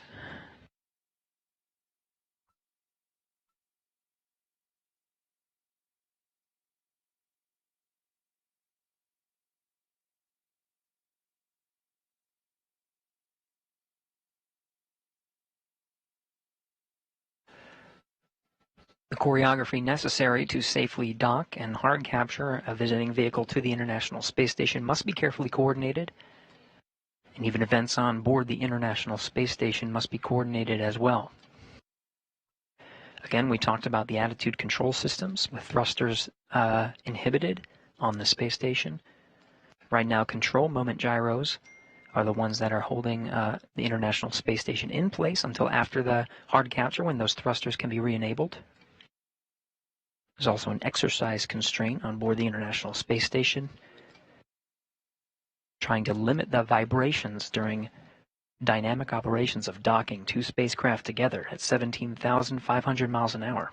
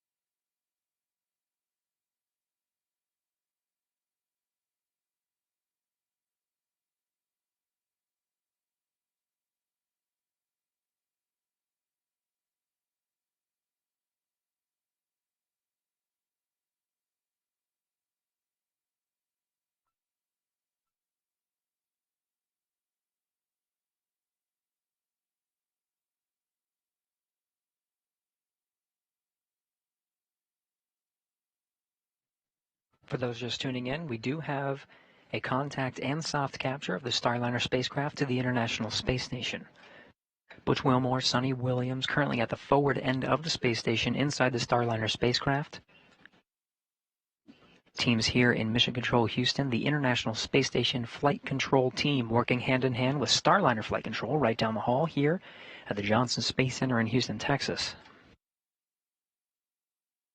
The teams are now working through carefully choreographed procedures to ensure a hard docking to the International Space Station. After soft capture is confirmed, there is a series of very critical steps in order for that NASA docking system ring to retract on the Starliner spacecraft, pulling in the spacecraft for a hard dock. At this time, all the flight controllers you see here in the room are watching over those systems and following those procedures very carefully. This is not the first time that Starliner has docked to the International Space Station. Of course, we did have Starliner dock as part of the uncrewed flight demonstration that was OFT-2. This is the first docking with crew inside. Of course, Butch Wilmore and Sonny Williams, both NASA astronauts, awaiting for their arrival aboard the International Space Station. We'll be providing you periodic updates and continuing our coverage through the entire procedure, including the hard dock and welcome of the Starliner crew to the International Space Station.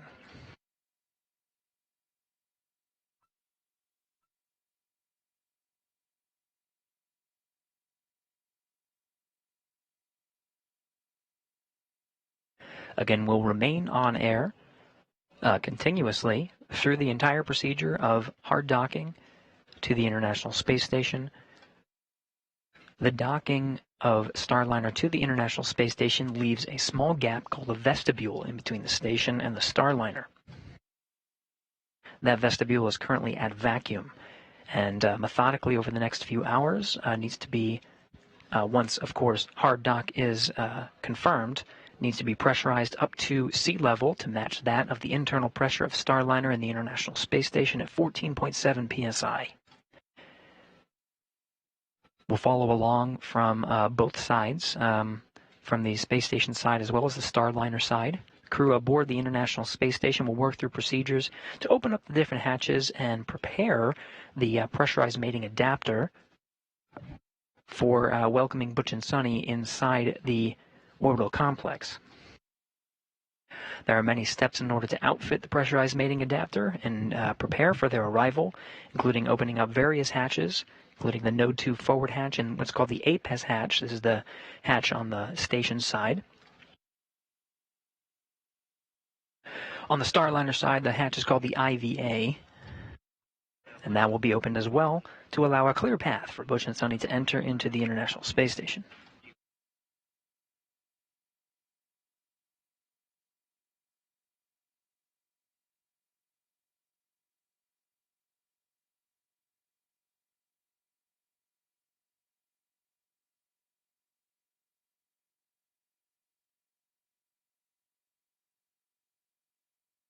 Starliner, all books are closed. Houston copies. We agree, and we're just waiting for the sequence to complete.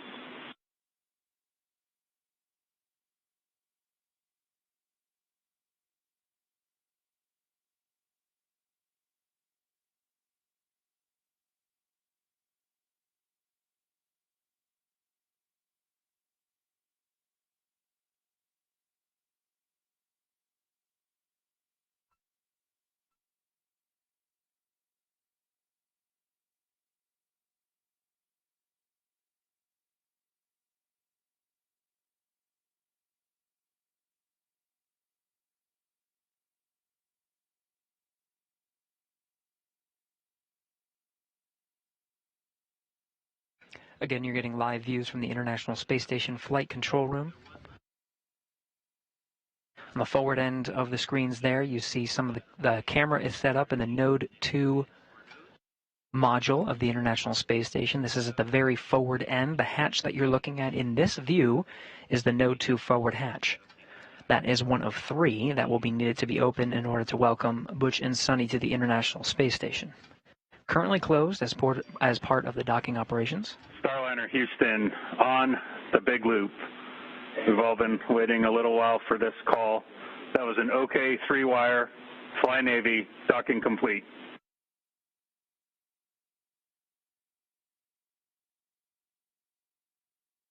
Okay, indeed. Nice to be attached to the big city in the sky.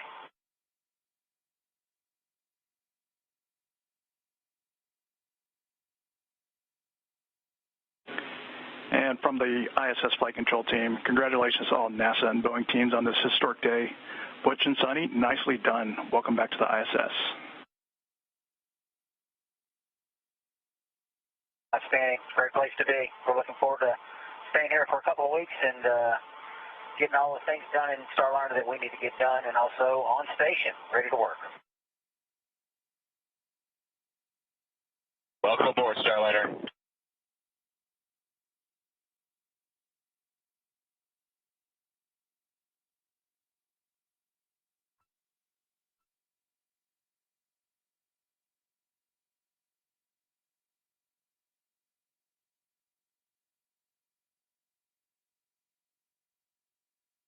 Starliner Capcom Neil Nagata on the right in your screen, flanked to his side by NASA astronaut Mike Fink.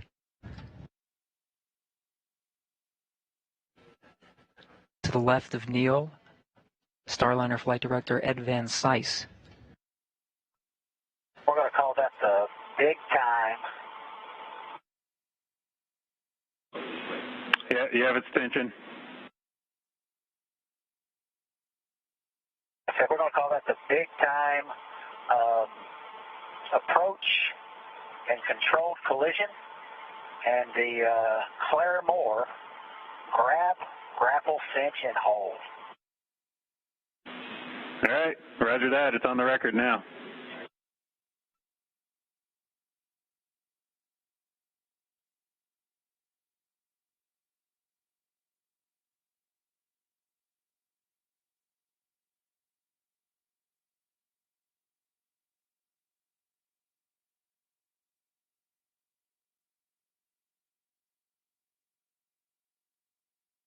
Butch and Sonny, of course, very much looking forward to entering the International Space Station, the crew aboard the space station as well. Houston on the big loop.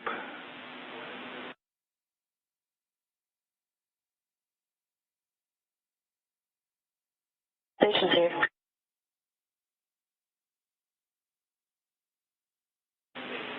With the residue report on the outside of the Starliner hatch, we're going to work hatches one at a time, starting on the ISS side.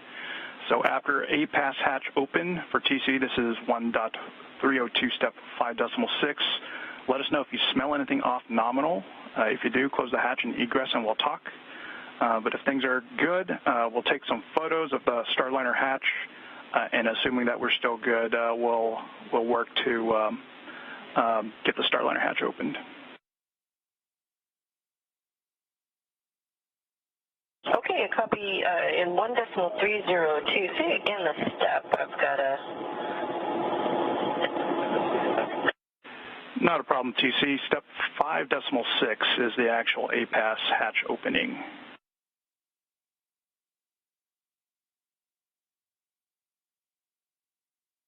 Okay, that may be another...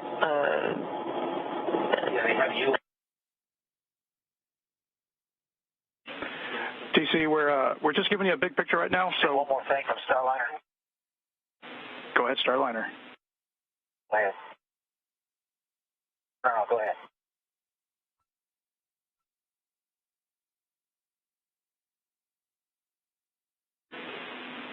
TC, we're not ready for you to get into those steps yet. We'll let you know when we are ready. And one additional point here, we want you to focus those photos and your inspection on the actual window in the hatch. Roger that. Photos on the actual window hatch.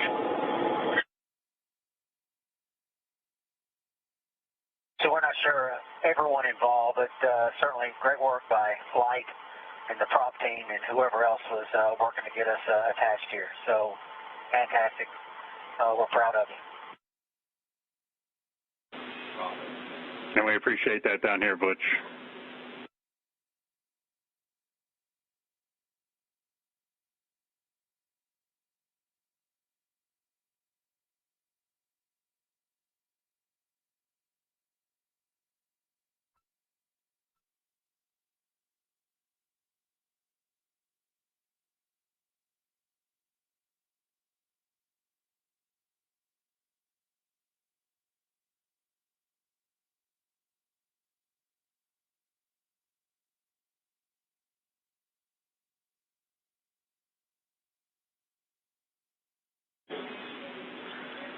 Starliner Houston, on the big loop, I'm ready for you to pick up in step 1 of 1.302, the CST 100 post-docking leak checks and ingress.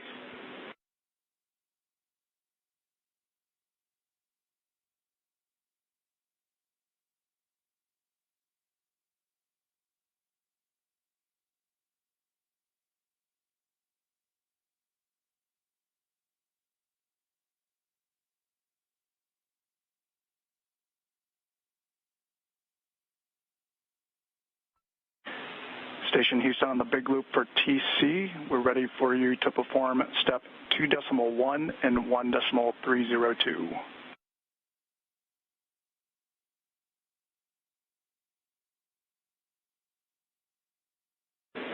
Copy and work.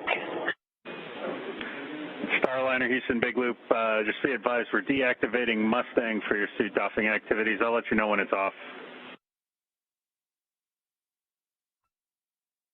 Okay, and can you say the procedure one more time? We were screwing around doing other things. No worries. 1.302, that's the first green block on your activity, on your timeline, CST hatch leak check, and that's step 1 only, please. Step 1, CST hatch leak check.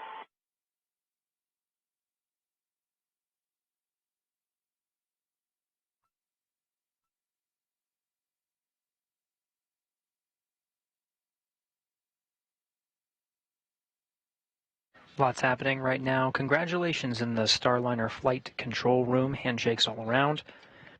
The crew is carefully awaiting confirmation of hard dock to proceed with the next steps. Of course, opening up the hatches and welcoming Butch and Sonny to the International Space Station. The contact and soft capture was confirmed at 12:34 p.m. Central Time. Teams in the room there in Starliner Mission Control celebrating the arrival of Butch and Sonny. We're hearing on both ends, on the Starliner end and on the International Space Station end, proceeding to open up the hatches. Celebration here in the International Space Station flight control room as well.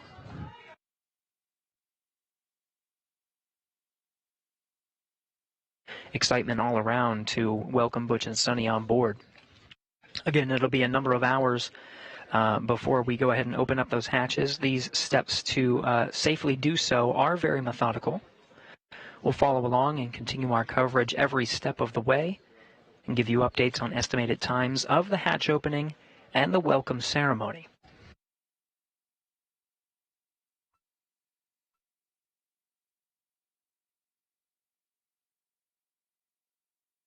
The Mustang system that you heard referred to on the loops there is the internal camera system. Hope to... I know you got the numbers, but 1.2 is 14.8, 14.8.01. We're in our 10-minute wait. We started about 30 seconds ago. Okay, yeah, copy that. Hey, Butch, say again the time.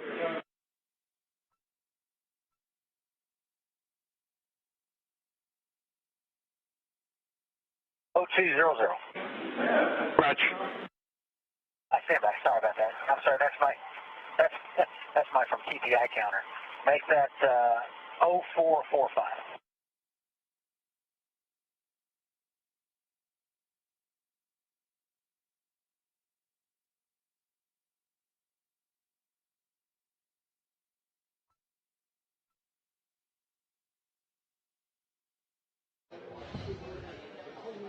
Couple of minutes before I touch you. Are you ready?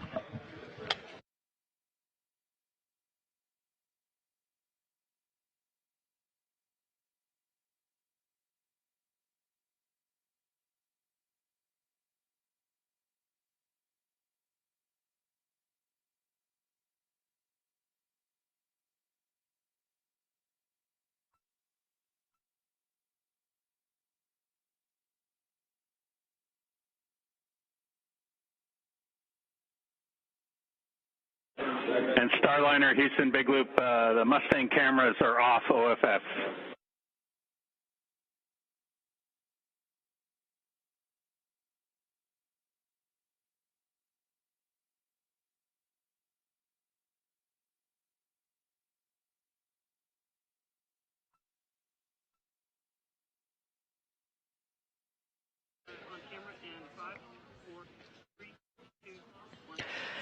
Well, it's a wonderful day in both of the flight control rooms here in Houston. Starliner flight control teams and International Space Station flight control teams, as well as the crew aboard the International Space Station and inside Starliner, all working together to bring these two spacecraft together.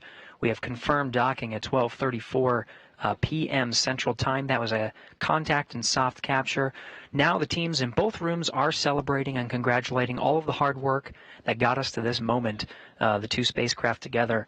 We're counting down, and we're going to follow along as part of our live coverage every step of the way to take you through the hatch opening steps and welcome Butch and Sonny on board the International Space Station. This is just the beginning of the celebrations, but we still have a lot to do. From here in the International Space Station Flight Control Room, we'll follow along as the International Space Station crew, specifically Matt Dominic and Tracy Dyson, will work together to open up the hatches and begin the methodical sequence of preparing for Butch and Sonny to be welcomed aboard the International Space Station, including pressurizing that vestibule. For now, though, we'll toss it back over to Leah Cheshire and Jim May, who we've been working with and coordinating closely to enable today's docking. Leah and Jim.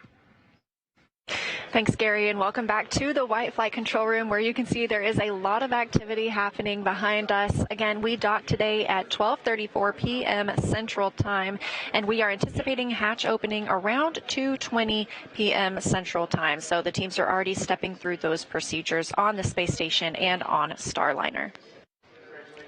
And this is Boing's Jim May. I'll be signing off. Thank you for letting me be there with you for this pretty historic moment for the Starliner crew, the ISS crew, all of NASA. My counterpart, Boeing's Rebecca Regan, will be taking you through with Leah and the rest of the team for the rest of the hatch opening and the ceremony for Starliner's crew arriving, Butch and Sonny arriving at the International Space Station. That's right. We're not going anywhere. We're staying live until we see Butch and Sonny come floating through the hatch. We also anticipate to see some views from the crew while still aboard Starliner through the Mustang video system. We've heard some calls that those cameras have been taken off for now. That way the crew can get out of their suits and into something a little more comfortable before they join the other side of the space station crew.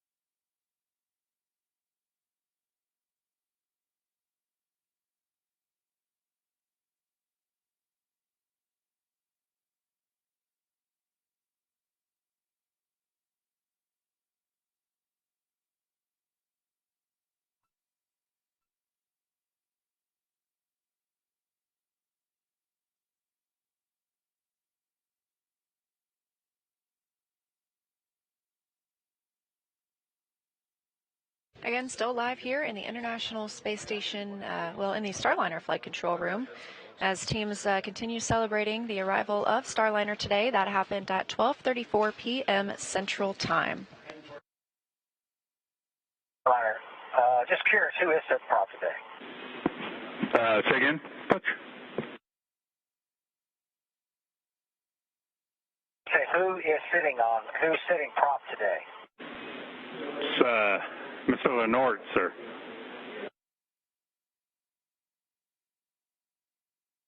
Mr. Lenord, a man we all look up to. Thank you. Please relay your team that some really great expeditious work. It's not unnoticed, of course. Wonderful. Yeah, he's not standing now, so I don't have to look up to him, but we copy that. Appreciate it.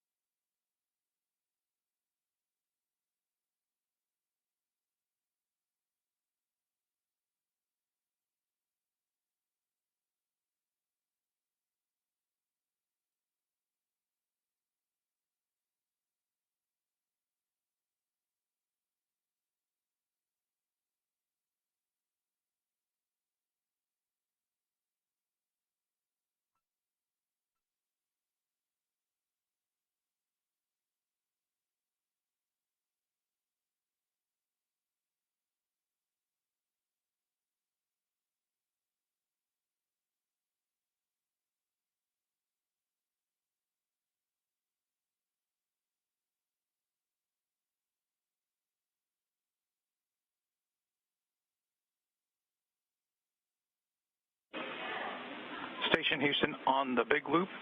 ISS thrusters have been enabled, and as you can probably guess, hard maid is complete. Station copies. Great news.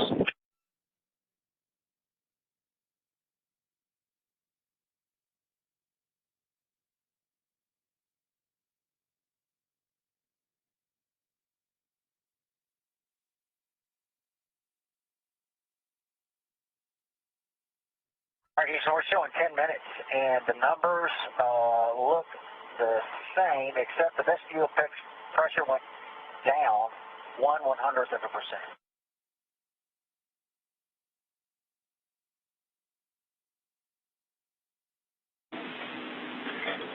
Roger that, Butch. Good leak checks were good for you to pick up in 1.4. Okay, got 1.4.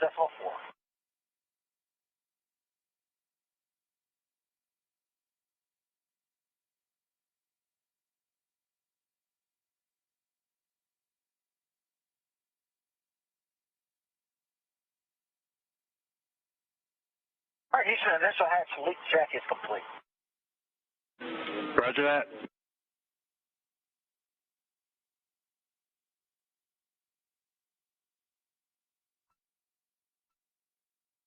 And we'll stand by until you verify that the India's power down is done.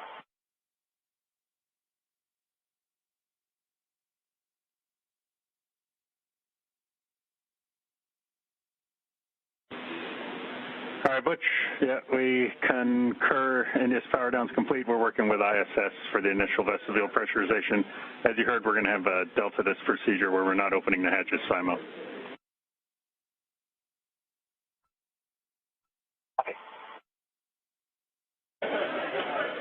Station Houston on the big loop for TC. You have a go to perform step 3 in 1.302.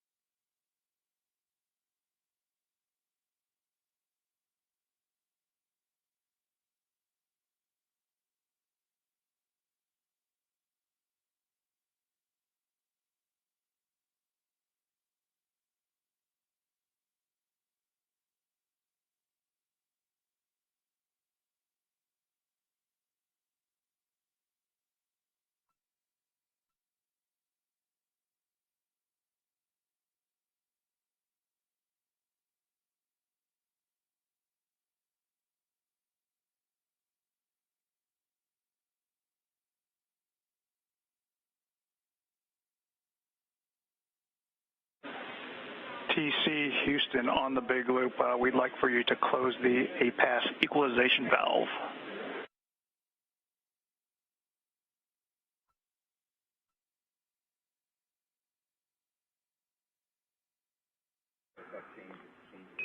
Starliner Houston, air to ground 1.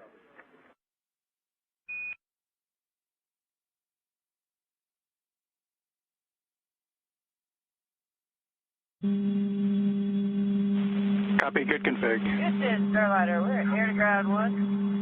Just to let you know, also the WAP and all the CNS stuff is stored down, and centerline camera's all stored down. Okay, hey, yeah, copy that. And then for your panel, Sunny, the pilot panel, can you take space-to-space talk listen, please? Absolutely.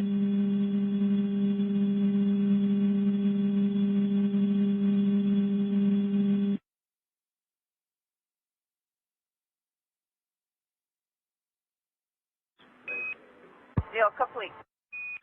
Okay, yeah, copy that. Thank you. We just get a hum because we got the big loop configured. Figured we'd move over to air to ground 1 just for a little bit to declutter the loops. No, we're not per timeline. So if you take a look at your timeline, we were calling up centerline camera WAP, and then you got all your suit off and those activities. You can reference your plan on the tablet.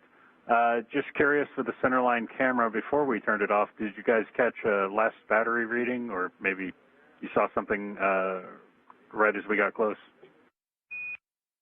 It was right about 3/4, actually, because that was the one that I had charged up overnight. So it was 3/4 when we shut it down. Okay, great news. Thank you so much. Houston Station on the big loop. Just a report per procedure. GMT 18:19:20 was when the APAS equalization valve was closed. Houston copies.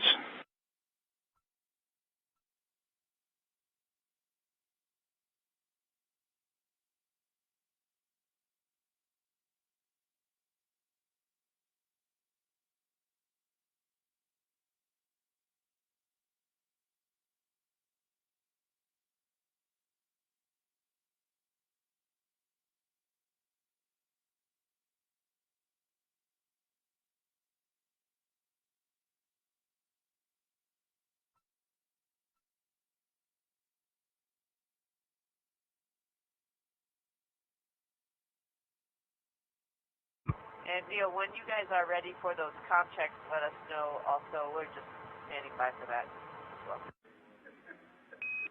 Yeah, copy that.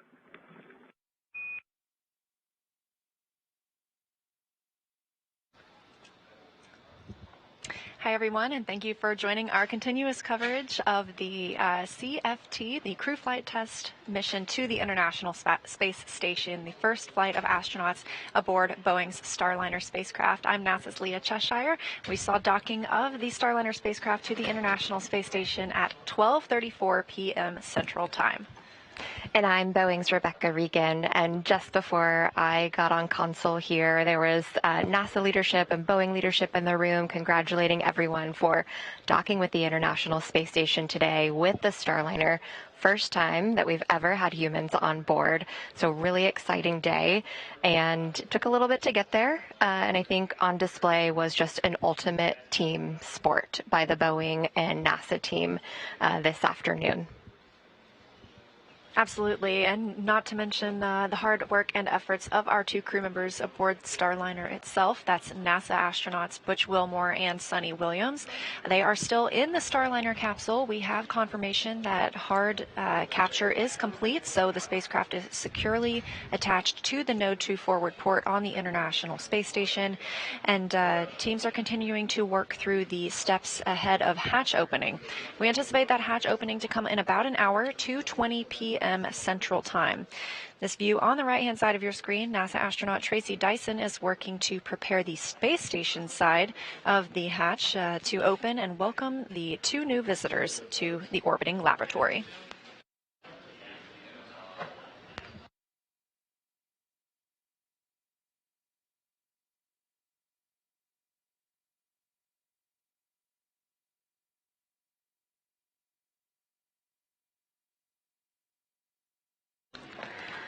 On the left-hand side of the screen, you see Starliner there docked to the International Space Station. You know, we said it took a little bit to get to this point today, and, you know, I couldn't help but think Butch used to say, you know, if I wanted to, I could do barrel rolls around the International Space Station, and while he didn't do that today, they certainly did put Starliner through its paces. Yeah, the crew had a couple of opportunities to do some manual piloting. One of those happened yesterday before their rest period. They did these far-field manual piloting operations, getting to take control of the spacecraft and maneuver it. This is a test flight, again, to make sure that Starliner is ready for operational rotation missions. And so with that completion of the manual piloting yesterday, the teams, or I should say the astronauts, did the same thing today at about 260 meters away from the International Space Station. Definitely got to put their test pilot chaps to work today. Station Houston on the big loop for Matt and timeline. Go ahead. Matt, sorry for the delay there. So we're going to work through hatches as quick as we can. As far as we can tell, we're about an hour behind on the timeline. And for your awareness, the second PAO event on the timeline is canceled for today. Yeah, that's what we were looking at. You gave us the slide time, so we expect roughly an hour for each activity, which makes total sense. Yep. And did you copy the call on the exercise go? Yes, you copy the exercise go. We're busy with other stuff, but yes.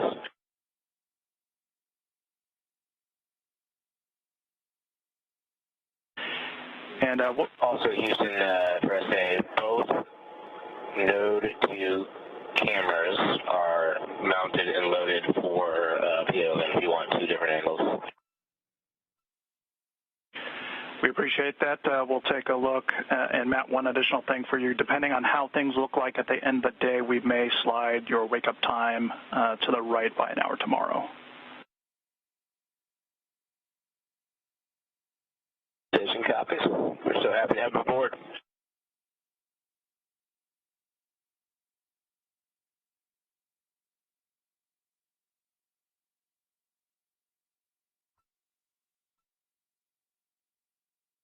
Comms continue from teams on the ground to the Starliner crew and the crew aboard the International Space Station. Now, we are in a satellite handover. They were discussing some upcoming PAO, or Public Affairs Office events. The first of those will be the welcome ceremony. We anticipate that to happen about 20 minutes after hatch opening. Again, tracking hatch opening for around 2:20 p.m. Central Time. The second of those events may be rescheduled at a later date, but it was a private discussion. The second of those events, correction, was the VIP event that we were anticipating later this afternoon.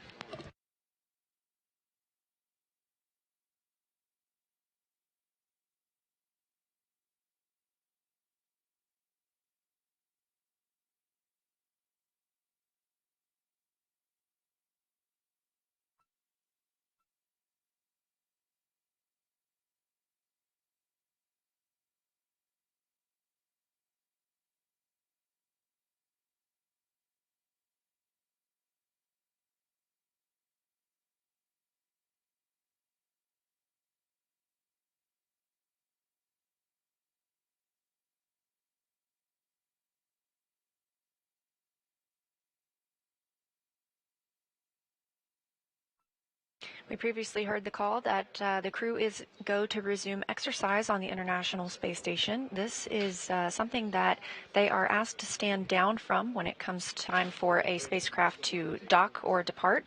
That's so that there aren't any loads imparted on the space station as any crew members are moving.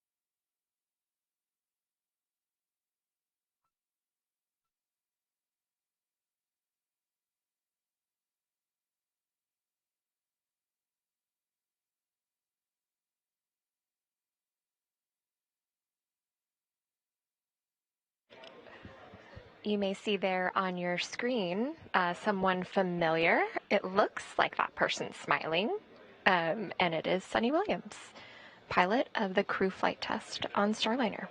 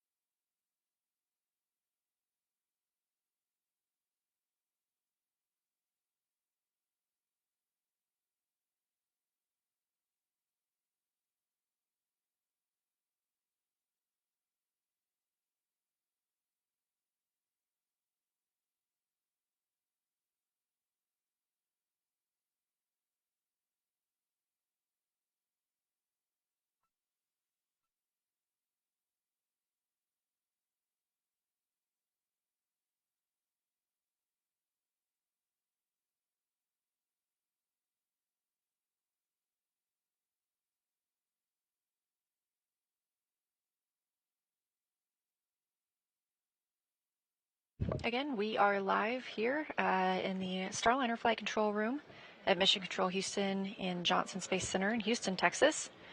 And the view on your screen is of Starliner on its crewed flight test to the International Space Station with NASA astronauts Butch Wilmore and Sunny Williams. The spacecraft arrived at 12:34 p.m. Central Time as the space station was flying over the southern Indian Ocean. Crews on both the Starliner side and the space station side are starting to walk through their procedures for hatch opening. We're expecting that to come around 2:20 p.m. Central Time. It would be followed shortly by a welcome ceremony for the two visiting crew members. Part of that preparation ahead of hatch opening is vestibule pressurization.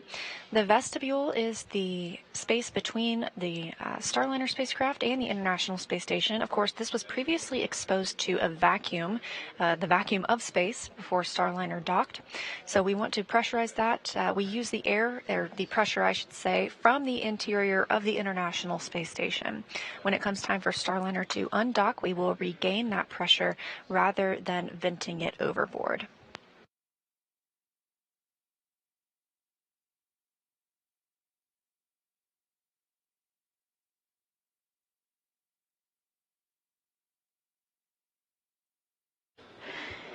So as Leah mentioned, as we docked to the International Space Station, we were flying over the South Indian Ocean, and so much synergy there for Sunny in particular. You know, she chose the gravity indicator, a narwhal, to bring awareness to research in space and research in the oceans. She says they go hand in hand.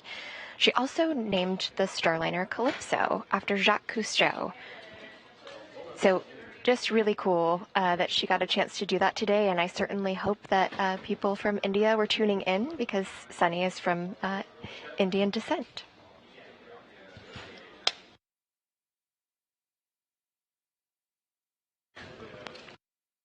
And on the right side of your screen, you saw a glimpse of NASA astronaut Matt Dominic and NASA astronaut Jeanette Epps as they prepare to welcome Butch and Sunny aboard the space station. Both of these crew members arrived earlier this year as part of the Crew 8 mission. It's both of their first flight to the International Space Station. On the contrary, for our two visitors today, this is the third visit to the space station for both Butch and Sunny.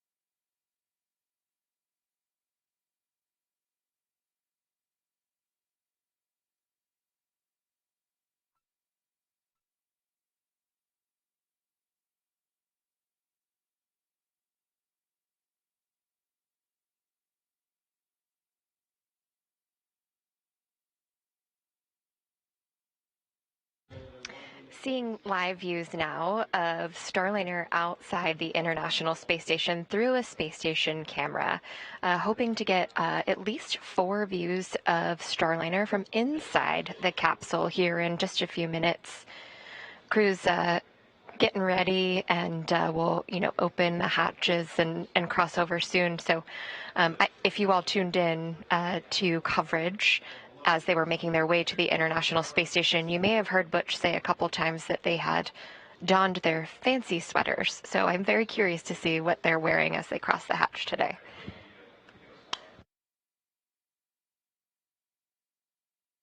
Meanwhile, on the other side of the hatch, on the space station side, that's NASA astronaut Tracy Dyson. She arrived to the orbiting laboratory in February. She is on an approximately 6-month mission. She and Matt Dominic, also a NASA astronaut, are sort of the prime members for configuring the space station side for welcoming Butch and Sunny today.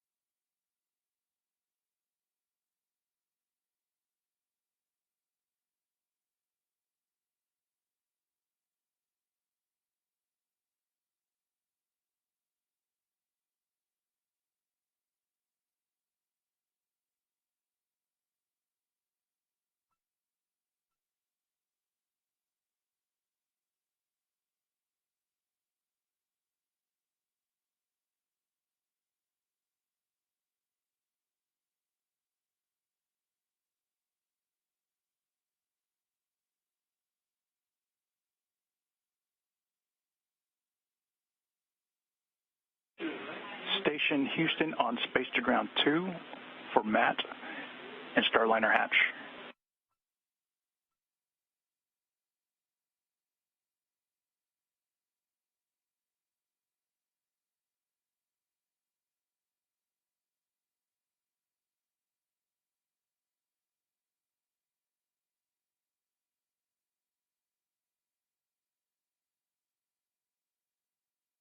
Go ahead, for Matt. Hey, Matt, we want to go over the APAS hatch plan with you one more time. So once we get that APAS hatch open, we're not ready for that yet. We want you to do an inspection and take pictures of the Starliner hatch and the residue. Once you've had a chance to do that, give us a call and give us a description of what you see. Now, if anything liberates or you experience any irritation, we want you to close the hatch and give us a call. Okay, so I'm not doing it now, but when we open the APAS hatch, I will open it, I will use my eyes and my nose to smell, and I will take pictures with the camera. If there's anything, residue or anything, I will close the APAS hatch. Good, Reed, and we want you to focus on the Starliner hatch window. Copy the window. Who is Matt? Yeah, that's what we're wondering, but you can ask that on the big loop.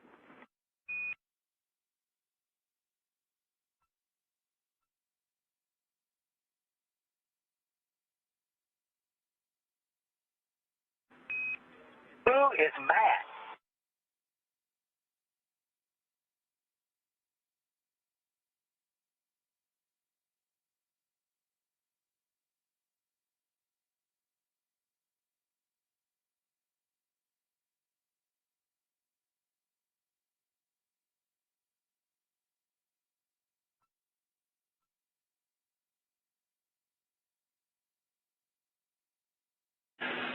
And Starliner Houston, while we investigate who Matt is, we will, I'm just curious if you guys are good with us turning the Mustang cameras back on.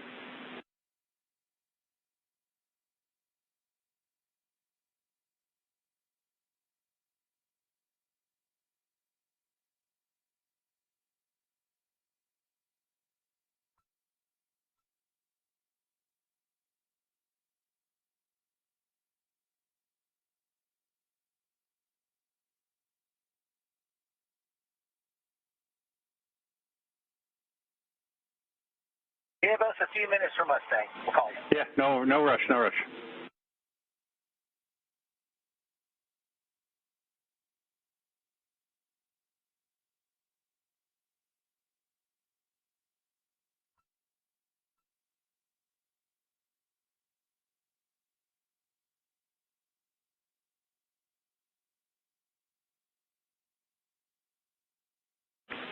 Station Houston on 2 for Matt. We see you on PMA. You don't have a go for APAS open yet, so stand by on that.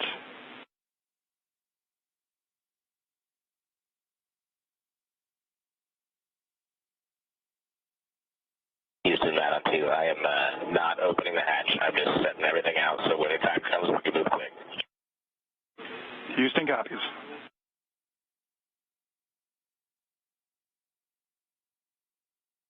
Who is Matt?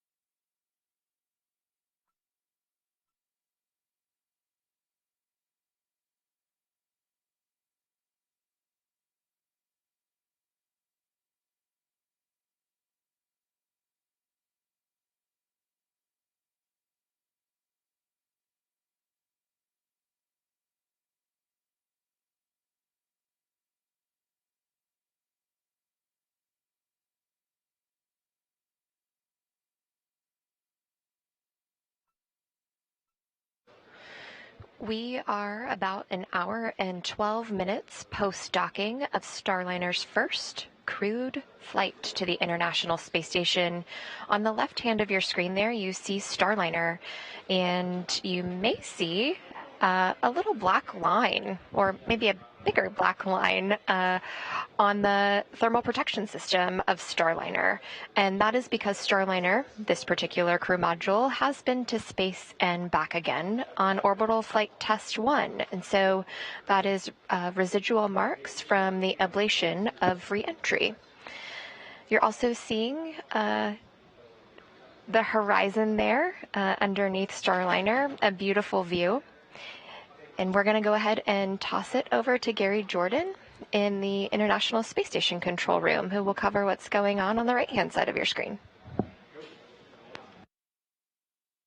Thank you, Rebecca. Yes, we're here in the International Space Station flight control room, working hand in hand with the teams in the Starliner flight control room down the hall. Live from this view, you can see the flight controllers hard at work, looking after the procedures of opening up the hatches and making sure we are going through the methodical steps necessary to open up the hatches and welcome Butch and Sunny aboard the International Space Station. Inside Node 2 right now, you see NASA astronaut Matt Dominic working through some of those procedures. Teams are working through a leak check just to make sure we can work through those. In the meantime, Matt Dominic has set up a variety of different cameras inside Node 2. Some of them will be used to live stream the welcome of Butch and Sunny to the International Space Station. We're getting a view from one of those views now. Dominic currently donning some of the equipment necessary to perform an investigation once those hatches are opened. Now, there are 3 hatches needed to be opened to welcome Butch and Sunny to the International Space Station. One of them is already opened. You can see at the very forward end of your screen there, the Node 2 hatch. Once this is open, you can see through to the pressurized mating adapter all the way down to the next hatch, which is the APAS hatch.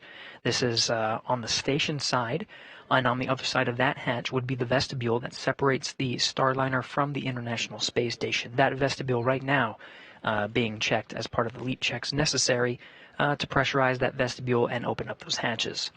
There's another hatch on the other side. This is the Starliner hatch called the IVA.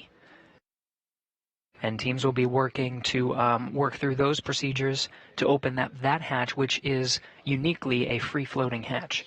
It's not on a hinge, so the crew will work to remove that hatch and then temporarily stow it as part of the procedures to welcome Butch and Sonny aboard. Now, some of the gear you are looking at, Matt Dominic, starting to don, is allowing for the inspection of those hatches. As part of any normal procedure of opening up the hatches, just to make sure it is truly safe, the crew inside the station dons some goggles that have, and you can see the headlamp to illuminate some of the working space that's necessary to look for any foreign object debris or anything that is part of the hatch opening sequence to ensure there's nothing obstructing the various hatch components, and we can ensure a good sequence of opening up those hatches. Now, Dominic is going through and getting just a jump start before giving the go to open up the hatch and begin that sequence. Just making sure he's got the necessary gear. In the meantime, NASA astronaut Jeanette Epps appearing in the foreground and working with Dominic there in the background, who will be leading the steps necessary to open up the hatches. Some of the reports you've heard on the big loop include inspecting some residue that was reported on the Starliner forward window. This is on the IVA hatch. With you on one, that we haven't skipped over anything. I know we're a little bit behind the timeline. Well, as far as I can tell, we've got almost everything squared away. Is there anything in particular you were looking for? No, just wanted to make sure that that there's nothing we've missed. Well, you know, what would be nice are some tablet battery percentages.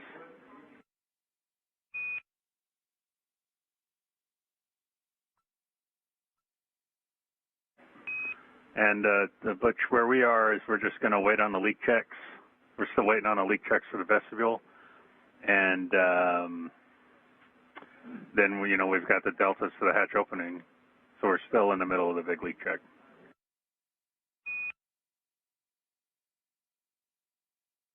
Okay, number 9 is 22, number 12 is 35. Neither one of them are charging right now.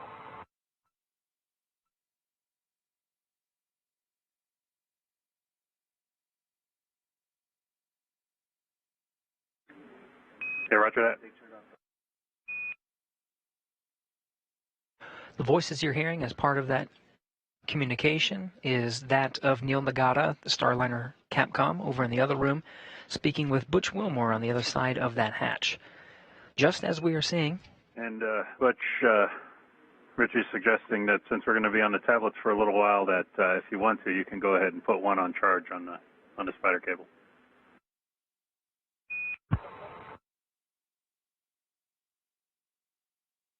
Okay, yeah, we'll put 12 on it. Roger.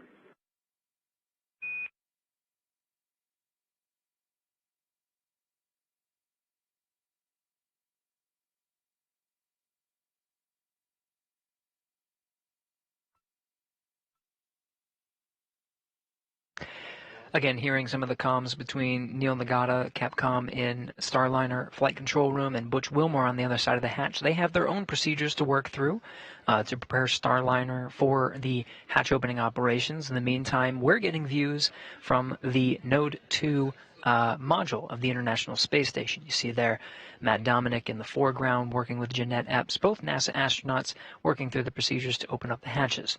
Now they're getting a jump start on some of the steps necessary to open up the hatch. There are a couple of steps ahead. As you can see, they have these cameras set up to allow us to have some wonderful live views from inside in preparation for those hatch opening steps. But once Butch and Sonny enter into the International Space Station. On air to ground 1, Butch and Sonny. Be advised, we're going to swap S-band strings so CDH can do some file manipulation on the DRM. I'll let you know when we're on string 1. That's for S-band, space to ground. And we copy.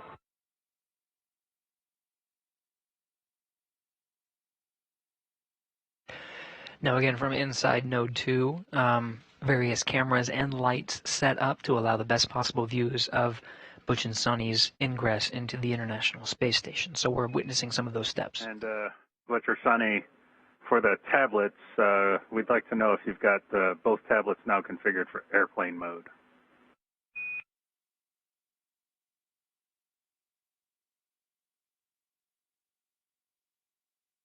That's affirmative. Roger that, thank you. Quick question. Yeah. The undergarments we wore under our suits for launching up till now, we're not sure what remained on the spacecraft and what was taken off. Do we have another supply of undergarments, or do we have to save these and wear them back?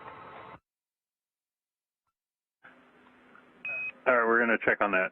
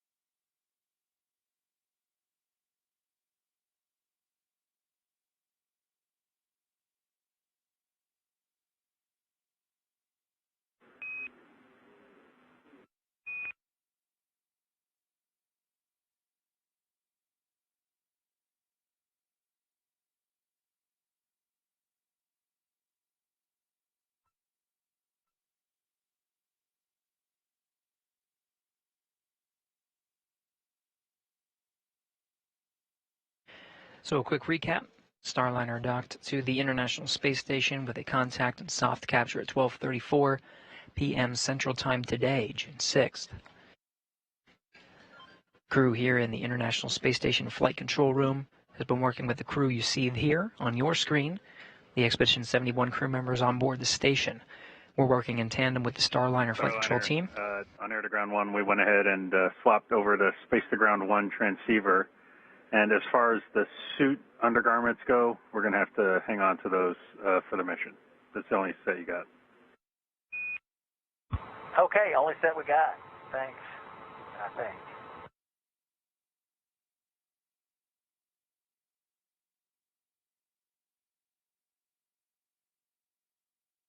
We're hearing some of the steps from inside the Starliner capsule, from inside Calypso.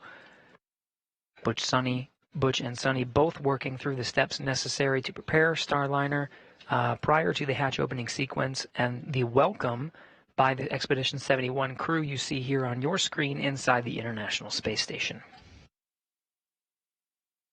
The steps needed to prepare are not too different from preparing for a long journey. For more, again, we're working here in the International Space Station Flight Control Room in tandem with the Starliner Flight Control Team in the same building, just next door in the White Flight Control Room. For more on this, let's head over to Leah and Rebecca, who are following along with the teams in Starliner Flight Control Room. Over to you guys. Thanks, Gary. Yes, you're hearing Capcom Neil Nagata talk to Butch Wilmore aboard Calypso, the approximate size of a minivan. And so you're hearing that, and it's definitely relatable for a long trip with your family. You know, where did I pack my items? And, you know, what's coming next? I'm surprised we haven't heard anyone say, are we there yet? Or can we get into space station yet? So very relatable to a long journey that any one of us would take. Obviously a lot harder to get to. We saw that on display today. Looking forward to seeing Butch and Sonny both in the Starliner spacecraft and being welcomed in the International Space Station. And we are still in the period in which we are pressurizing the vestibule, the space between the Starliner and the International Space Station hatches. Again, it was exposed to vacuum. We need to bring that up to the same pressure as what is in both spacecraft.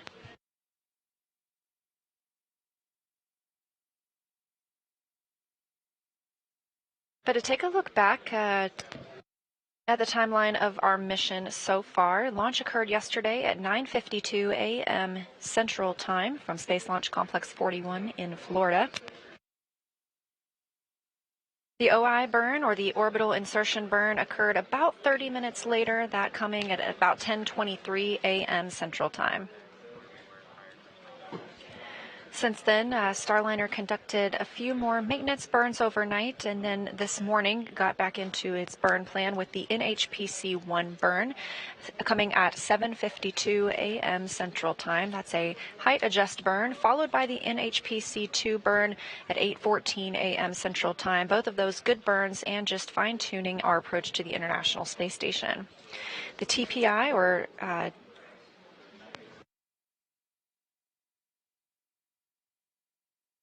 the terminal phase initiation burn, TPI burn, that occurred at 9:02 a.m. Central Time. Also a good burn.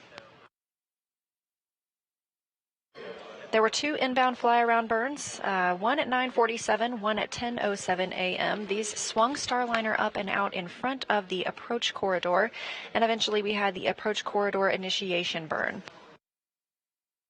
Once Starliner was on that approach corridor, that means they were directly in front of the Node 2 forward docking axis. That's where they docked today.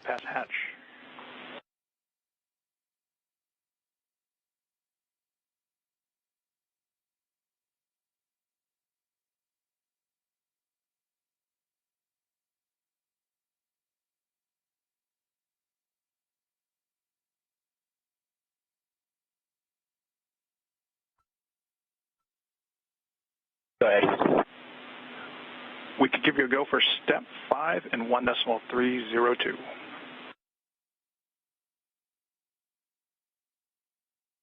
Copy, step 1.302. Good copy. Going in.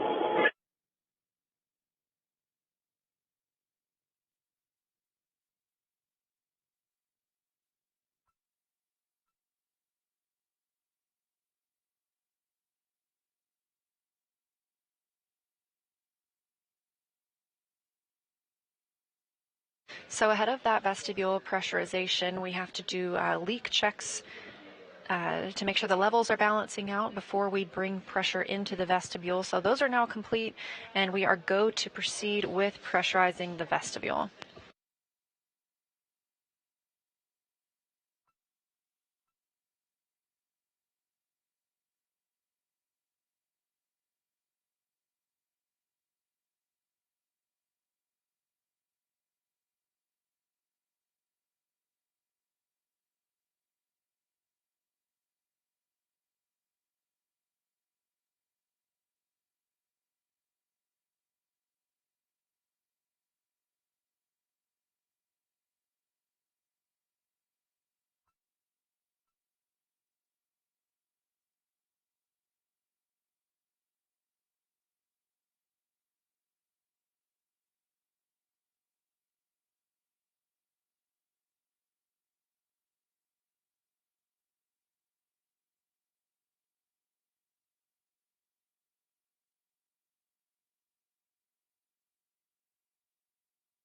Houston, Matt on 2, APAS equalization valve is open, looking for your go in 5.12.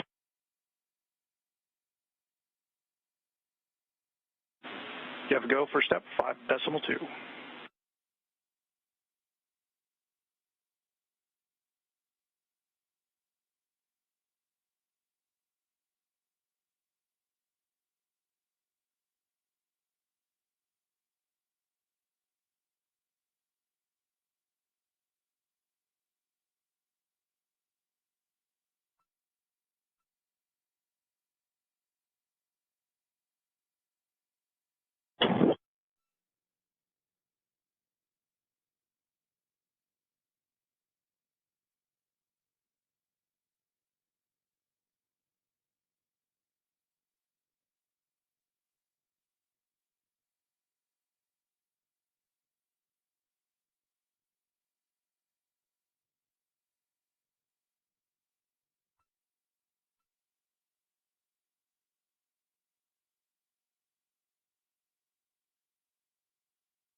Houston, Matt on 2, how copy? Matt, we didn't get anything if you called down earlier.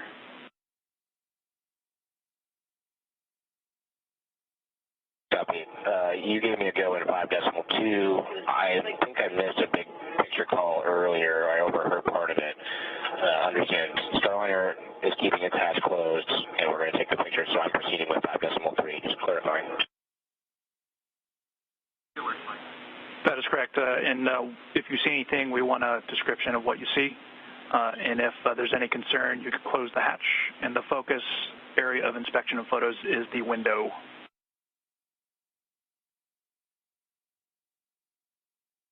That makes total sense. I was just making sure 1,000% we were skipping that FCC call from Mission Control Starliner. Thanks.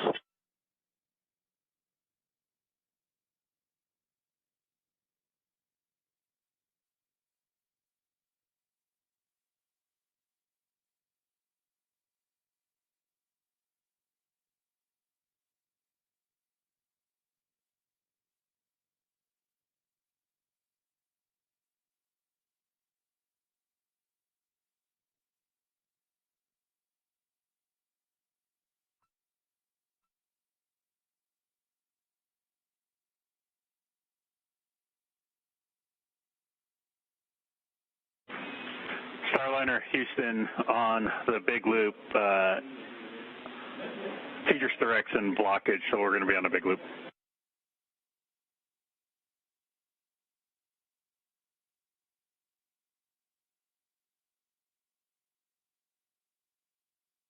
Starliner copy, big loop.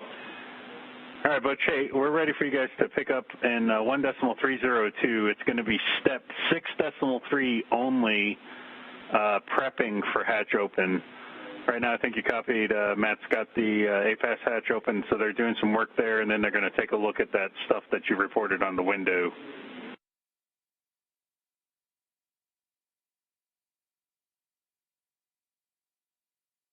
Okay, well, that's 1.302, step 6.3 only, and who is Matt?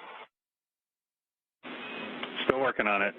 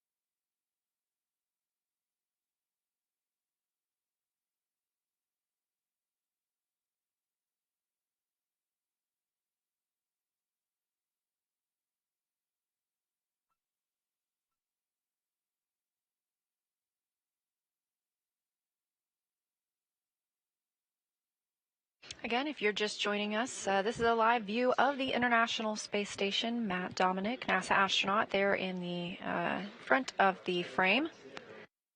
He is working to bring on board the new visitors to the space station. That would be NASA's Butch Wilmore and Sonny Williams, who arrived on the Boeing Starliner spacecraft at 12:34 p.m. Central Time.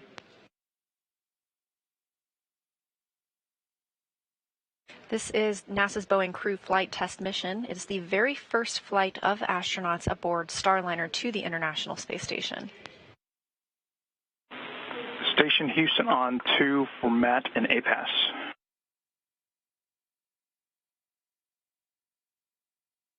Go ahead. Hey, can you confirm for us where you are in step 5?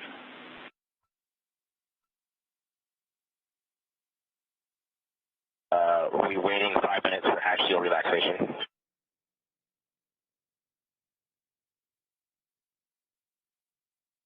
Specifically 5.5. Okay, copy. Thanks for the confirmation.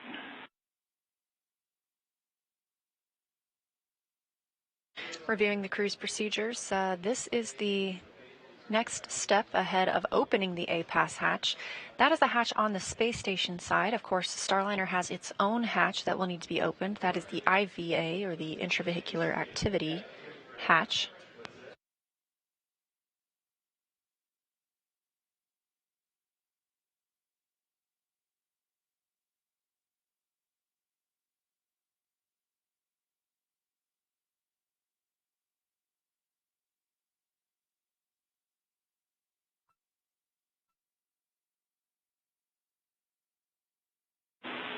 Station Houston on the big loop for any available crew. Looks like there's an MV over one of the IMVs going into Columbus. We'd appreciate it if you can move it. It's over the IMV. The valve part.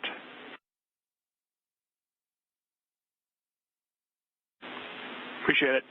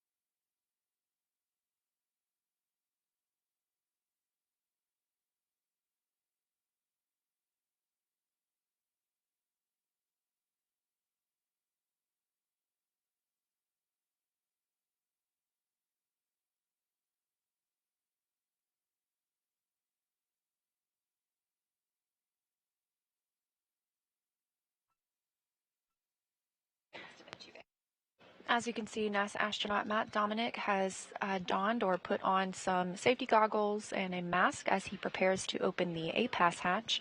This has been exposed to the vacuum of space, and with the docking of a new spacecraft, he's taking an extra precaution ahead of opening that hatch. Of course, we will still have to wait for the Starliner side of the hatch to be opened.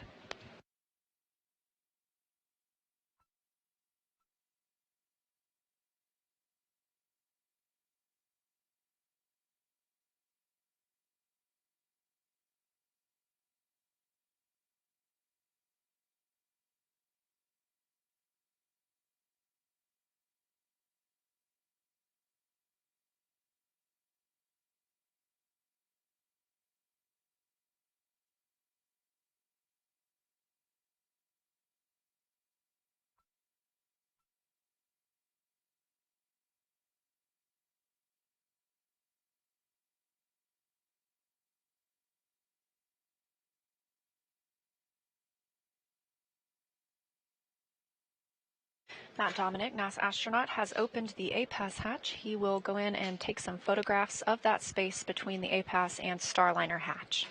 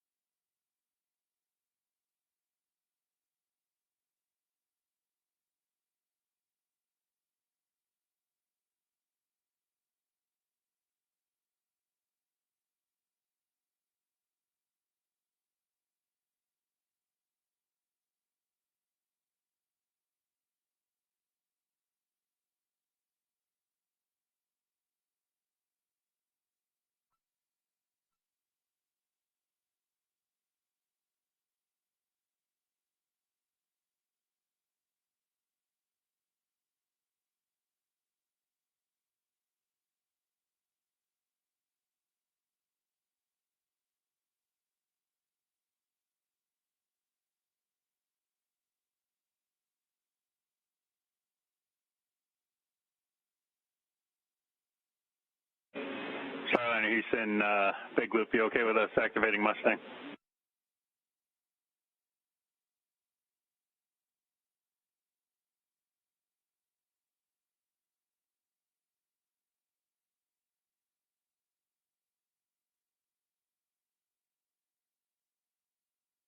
Yes, we are now ready for Mustang.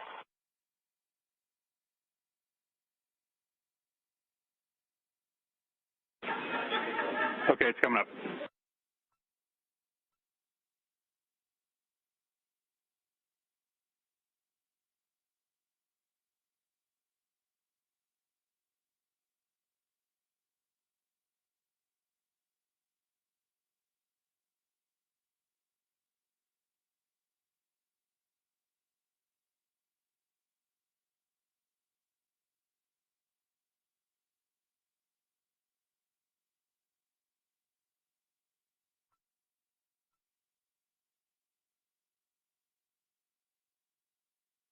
Houston, Matt on 2 for inspection.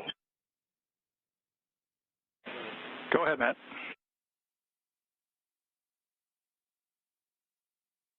From what I can tell, nothing looks unusual. Was able to yell at Butch through the window and Sonny, which was great.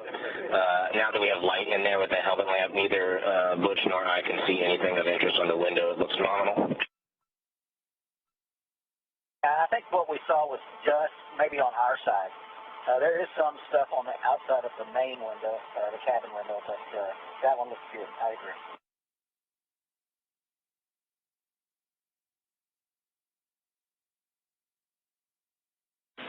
Copy that, Matt. Great news. Thanks. Those words coming from teams on the ground to Matt Dominic and Butch Wilmore aboard the International Space Station and Starliner, respectively. They were looking to see if there was any residue on the small window that is on Matt, the... you go ahead and continue with the rest of step 5.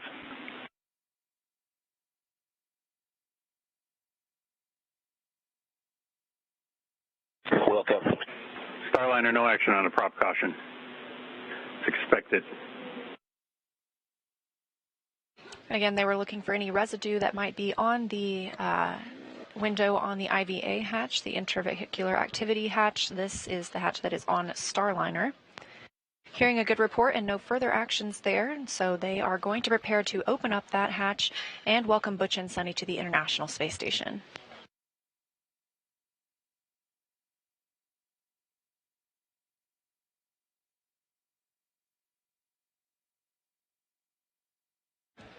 This will be Butch and Sonny's first time opening Starliner's hatch in space, but they have had plenty of practice here on Earth. They've trained extensively with Boeing's mock-up trainer hatch and a standalone hatch at Johnson Space Center in Houston. They've also worked with the pad abort vehicle hatch in Florida, which is very bulky and very heavy. And your report about your window, I can give you a go now for step 6.2. In addition to the go for step 6.3 that I gave you a few minutes ago, but stand by for the next go.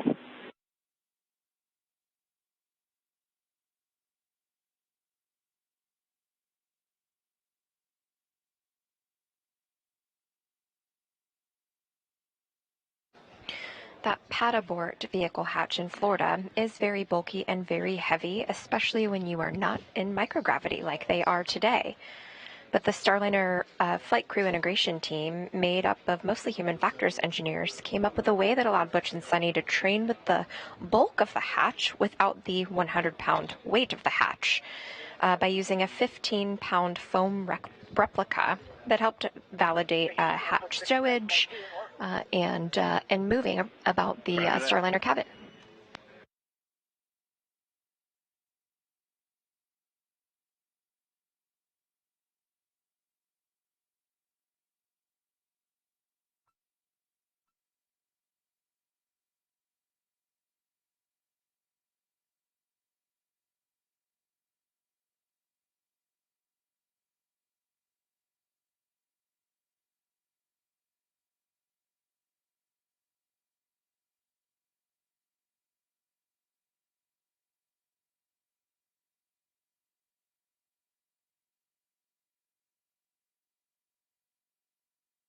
It's been about an hour and 45 minutes since docking today of Starliner to the International Space Station, that coming again at 12:34 p.m. Central Time, and we are standing by for hatch opening to officially welcome Butch Wilmore and Sonny Williams back to the International Space Station.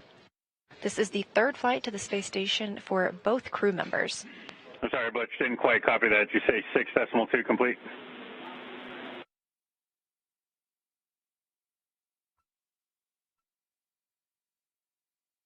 Affirmative, 6.2 complete.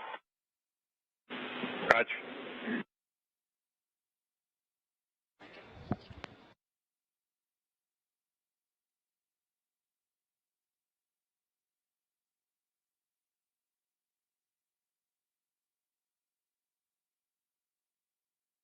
You can turn down the cabin test some if you'd like.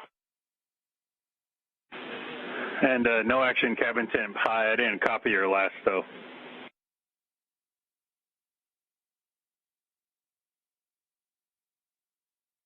Ted, I can turn it down. It's getting, if you remember how it was cold earlier, but now it's fine, and we can turn it down some. It's currently at the 230 position.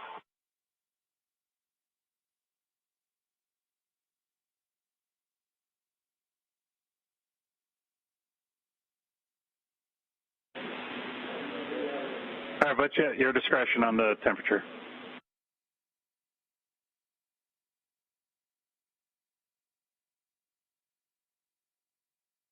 Okay, it's at 11 o'clock. Roger.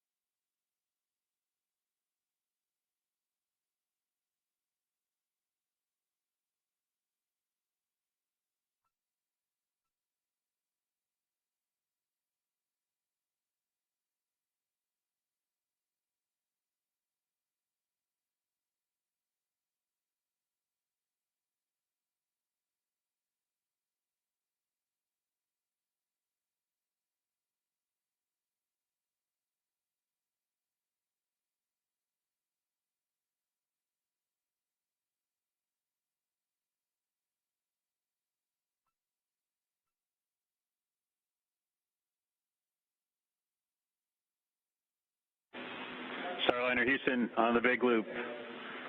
Big moment here. You are go to get into step.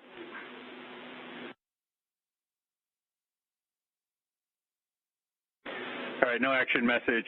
You're go to pick up in step 6.4 and through the rest of step 6 to open the hatch.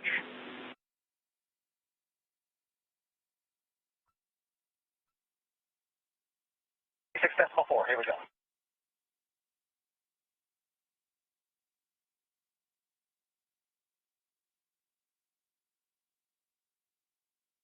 We are standing by for the opening of the Starliner hatch.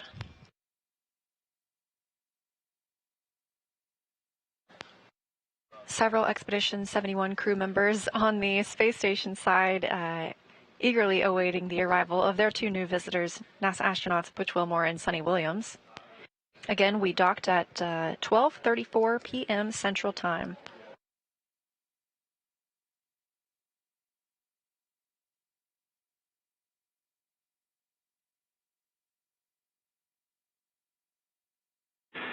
Station Houston on the big loop. We're about 1 minute out to a handover. We'd like to hold off on ingress.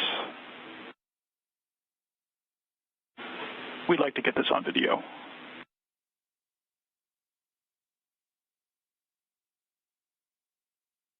Station copies. Leah mentioned and the anticipation for hatch open of the Starliner spacecraft. And if you all tuned in for OFT2, you know that that hatch open actually came from the space station side. This time around, it will come from Starliner side, the first time that we've done that in space, which is going to be very exciting to witness. And this time will be a little bit different too. Last time we turned the latch inside counterclockwise, like lefty loosey, righty tighty. This time we will actually have Butch or Sunny, depends on who decides to do it. They will turn the latch 1 1/4 turn clockwise from inside the Starliner. They also have a window that you've heard them talk about, so we might be able to see their faces from inside that camera that you saw on the International Space Station. And we do have a handover of the tracking data relay satellite system. You heard that call to the crew just before we lost those views.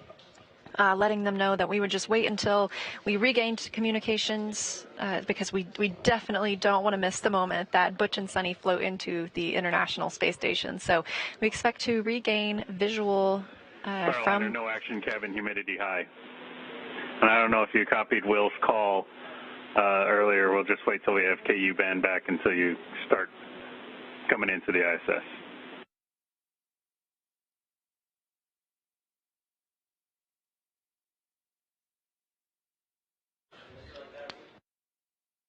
That's Capcom Neil Nagata speaking with the Starliner crew, letting them know we are standing by for hatch opening. And we have regained video. With KU and video. With the exception of crew sleep, Butch and Sunny have been very busy aboard the spacecraft. And I know that our Starliner and Boeing and NASA teammates here on the ground just can't wait to talk to them about their experiences so that we know how to make adjustments for future missions, longer duration missions to the International Space Station. Earlier this afternoon, I got a text message from former NASA astronaut Chris Ferguson, who helped in the Starliner's development, and I bet he can't wait either. His fingerprints are all over the spacecraft, and now so are Butch and Sunny's.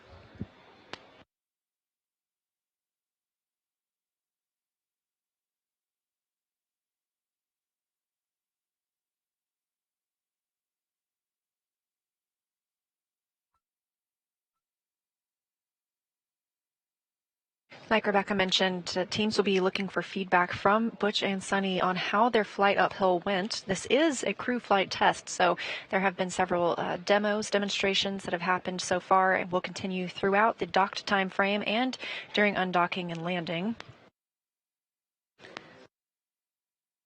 Teams will start looking for feedback on habitability of the spacecraft, how it performs as a safe haven if that were ever to be needed, manual piloting, which we saw a couple of times during the ride uphill.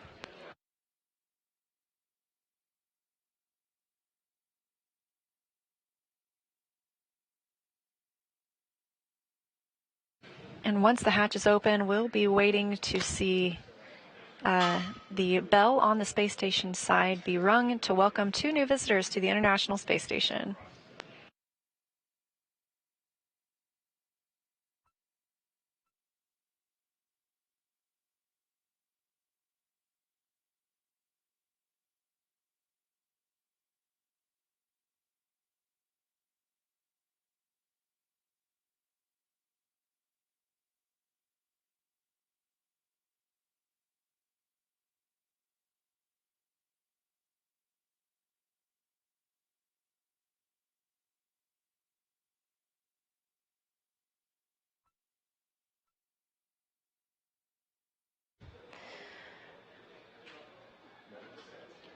While Starliner is docked to the International Space Station, there will be more flight test objectives achieved, along with the ones that Leah just mentioned that have already been achieved, as well as operational capability checkouts. Those are things where the crew gets to interface with the Starliner and we get to check off some more items. This is a primarily crew interface test, so we're looking forward to hearing more about their experiences. But in terms of flight test objectives, they will establish joint ventilation with ISS, recharge Starliner's batteries, verify telemetry paths and file transfers, transfer cargo to and from the ISS, including a urine processing assembly pump that Starliner actually we were able to put into the Starliner while it was at the launch pad because it was a need for the International Space Station. So proving the flexibility of not only the spacecraft to fly cargo, but also of the team. A lot of teamwork went into that across the NASA and Boeing community to get that pump up. And I believe they're going to be working on that pretty quickly aboard the International Space Station. And while Starliner is on the International Space Station, when we docked earlier and confirmed that we were hard mated, the umbilical started receiving power from the space station. Starliner will also be put into a quiescent mode to minimize the power it's taking from the space station during its docked time frame. It can be turned on very quickly if that were to be needed.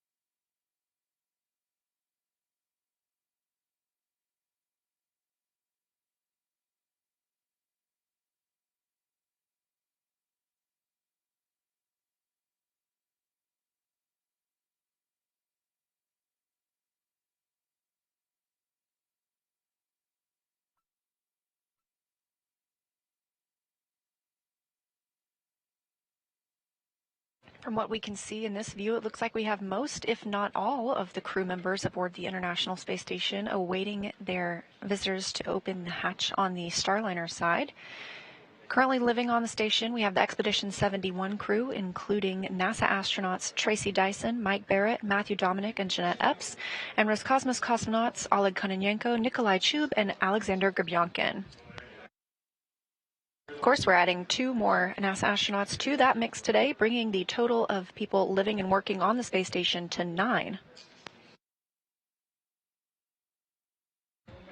Leah, this again is just a display of a team sport. When we think about Starliner, yes, it is an American capability, but it's also going to provide global access to the International Space Station and potentially new destinations in low Earth orbit. We'll see at least one international crew member fly up on Starliner 1, Josh Kutrick, Canadian Space Agency astronaut.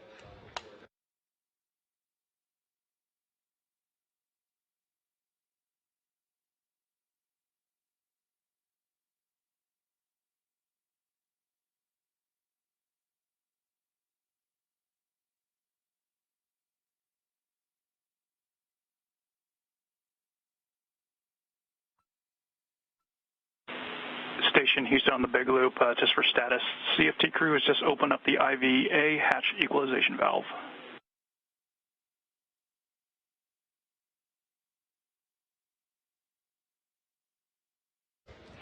Cannot rush into opening 2 vehicles that are connected in space. Want to make sure that pressure is equalized between the 2 vehicles.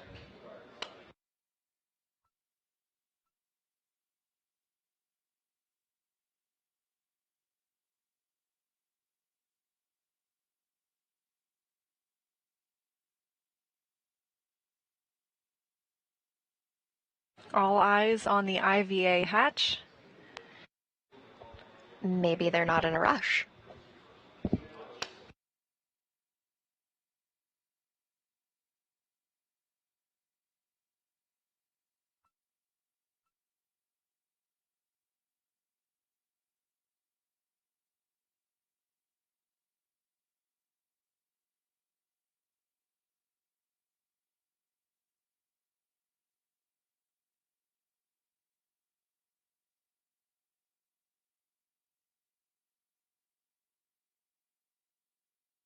Now 2 hours exactly since Starliner docked to the International Space Station on NASA's Boeing crew flight test. Again, that coming at 12:34 p.m. Central Time. We are just standing by for Butch and Sunny to float in as the first crew members to fly aboard Starliner.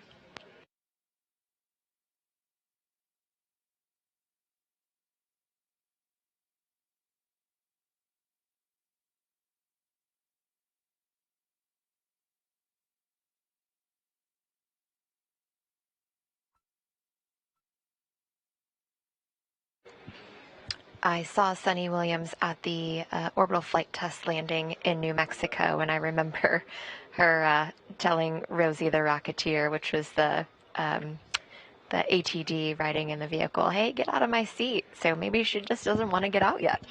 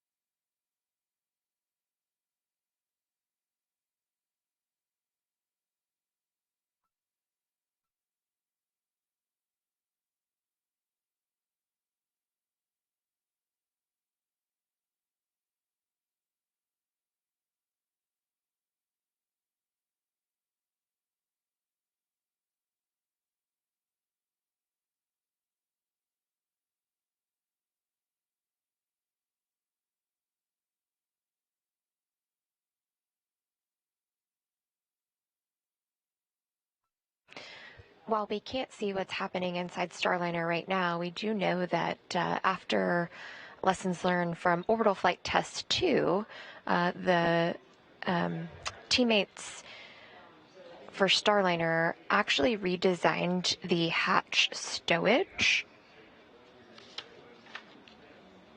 procedures and the straps. So basically modifications to securing the mechanism. So it floated around a little bit more than we anticipated for OFT2. So they went from 2 anchor points to 4 anchor points. So I could imagine maybe they're working on that right now. So the hatch is likely out of the way and they're working on stowing it. Yes, it's definitely not as quick as the movies when you watch spacecraft arrive to another orbiting laboratory. There are several procedures that have to take place before the crew can fly in, things that need to be stowed, and we take careful detail to track everything aboard the International Space Station as well as aboard a visiting spacecraft to make sure everyone arrives and leaves with what they brought up or what they needed to leave on board. I do remember Sunny saying during one of their free flight downlink events where we heard the audio saying that she promised the team she was going to clean up after herself, and Butch was modeling that for her.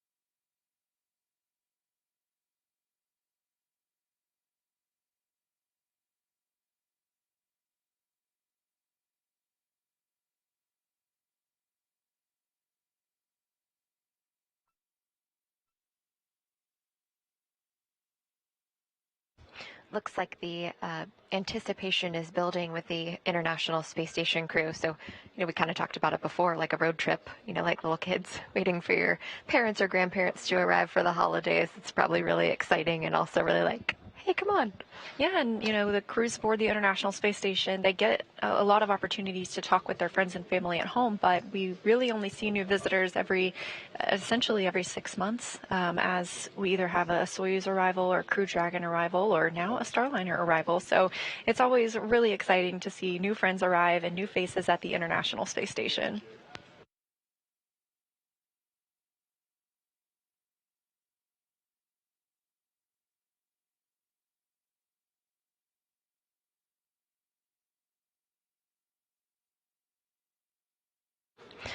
NASA astronaut Jeanette Epps seen in view on the left-hand side of your screen, and she actually trained to be on the Starliner 1 mission. So I'm sure she's very excited to get inside too and actually see it from space and not just from the ground. Yeah, Jeanette flew up on the Crew 8 mission, and having that ability to cross-train on 2 different vehicles is a pretty special opportunity.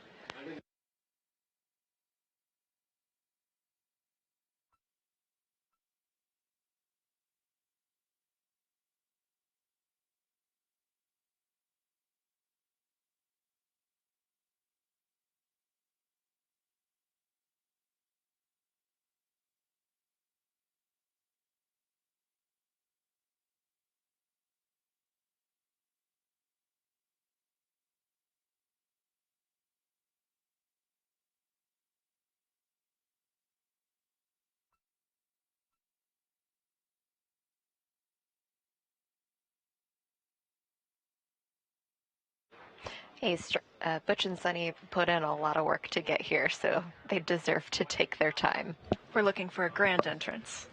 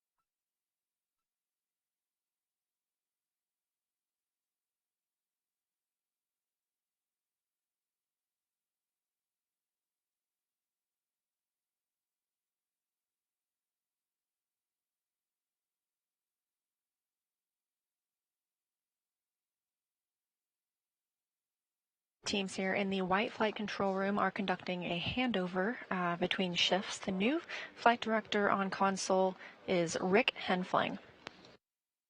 And we are still standing by for Butch and Sunny to float from Starliner into the space station.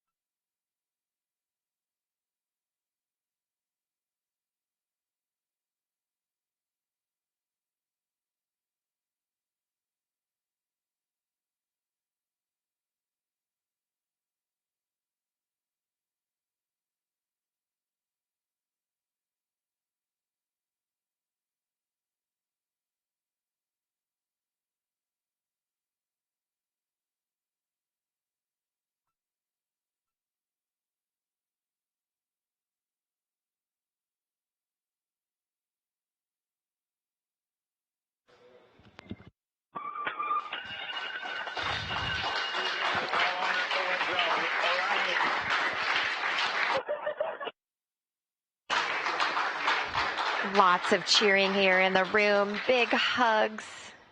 Sunny William coming through in her blue flight suit. Oh. And followed shortly behind by Commander of Starliner, Butch Wilmore, now back on the space station, the third visit for both astronauts and the first crewed flight test of the Starliner spacecraft. Everyone looking very happy, like they had a great ride.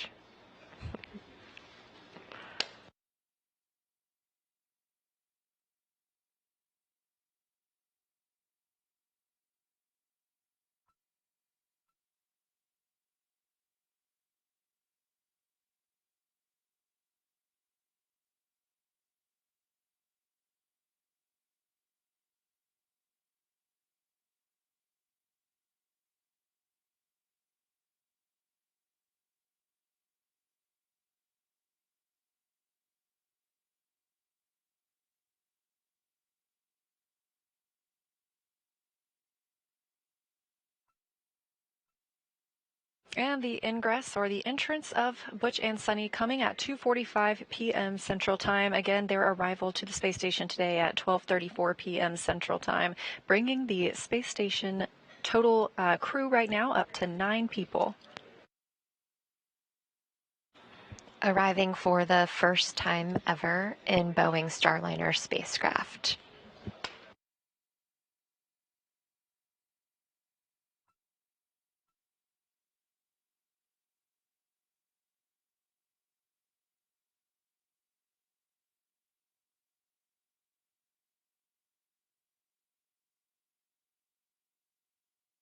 I can imagine they're very happy to see people without masks. You know, they've been in quarantine since a couple of weeks before the first launch attempt in May, finally launching, earlier this week on June 5th, docking on June 6th. And so big smiles there. I'm sure seeing those not behind masks is probably something they're really excited about.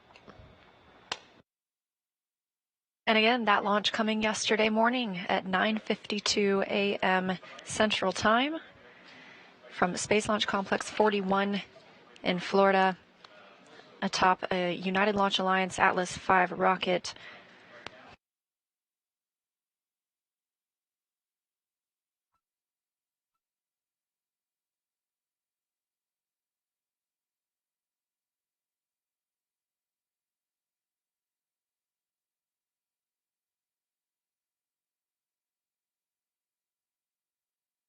And the crew is going to give us a little bit of a welcome ceremony. Available crew in PAO events.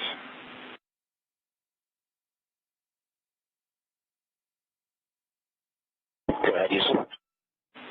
Hey, we'd figure Butch and Sunny want to take a quick break here, so you guys let us know when you're ready for the event, and whenever you have a chance, we'd like to do a quick voice check.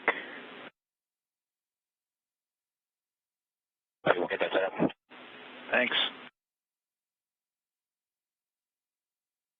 Yeah, Houston, you want, which camera you want the microphone on? Are you using both cameras or just one?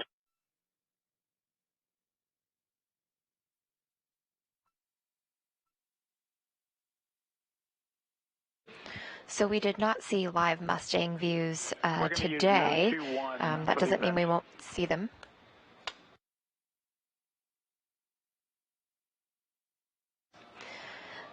But teammates here in Mission Control were working an issue with an IP address. So very similar situation that you might have at home, but we will get to see that. And we will also get all of the downlink events that you heard via audio transferred while they're docked to the station. So we'll be able to put those out on our channels after we get through this big milestone where we welcome the crew.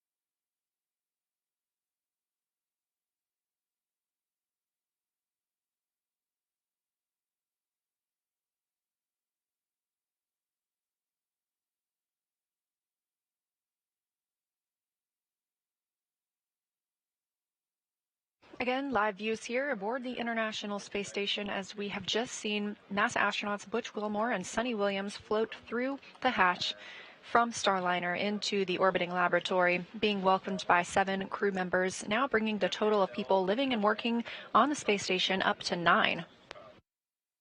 They are getting configured for a welcome ceremony. We expect that to begin shortly.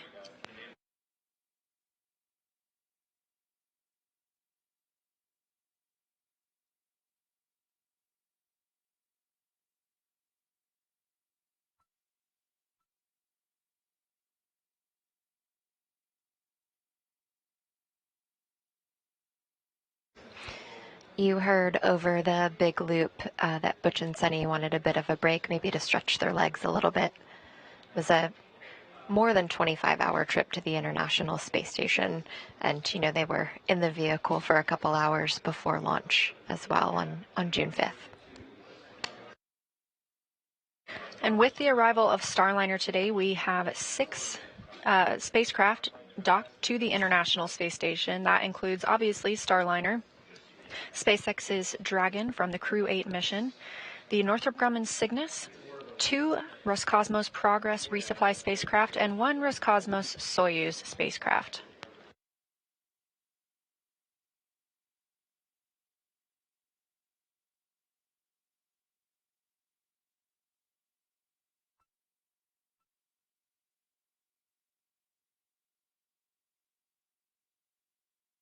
Houston, Matt 2, you ready for senior voice check? Yep, we are ready for the voice check. And Matt, while you're getting into place, we have a...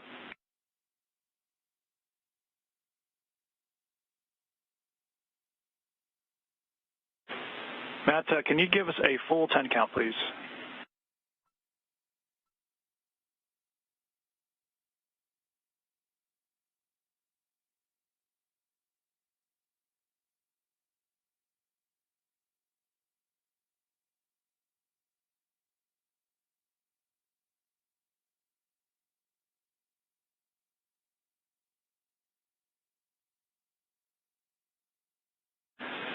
We think it's good. However, can you face the camera and give us another quick 5 count, please?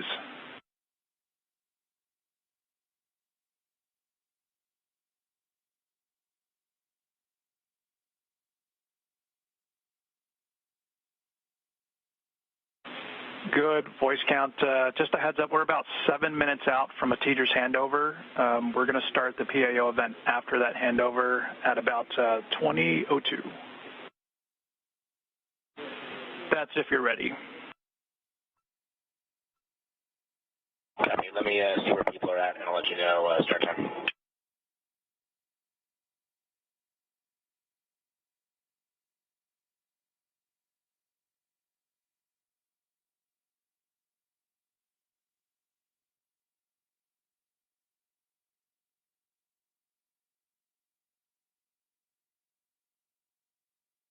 As you can hear, we are now preparing for that welcome ceremony, expecting that in the next several minutes.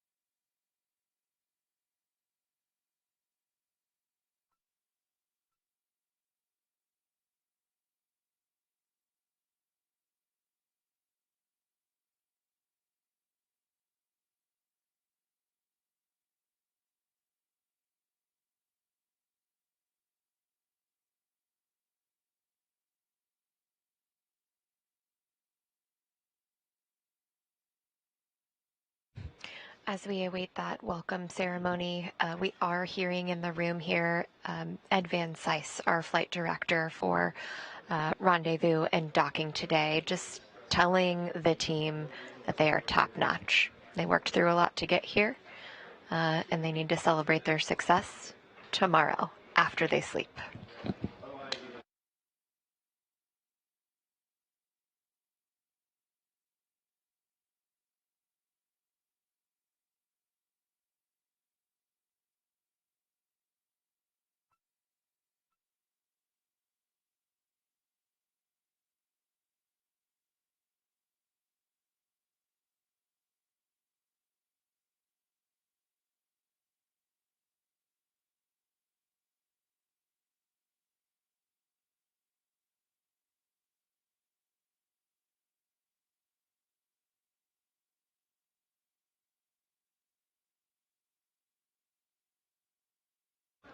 Here in the room celebrating today's successful docking and seeing the crew come into the International Space Station is Starliner 1 pilot Mike Fink. And we actually have a couple pictures of him here in the control room today wearing his flight test orange tie. He also has on some socks. Well, actually, here you see him doing his Ironman pose. If you follow him on Twitter, it is Astro Iron Mike. He actually has been doing a great job showing behind the scenes of what Butch and Sunny have been going through for training and even during launch attempts. So just a all-around good human being. If we want to take a closer look at his tie and his socks, we can do that as well. See here, signed by Butch Wilmore and Sunny Williams. Flight test orange is important to them. This whole experience has been a flight test from them from start to finish. They've been able to write the procedures and make the Starliner better for what's to come. And that is a flight with Mike Fink next year. And we have a live view of Mike right now. He is very much excited about this docking today and very much looking forward to his own mission on Starliner 1.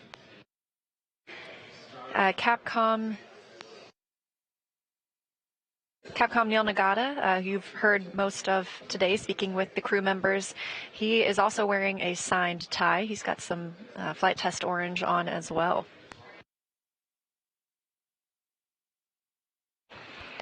We see Butch and Sunny floating in another view here. And what I love about Sunny is she is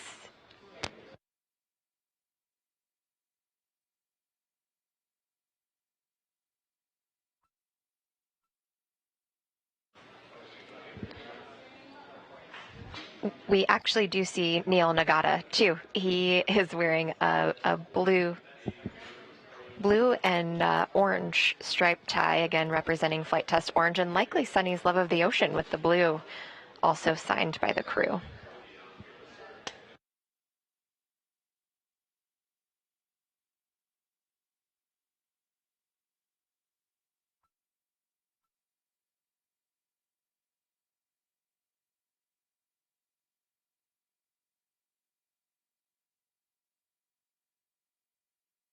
And a brief satellite handover while we are setting up for this welcome ceremony with Butch and Sunny.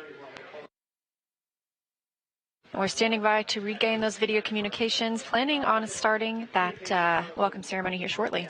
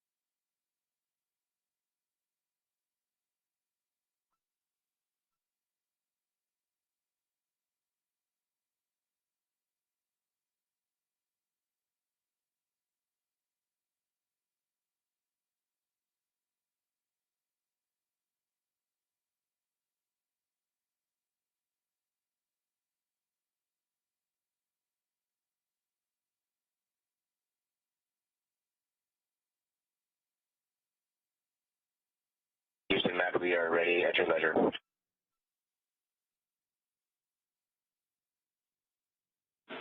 Copy, Matt. We'll give you a second to get into place.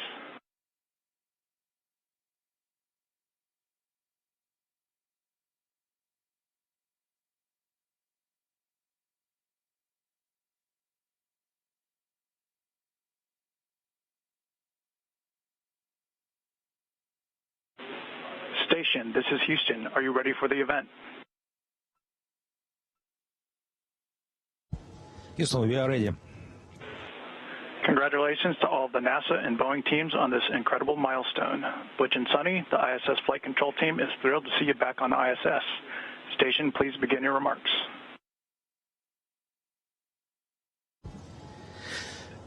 Butch, Sunny, we are glad to see them all here in International Space Station, and we want to congratulate whole team in different mission control center for launch, for docking, and of the end, we are very happy.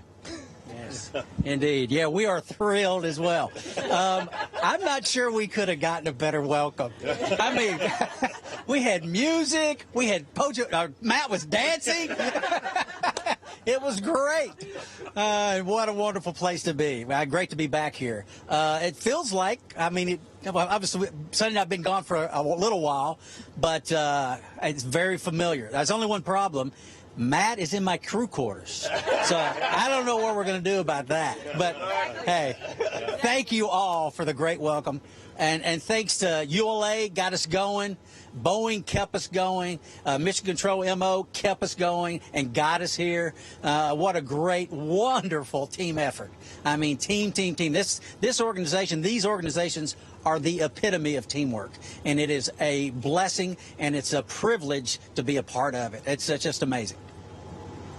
Yeah, and I just want to say a big thanks to family and friends who've lived this for a long time. And I think you're glad we're not with you anymore. And we have another family up here, which is just awesome. Like Butch said, it was such a great welcome, little dance party, and that's the way to get things going. And we're just happy as can be to be up in space. One in Starliner, on an Atlas V, and then here on the International Space Station. It just doesn't get much better.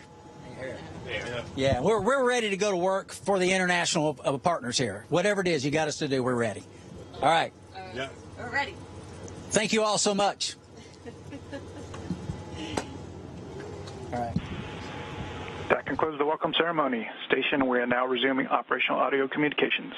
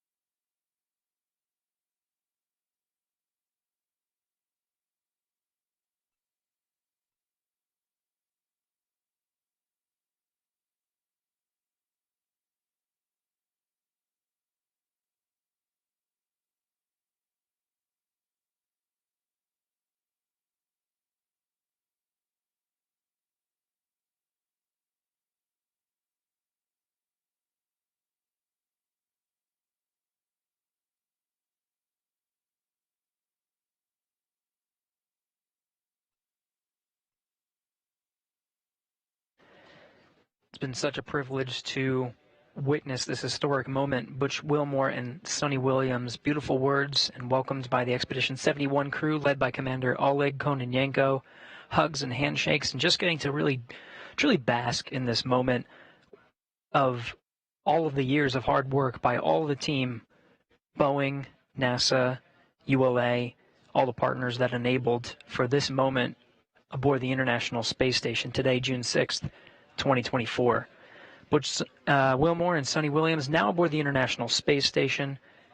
From here in the International Space Station Flight Control Room, it's been a privilege to have had the opportunity to witness this historic moment and see the crew being welcomed, Butch and Sonny, by the Expedition 71 crew. Looking forward to their stay aboard the International Space Station. from here in the International Space Station Flight Control Room, we'll go ahead and wrap up on this side and hand it over to our counterparts, Leah and Rebecca, over in the Starliner Flight Control Room. We'll hand it over to you guys. Thanks. Thanks, Gary, and we are just still watching the crew enjoying themselves as they are now up to 9 people aboard the International Space Station. Again, docking coming today at 12:34 p.m. Central Time, and we saw the crew float through the hatch at, I believe it was about 2:45 p.m. Central Time. Yeah, and very nice words from the crew there.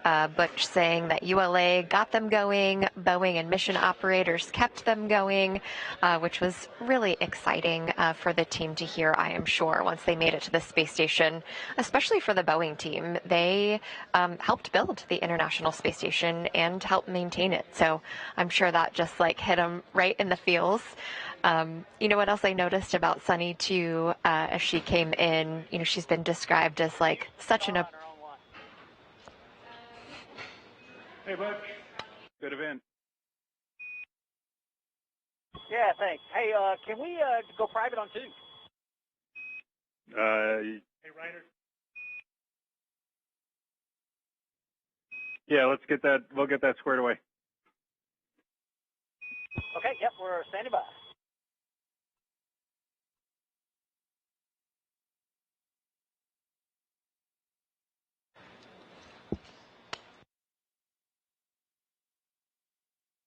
So Sunny is described as the most approachable astronaut, and I noticed as she was floating in, she actually had like a little piece of fairy hair, which was like as sparkly as the narwhal gravity indicator, which is so fun to see. Also fun to see this view right now out the Starliner window. The team was able to get the IP address right and get the video unrestricted for us to use here. So you can see the ESA Columbus module, you know, the International Space Station being just this point of pride and unity, not just for America, but the entire globe, and it all coming together on space, which we saw with the crew coming together with those fun family photos. And there's something else out the window there, too. Yeah, this is an incredible view because it is from the interior of one American spacecraft, Boeing's Starliner, looking out the window to another American spacecraft. That's SpaceX's Dragon. So, Okay, Butch conference configured on air to ground 2. I'm going to go ahead and hand over to Jay. I'll talk to you on the radios tomorrow. Okay. Actually, if you can stay, it won't take long. I don't know that you have any example or extra remarks, but maybe stay for the conference real quick. Okay, I'll punch it up.